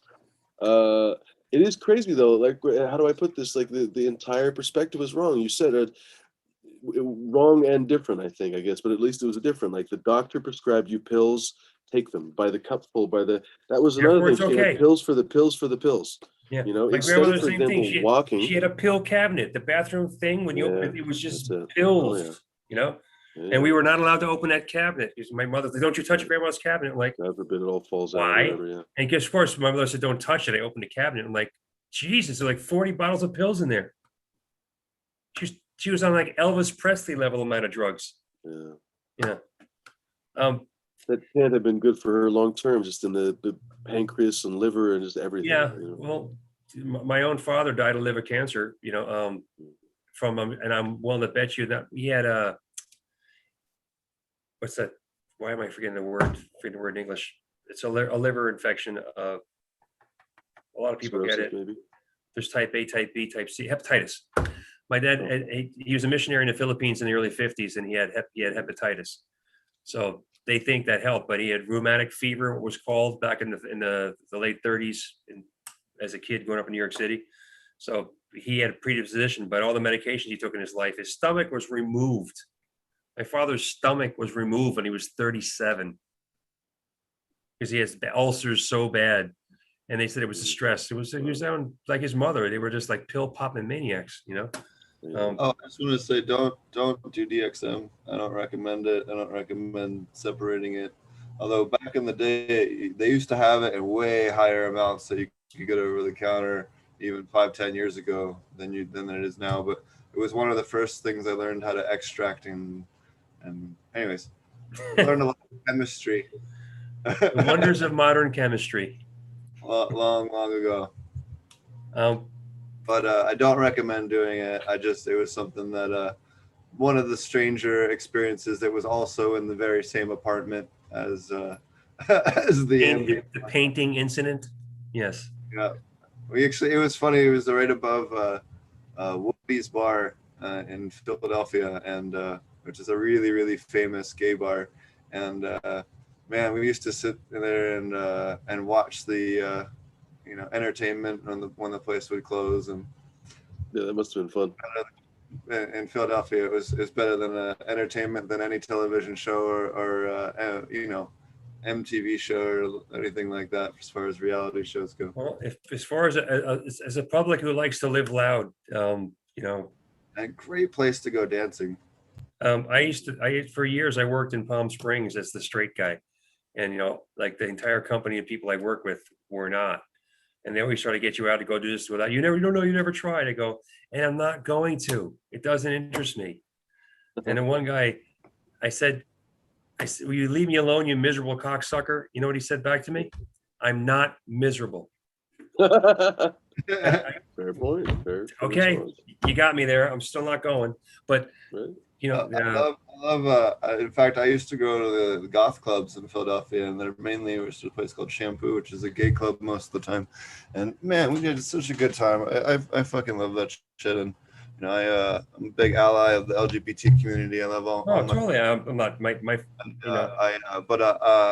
anyways, it was just funny. Woody's is just world renowned for being kind of a ridiculous place, and getting to watch the most ridiculous of the ridiculous end of it was always entertaining late on Saturday nights. We kind of go out and come home and get a nice food and sit and watch that to wind down the night and smoke a weed. And yeah, it was just an interesting place to live for a little while. You know what would be fun is a goth golf club. a golf club. Golf. Everything is goth themed, and you have to dress up as a goth to basically go golfing. So it could be like They do- Rob so they Halford do- on the driving range. I've seen goth golf club takeovers for the day. So they do these goth meets where they'll have like what's it called? Like they'll take over like an amusement park or an aquarium or a zoo or Was it whatever. themed event?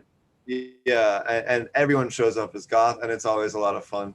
I've done that a couple times in Philly. Or they'll have like a medieval version of that. Everyone dresses up in some kind of weird costume that's like, you know, they'll still let you in. And it's always kind of fun. They have a zombie crawl, big What do you call zombie. those things that when they have like the medieval fairs, whatever festivals, like out in the woods and stuff. Mhm. And I got suckered into going to one of those events, and we were camping and out, and like they're all dressed. And they're trying to talk as if they're from merry old England and all these things going on. And I was thinking, wow, you just got to get a life. And I'm just, I'm just going to just hang out and watch. And then they start playing with weapons. And they're like, That thing is real, dude. well, they had the what do you call the bamboo one? It's like a bamboo sword, you know? And me being the, well, just say not shy, I'll knock you the fuck out, one of those things. And the guy goes, oh, these guys, well, we practiced for years. We'll go easy on you. I said, okay. I said, what do I got to do? What's the point system? He said, well, if you touch a leg, it's 1 point. If you touch an arm, it's 1 point. If you touch ribs, it's 3 points. But if you touch the head, it was either 5 or 10 points. Like, okay. So he pokes at me. I dance, and I just like, whapple, and I drop him to his knees. He's wearing helmet protection. Don't get me. They're wearing pads and stuff, you know. And he goes, beginner's luck. I literally count out loud. I go 3, 2, well, bam, drop him down again. He goes, have you done this before? No, but I did play baseball. I can hit somebody with a bat. You know, basically. I thought you were gonna say you stayed on a Holiday Inn Express one time. There's that commercial. Exactly. I stayed on Holiday Inn Express. But they get really, really involved in their trip. And then while we're at this thing, I see other people that are clearly enjoying themselves in a different way. And then what they did is they just went off in the woods and picked some shrooms. And they were, I want to say, whatever they had or whatever quantity they ate, probably for 36 hours.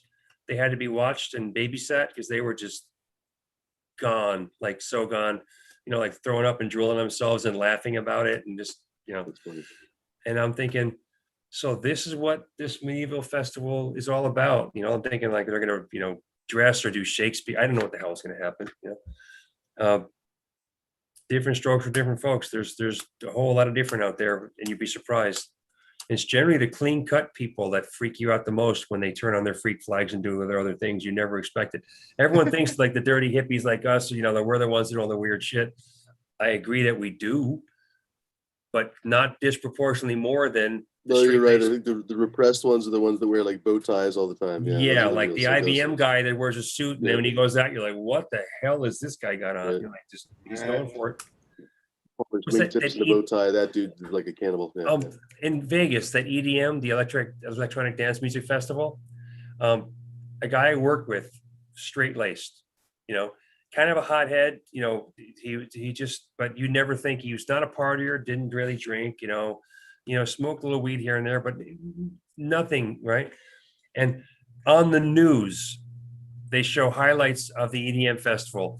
And I look and I realize that the guy whose eyes are jumping out of his head, clearly tripping balls and completely blue, made up as a Smurf, is that guy. And I go, hey man, I saw you on TV. He's like, Really? where? Vegas. He goes, please don't tell anyone. Please don't tell anyone. What's he goes, so once a year, I just let it go, man. I just let it go once a year. That's my thing. And I just, whatever, all bets are off and anything's going to happen. And that's what I do. Okay. And at Burning Man, I met people like that too. Like you would never think in a million years they'd feel the burn, man. But I have a lady I used to go. Well, I'll say her first name because I won't get her in trouble. There's a lady named Regina, and if she's listens to the show, she knows who she is. Super awesome lady. But this lady was like worked in high up in. I know the company, but I'm not going to mention it. But high up in a corporate company, you would not believe that this lady would come hang out with some dude who looks like me, and she would fly between Denver and LA or Denver and Seattle on a regular basis. But she loved to get away from all of her square, stuck up rich friends and go hang out with a bunch of stoners in the forest and go camping for the weekend and do the opposite of the whole normal rest of life. completely disconnect from that world. That's cool. Yeah. He'd come up with like hiking boots and like a pantsuit and get muddy and like get right into it just as but she'd look good doing it. And she get just as dirty as we would, smoke weed, hang out, drink beers, go hiking, keep up with us all day long, and then she'd go back to her life, and you'd never know in a million years we ever were good friends and hung out. And anyways, one of my favorite people used to go mushroom hunting with when I lived in Colorado. And anyways, It's cool. maybe Again, when you think, that just goes to show, if your mind's open, you'll be surprised. You don't really know what's going to happen or what people do. You just suspect, you think, it's a little ego thing. You're aware of what they do. we went into there's a place up in the mountains. Well, I won't say the name of the place because I don't want to give it a bad rap, but it's the place is a great little place, but it's in the middle of nowhere in a mining town. And we walk in and they're like, oh, the fucking hippies are here. And we go and we have our food. There's some guy at the bar says that, and then we go to conservative guy. We go to leave, and the lady's like, "Oh, the fucking hippies are." The guy's like, "The fucking hippies are leaving." Good, and the waitress is like, "Those fucking hippies just left me a better tip than you ever have. You better show them some respect." She like, it was funny, but we had a good time up there, and it was just fun. You never know who will show up, especially for foraging classes. Mm-hmm. Well, again, when you least suspect it, anyone who's ever worked in the service industry is going to be a better tipper than those who didn't, And some of the cheapest effers I ever encountered, like when I was a taxi driver way back in the day in New York, were the rich dudes. Like somehow I should have paid them to be allowed to be in their presence, to be in my car. Like kind of like, just, are you effing kidding me? The best tips I ever got as a taxi driver were from people who were more broke than I was, but they worked in the service industry, I've definitely tried to tip a little bit more for especially mom and pop places where I know those people have been kind of struggling through the. But they're giving you better service too. They're giving you better treatment. They're treating you like a human. That goes a long way with me. A little respect, a little decency, that's worth something. Oh yeah. But we hit about 3,000 different directions today. I'm just trying to think if we missed anything. No, I think we've gotten most Any, things. any comments there or stuff that we may have missed on or we need to hit on? No, I think we've gotten most everything else from chat. The protomolecule. Every time on my show I talk about sci-fi shows like The Expanse. I'm way into The Expanse. Sure, The Expanse, sure, the protomolecule, yeah. Is the protomolecule a viable weed lighting substitute, or not a good idea? Well, I'll have to ask the script writers of that show what they were on when they wrote it and what they were thinking it would be to answer that question. It's a virtual Might particle create that a doesn't actually gateway to a exist. So, parallel light bulb or something. A wormhole to a something. my answer is that if it puts out photons of some magnitude between 350 and 800 nanometers, weed will grow.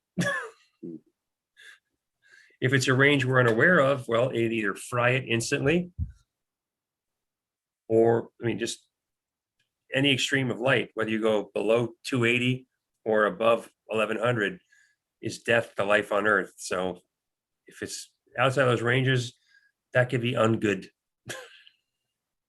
There you go.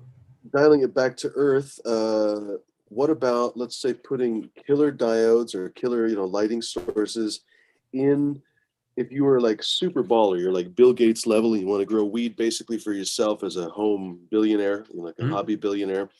You Billionaire basically hobbyist, say, I fuck like the it. metal hoods and everything else.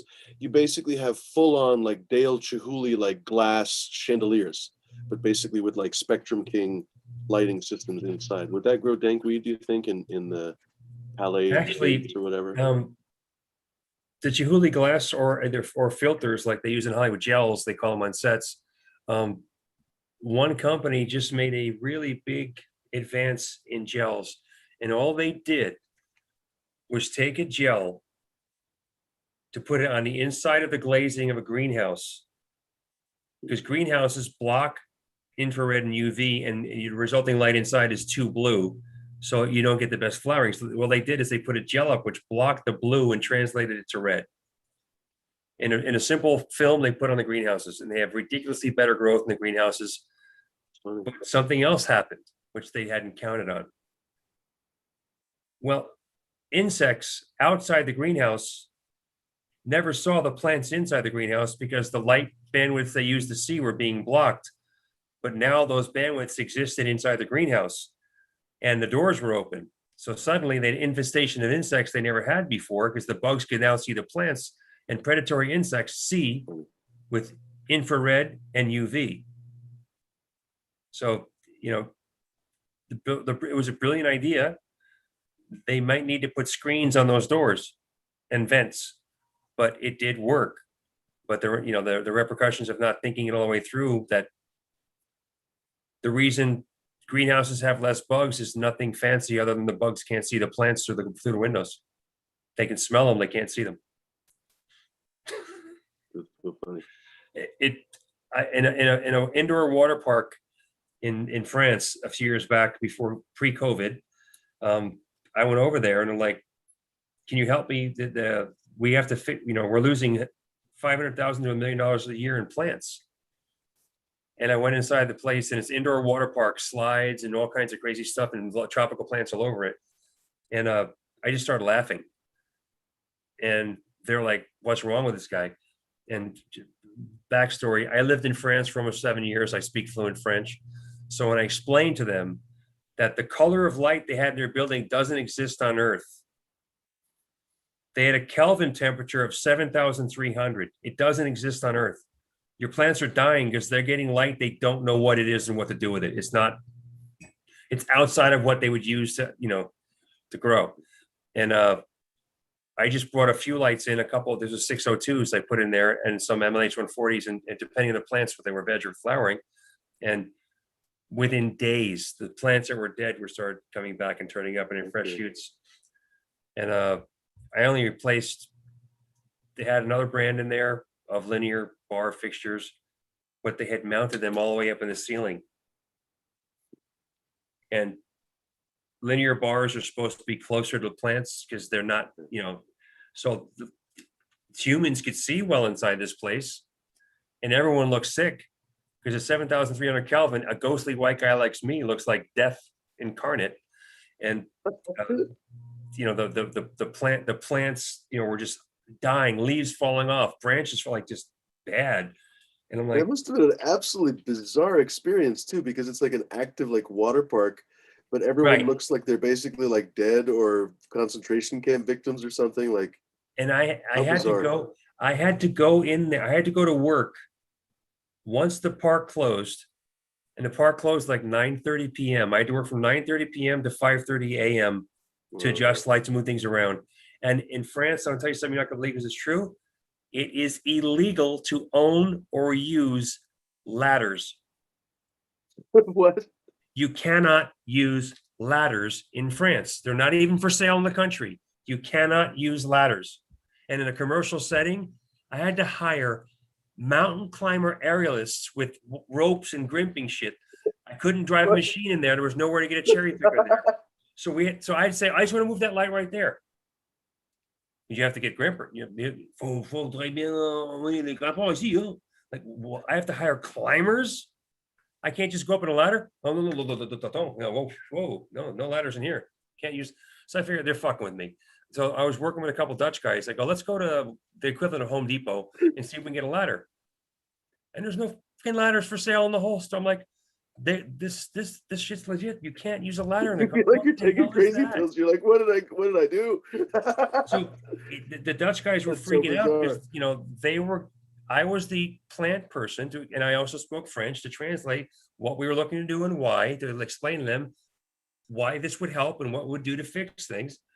But then I had to explain to the climbers what they needed to do. And they're like, well, we can't do this because of this rule. We can't do that. And we're only allowed to climb for X amount of time. So we can only go up. Like if we go up for 2 hours, we have to be back on the ground for 1 hour. We can't stay up in the air for 3 hours. I'm like, how am I supposed to get anything done? So it took like an extra week to get stuff done, but we saved Have you them. thought about getting an extra length grabber? Perhaps you could use one of those. Sorry, can't do that. It's a ladder extension of your arm. But What about those like drywall stilts? Can you use drywall? Right. couldn't use. I mean, dude, I Clown shoe stilts. I was so convinced I could find a way to bypass that rule that I brought up everything possible, and I got shot down every single time. High platform boots. Nope. That'll ballet aerialist. Hey, some of these lights were 70 feet up over trees. Cheerleader pyramid. Some of these lights were 70 feet up over trees or over one of the pools. Like you had to be. So when the guys went up, they go up this. doing, this Well, the 90-foot 70-foot pole to ladder the is ceiling. different, Then the guy would go up the other 90-foot pole to the ceiling. Then they'd throw a rope to each other, tie it off, and the guy would climb out on the rope and then lower himself down to above the tree to mount the light and then run the power back up. And I'm sitting here watching this guy to mount one light a whole night because of their rules, safety rules, and they couldn't be up for more than X amount of time. They had to come down, and it's like, and he showed me that I thought he was full of shit. So they showed me all the paperwork and stuff. I'm like, this is the rules here. People. If you just hire the people from Cirque du Soleil, they would have gotten shit done in one night. And you would have enjoyed the show too. Open space. Cirque du Soleil should have come in and done this for me. I know. Elephants. There would have been like you would have had to pick up the peanuts on the floor, but other than that, There'd be some scooping up, yeah, but it's true. And again, yes, it was brutal, but they saved in 2 years' time $1 million in plants. So trained giraffes. What's that? Trained giraffes. Giraffe? I mean, this is retrospect, of course. I mean, it Yeah. would have been a great idea at the time. Trained giraffes. But what if the trained giraffes didn't speak French? That's something we didn't. Well, I don't care if they speak French. Have you ever met a trained giraffe? I have. I mean, if No, train it to no. take the bread or the popcorn out of your friggin' hand with that purple slimy tongue, if that's called training. That's about all you can get a giraffe to do. trained enough to be, not murder humans. Yes. Yes. Well, it provided wait, you we've have jumped to bribes murder for it. now. I thought we were doing lights. Are we doing lights and murder? Well, see, if they don't pay, you come back on the drafts, and the drafts just Got it. take care of it. Just don't come back with a ladder. Yeah. Right. And So it sounds like we need to have we need to start smuggling ladders on the black market into France. I and feel just like putting that up in random places. Like awesome. just put them up in random places with a sticker up top.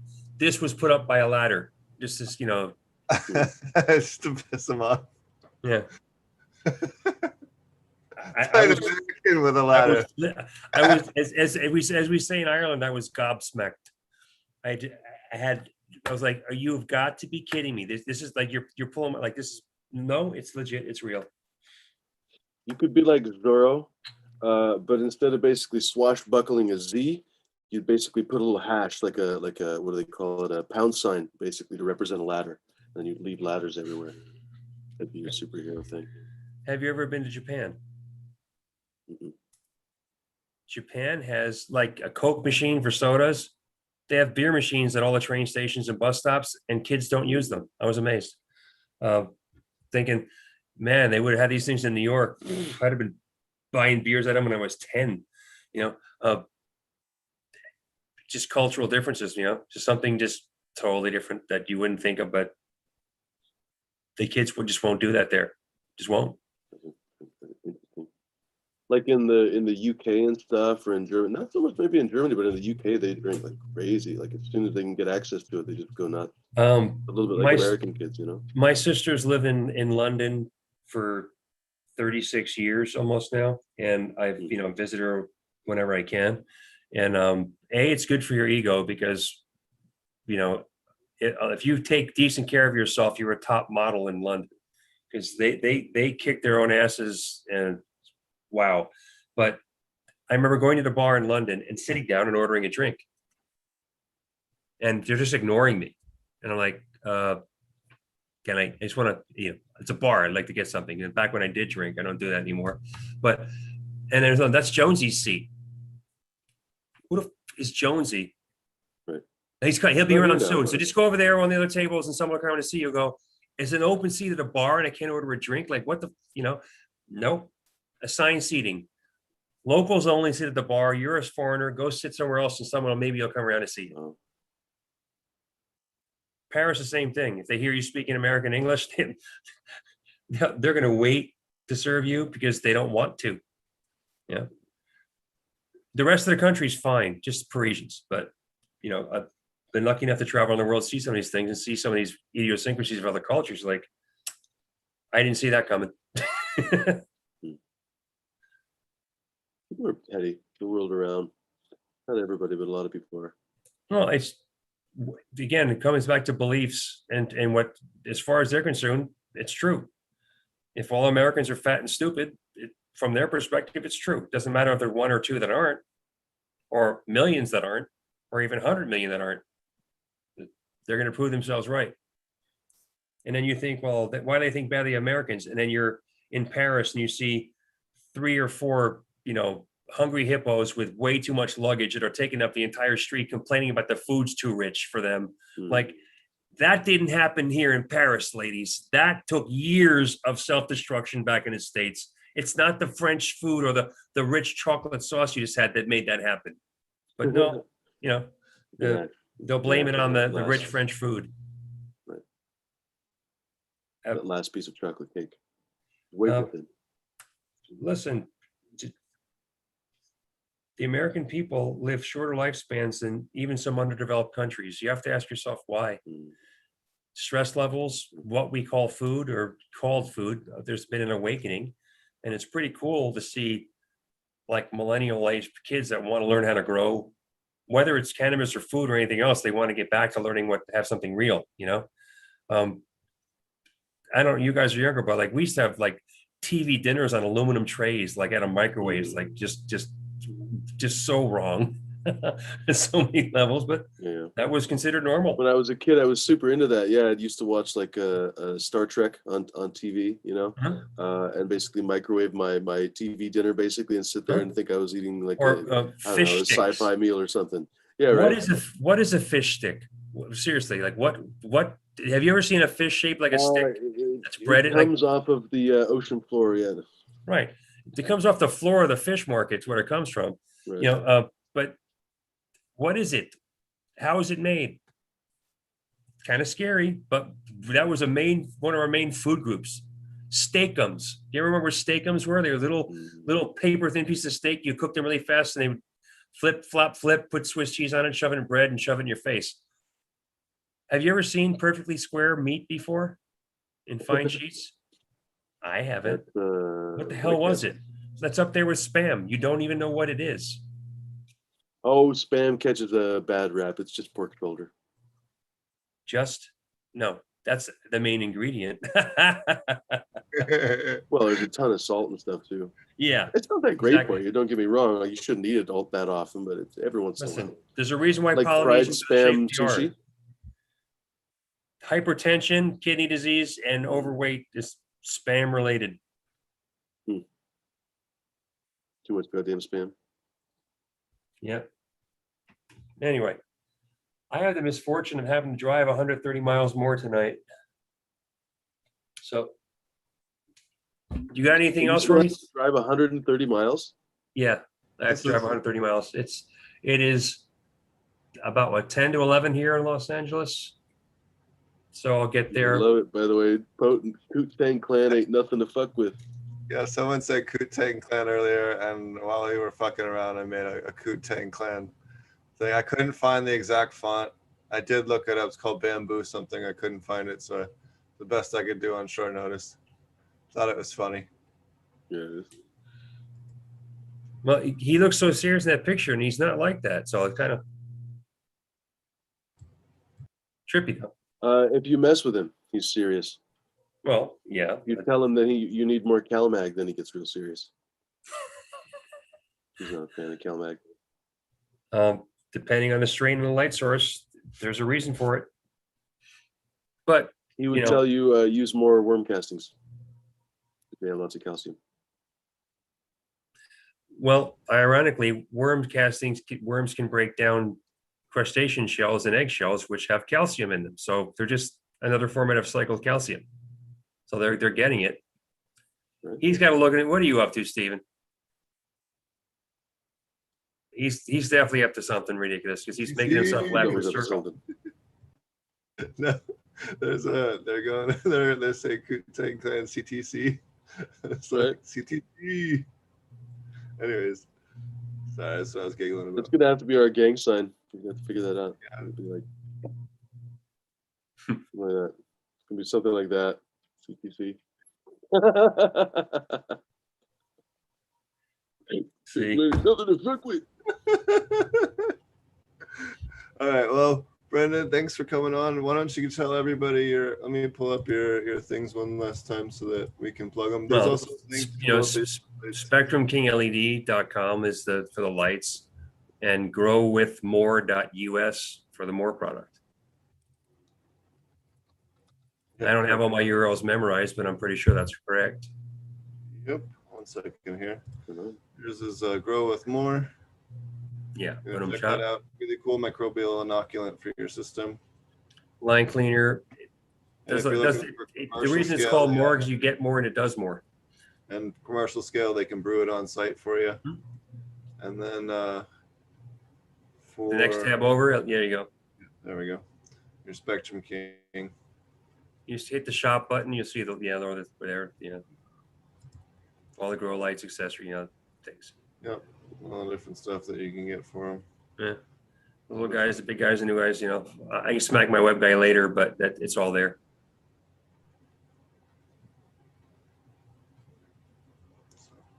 These mother's little helpers and closet kings are Closet like, case, yeah, the 140s I prefer more, honestly, those guys right there, yeah. Yep. So these guys are awesome for your small scale grows. If you're just looking to do one or two plants, it's probably the best light out there for the. If you're doing auto flowers and just want to like a little 2x2 area with a bunch of stuff for yourself, you can't go wrong with a CC. It'll knock them out. And for some of your coral reef grower people, I've had guys get fantastic results with the mother's little helper over tanks, big tanks for coral. It actually sparks growth. Cool. Yeah, a lot of people don't think about using these for the reef tanks, but yeah, they're just as good for that as well. Yeah, totally. I'd love to see someone put 603s over a reef tank. Well, actually, 603 is the wrong time of day for proper reef growth. Reef growth happens more towards the middle of the day with more direct sunlight when it's directly over them. And when it's directly over them, it's more of that 5,000 Kelvin. The water deflects and changes a little bit, but I found that the 5,000 Kelvin and change got the best results with coral, that's for sure. If you have other plants living on the coral, some of them will want the flowering spectrum or close, the warmer color Kelvin temperatures. Cool. Well, thanks again for coming on. I'll let you mosey on your way. And In theory, I've missed the LA traffic. I say in theory, because if there's some construction or some dumb You never effort know. wiped out, everyone will stop and look, but hopefully not. You never know. Peace Too late out, for a guys. basketball Appreciate it. game. Oh, they don't even have games now. Cheers, dude. Take it easy. Well, thanks for coming on. What's new with you, Fumi? I don't know. Let's see here. A few things. We had Mila, Queen of Hash, the other day, or Hash Queen, I guess as she calls herself. People call her on the other day. That was super fun. You were on that show. You had a bunch of good questions. This Tuesday, actually, on my show, we're going to have Ms. Jill. That was a cool one. Smashed Cannabis pulled that guest. She never comes on shows that I know of. Like I've seen 2 or 3 shows that she's been on basically the last, I don't know, half dozen years or 5 years or something. Like she's rarely on stuff. So I'm really happy to say we're going to have her on the show. We're going to chat with, I think, a pretty legendary breeder, you know, like, and honestly, a breeder that should be even more legendary, frankly, than she is. I think probably one of those breeders we've been talking about on my show. I'm curious what she'll say about it, or maybe it's a touchy subject. I don't know. Maybe we'll avoid it. The fact that cannabis used to be such a boys' club, you know what I mean? So, like, even though she, I think, has developed quite a bit of stuff, she's a little bit in the background on a lot of those developments, and people only know her for a few different things. So, I don't know. I wonder what her. I know I doubt she'll disagree. Go ahead. there aren't a lot of famous ones. You know, Brownie Mary maybe is the only other one that comes to mind from early on. Or what's her name with what's that cannabis group in California? Hold on, Mountain Girl, maybe, or I'll find it. I'm thinking of a younger woman.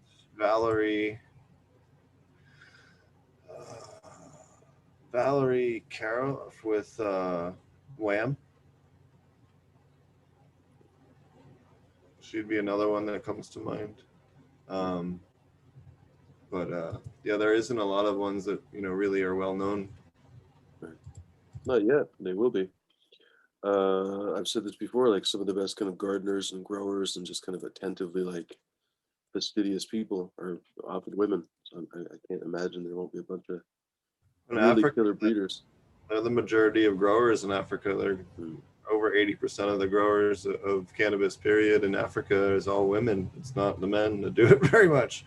The men usually have other things that they're doing. So, you know, makes a lot of sense. And when even back in the day, some of the best outdoor I was getting on the East Coast all came from women growers down in well, I'm not going to say exactly where, but down along the Delaware River somewhere. I'll leave it there. Somewhere, yeah, somewhere where the sun shines. Yes. Although I guess Pennsylvania looks like they're going to be legal soon enough, so maybe they'll be able to keep growing where they used to grow. One of these days, the whole freaking country and the whole world eventually will probably be legal. It'll be a trip. You know, like how do I put this? We were talking about like kids doing this, kids doing that. Like eventually weed will be legal, and the irony is that it won't be cool anymore on some level. Maybe it'll be cool in a different way, but it won't be like, oh, it's forbidden, you know? But I think there's going to be like weird, like kids are going to be able to like vat grow. They're going to get like a culture of a microbe to like make the drug that they want. I think that's going to be like the future of the black market. Like it's going to be like, hey, you can get this stuff to make your little factory, and you know, you got these you know, custom made microbes that have, you know, custom synthesis, because once it's known, you can edit like, and what I'm talking about is not expensive. I could do all of this for about 12 grand, right? Like nothing that I just said, you know, it would be expensive at all. That's the future. And that's only gotten cheaper because of COVID. There's a lot of rapid testing for microbes, the rapid ability to modify stuff, all that tech was immediately like figured out how to make it mass produced and cheap, because we didn't know how long we were going to fight this thing. And it really caused this quantum leap in a lot of these tools that are now going to become so cheap that anyone can buy them and start doing this at home. And I think that that's going to be something that, you know, ultimately is going to be, you know, you see this with like the vat grown psilocybin production, you see this with cannabinoid production. I think that you're going to see, you know, much more complicated compounds or before too long are going to start to be, or you know, an analog thereof are going to be start to produce, and then people are going to start selling those, because that's not illegal. There's absolutely nothing illegal about selling a microbe that would produce something as a byproduct currently, right? Like it is this huge legal loophole that currently exists that probably will exist for a long time, but also like good luck regulating that shit. Like you're gonna stop that in the mail? Have fun with that. Like they can't even stop weed seeds. They're gonna try to stop that. That's even tinier. You know, good luck. You know, I just don't see it. So that's what I think ultimately is like. I think a lot of the more complicated chemistry is going to end up happening in the microbial engineering, and that's going to end up being kind of the future of black market stuff because it's cheaper, it's easier, you don't need as many inputs. I don't need to go run around and find 20 different hard to find ingredients and half of which you have to fucking give a copy of an ID for, and you know all this shit that's gotten complicated to make a lot of different compounds like that aren't the way it used to be. You can bypass all that shit by making a microbe that you feed sugar and yeast, and it makes a bunch of cool shit for you. And, you know, that solves a fuck ton of problems. And, you know, ultimately is going to be how a lot of these drugs are produced in the future. You're already seeing it. It should. I mean, it would have to enact some kind of a strange. What am I trying to say? It would be a stunning transition. You know, like instead of taking pills that you get them from Pfizer or whatever, you could literally just grow a culture that you downloaded from the internet that produces anything. Right, but think about it this way too. Think about it from like a standpoint of like medicine as well. Like it'll be able to, you know, make medicine, and you're not gonna be able to do everything, right? Like, but we're not that far away from being able to do a really wide range of stuff with a handful of inputs. And while we don't have it today, we're really fucking close, and they already are doing a lot of this compound production, like we talked about already. They're doing psilocybin and cannabinoids and terpenes and all this other shit, and many pharmaceuticals are produced that way now, pretty complicated ones, right? So there's no reason why that's not going to become, you know, kind of the future of you know, production in the black market as well. I really truly think, because what does the black market give a shit about? Profit margins. Same thing the pharma companies give a shit about. Whether or not I agree with it things gonna is you know, I don't think it's right. But go ahead. I didn't mean to interrupt you. I was probably interrupting you. I guess I was just going to say, like, it's stunning to see how much of a change there's going to be probably in the next 5, 10, 15, 20, 30 years in terms of what we do. Like even plant breeders now will have access to CRISPR and all kinds of ever increasingly granular data that will be basically available in their freaking phone or on their iPad at any given time for low prices, lower and lower prices. They'll be able to cull through things so much more quickly. They'll be able to do predicative analysis probably on all kinds of different stuff. Like it's just going to change so quickly in the next few years. And then, like you say, like instead of even potentially breeding plants that will create cannabinoids, those will be the antiquated versions of this. You could just grow algae or something that will create those cannabinoids or other substances. It's freaking stunning to think how things will change. Yeah, absolutely. You could do something that's far easier to do in bulk. And but again, monomolecular pharmacology is one of the areas where we've seen cannabis repeatedly fail, though. You know, pure CBD doesn't really seem to work as well as full spectrum CBD in terms of suppressing seizures. We certainly have stopped giving, you know, non-terpene infused stuff for any of our seizure patients because we found that linalool makes a big difference for helping reduce seizures along with the terpenes, or along with the cannabinoid and ratio, right? So usually a 4-to-1, roughly, depending on the patient, but usually a 4-to-1 CBD to THC ratio with linalool, and it seems to work really well. If you don't have the linalool, they don't always respond the same way, and I think that you're going to see more and more, and that's just with my own experiences with the couple of people that we provide medicine for, and you know, based on what they requested, and we found works really well for them. So, and I think you're going to see more of that, where you know it is kind of the combination of certain things to treat different stuff. So that's the reason why I think it is, unless you're going to go back and recombine them, and you can't easily recombine a lot of this stuff, which we've talked about before. You know, a lot of these terpenes and things don't always play nice when you start, if they're out of ratio. They can precipitate out, they can, you know, get all weird on you, they can crystallize, they can separate, and there's all different things that happen when you start to mix and match the terpenes and they're not in the, you know, certain ratios, whereas they exist in a cannabis plant. that doesn't really happen in that trichome. You know, it's producing them in ranges that are not going to cause those catastrophic issues, and those haven't been mapped out yet. Eventually, we'll be able to map all of those and be able to not, you know, that won't be a problem anymore. But at least for the short term, you know, that is a problem. That's why you see people that mix carts. Anyone that's ever mixed carts from scratch, it will tell you like, oh yeah, I mixed these terps together, and oh man, that really fucked the cart up. You know what I mean? And anyone that's done that has had that exact experience, you know, of that exact chemistry. So, I don't know. Or Kinda even, no, I think I did get, I used to mix my own like vape juices, same kind of thing. If you got the wrong kind of Yeah, with tobacco juice, formulas or whatever else, it just could ruin it completely. yeah, it's also terpenes. It'll cause the same kind of issue to get thick on you, or get weird, or change color, or smoke weird all of a sudden, or get tarry, or you know, it just, and that's stuff that, yes, it can be mapped out, but we don't know what it is yet. So, and with cannabis, there's so many different ones that who knows. Well, I think see we're all this gonna. stuff play out. I think we're gonna wrap up the show here. Why don't you tell everybody how to find you and your shows and when your shows are? And Simple, man. Thanks for having me on, by the way. It's been a pleasure getting to know Brendan. I've seen him on different shows, so it's just kind of fun to chat with him, ask him questions.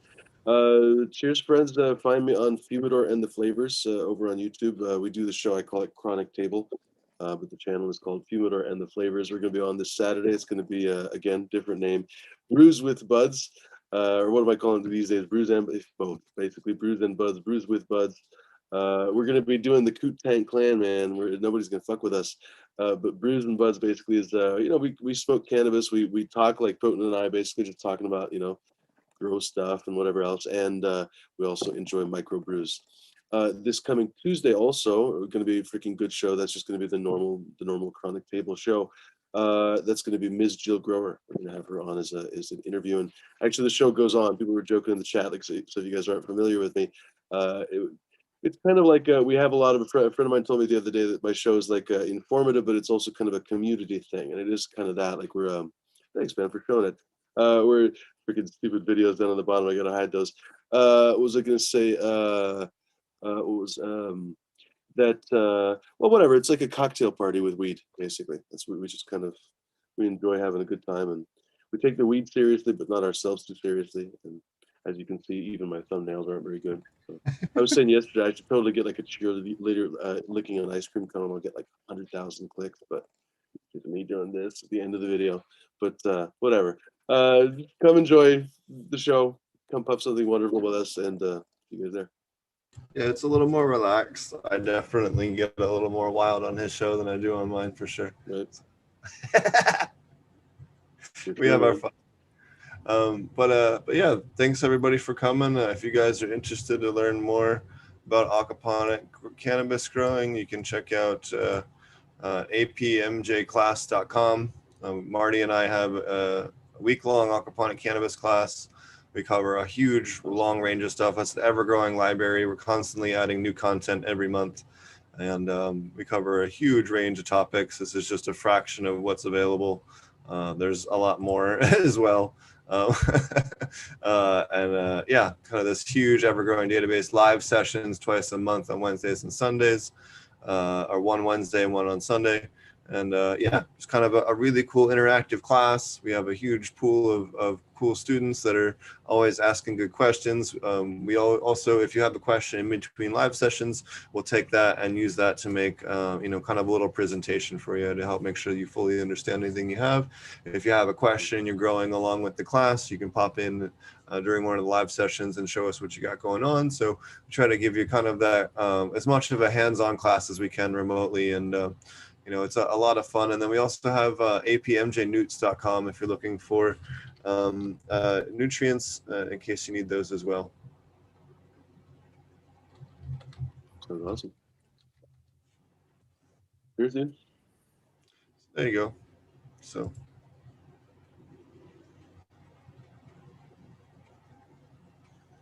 And you can check out, we have aquaponic kits and stuff like that there if you need them. So check all that stuff out there, and you can check me out at Growing with Fishes on your favorite podcast app, SoundCloud, iTunes, Spotify, all the things. Thanks a lot for watching, and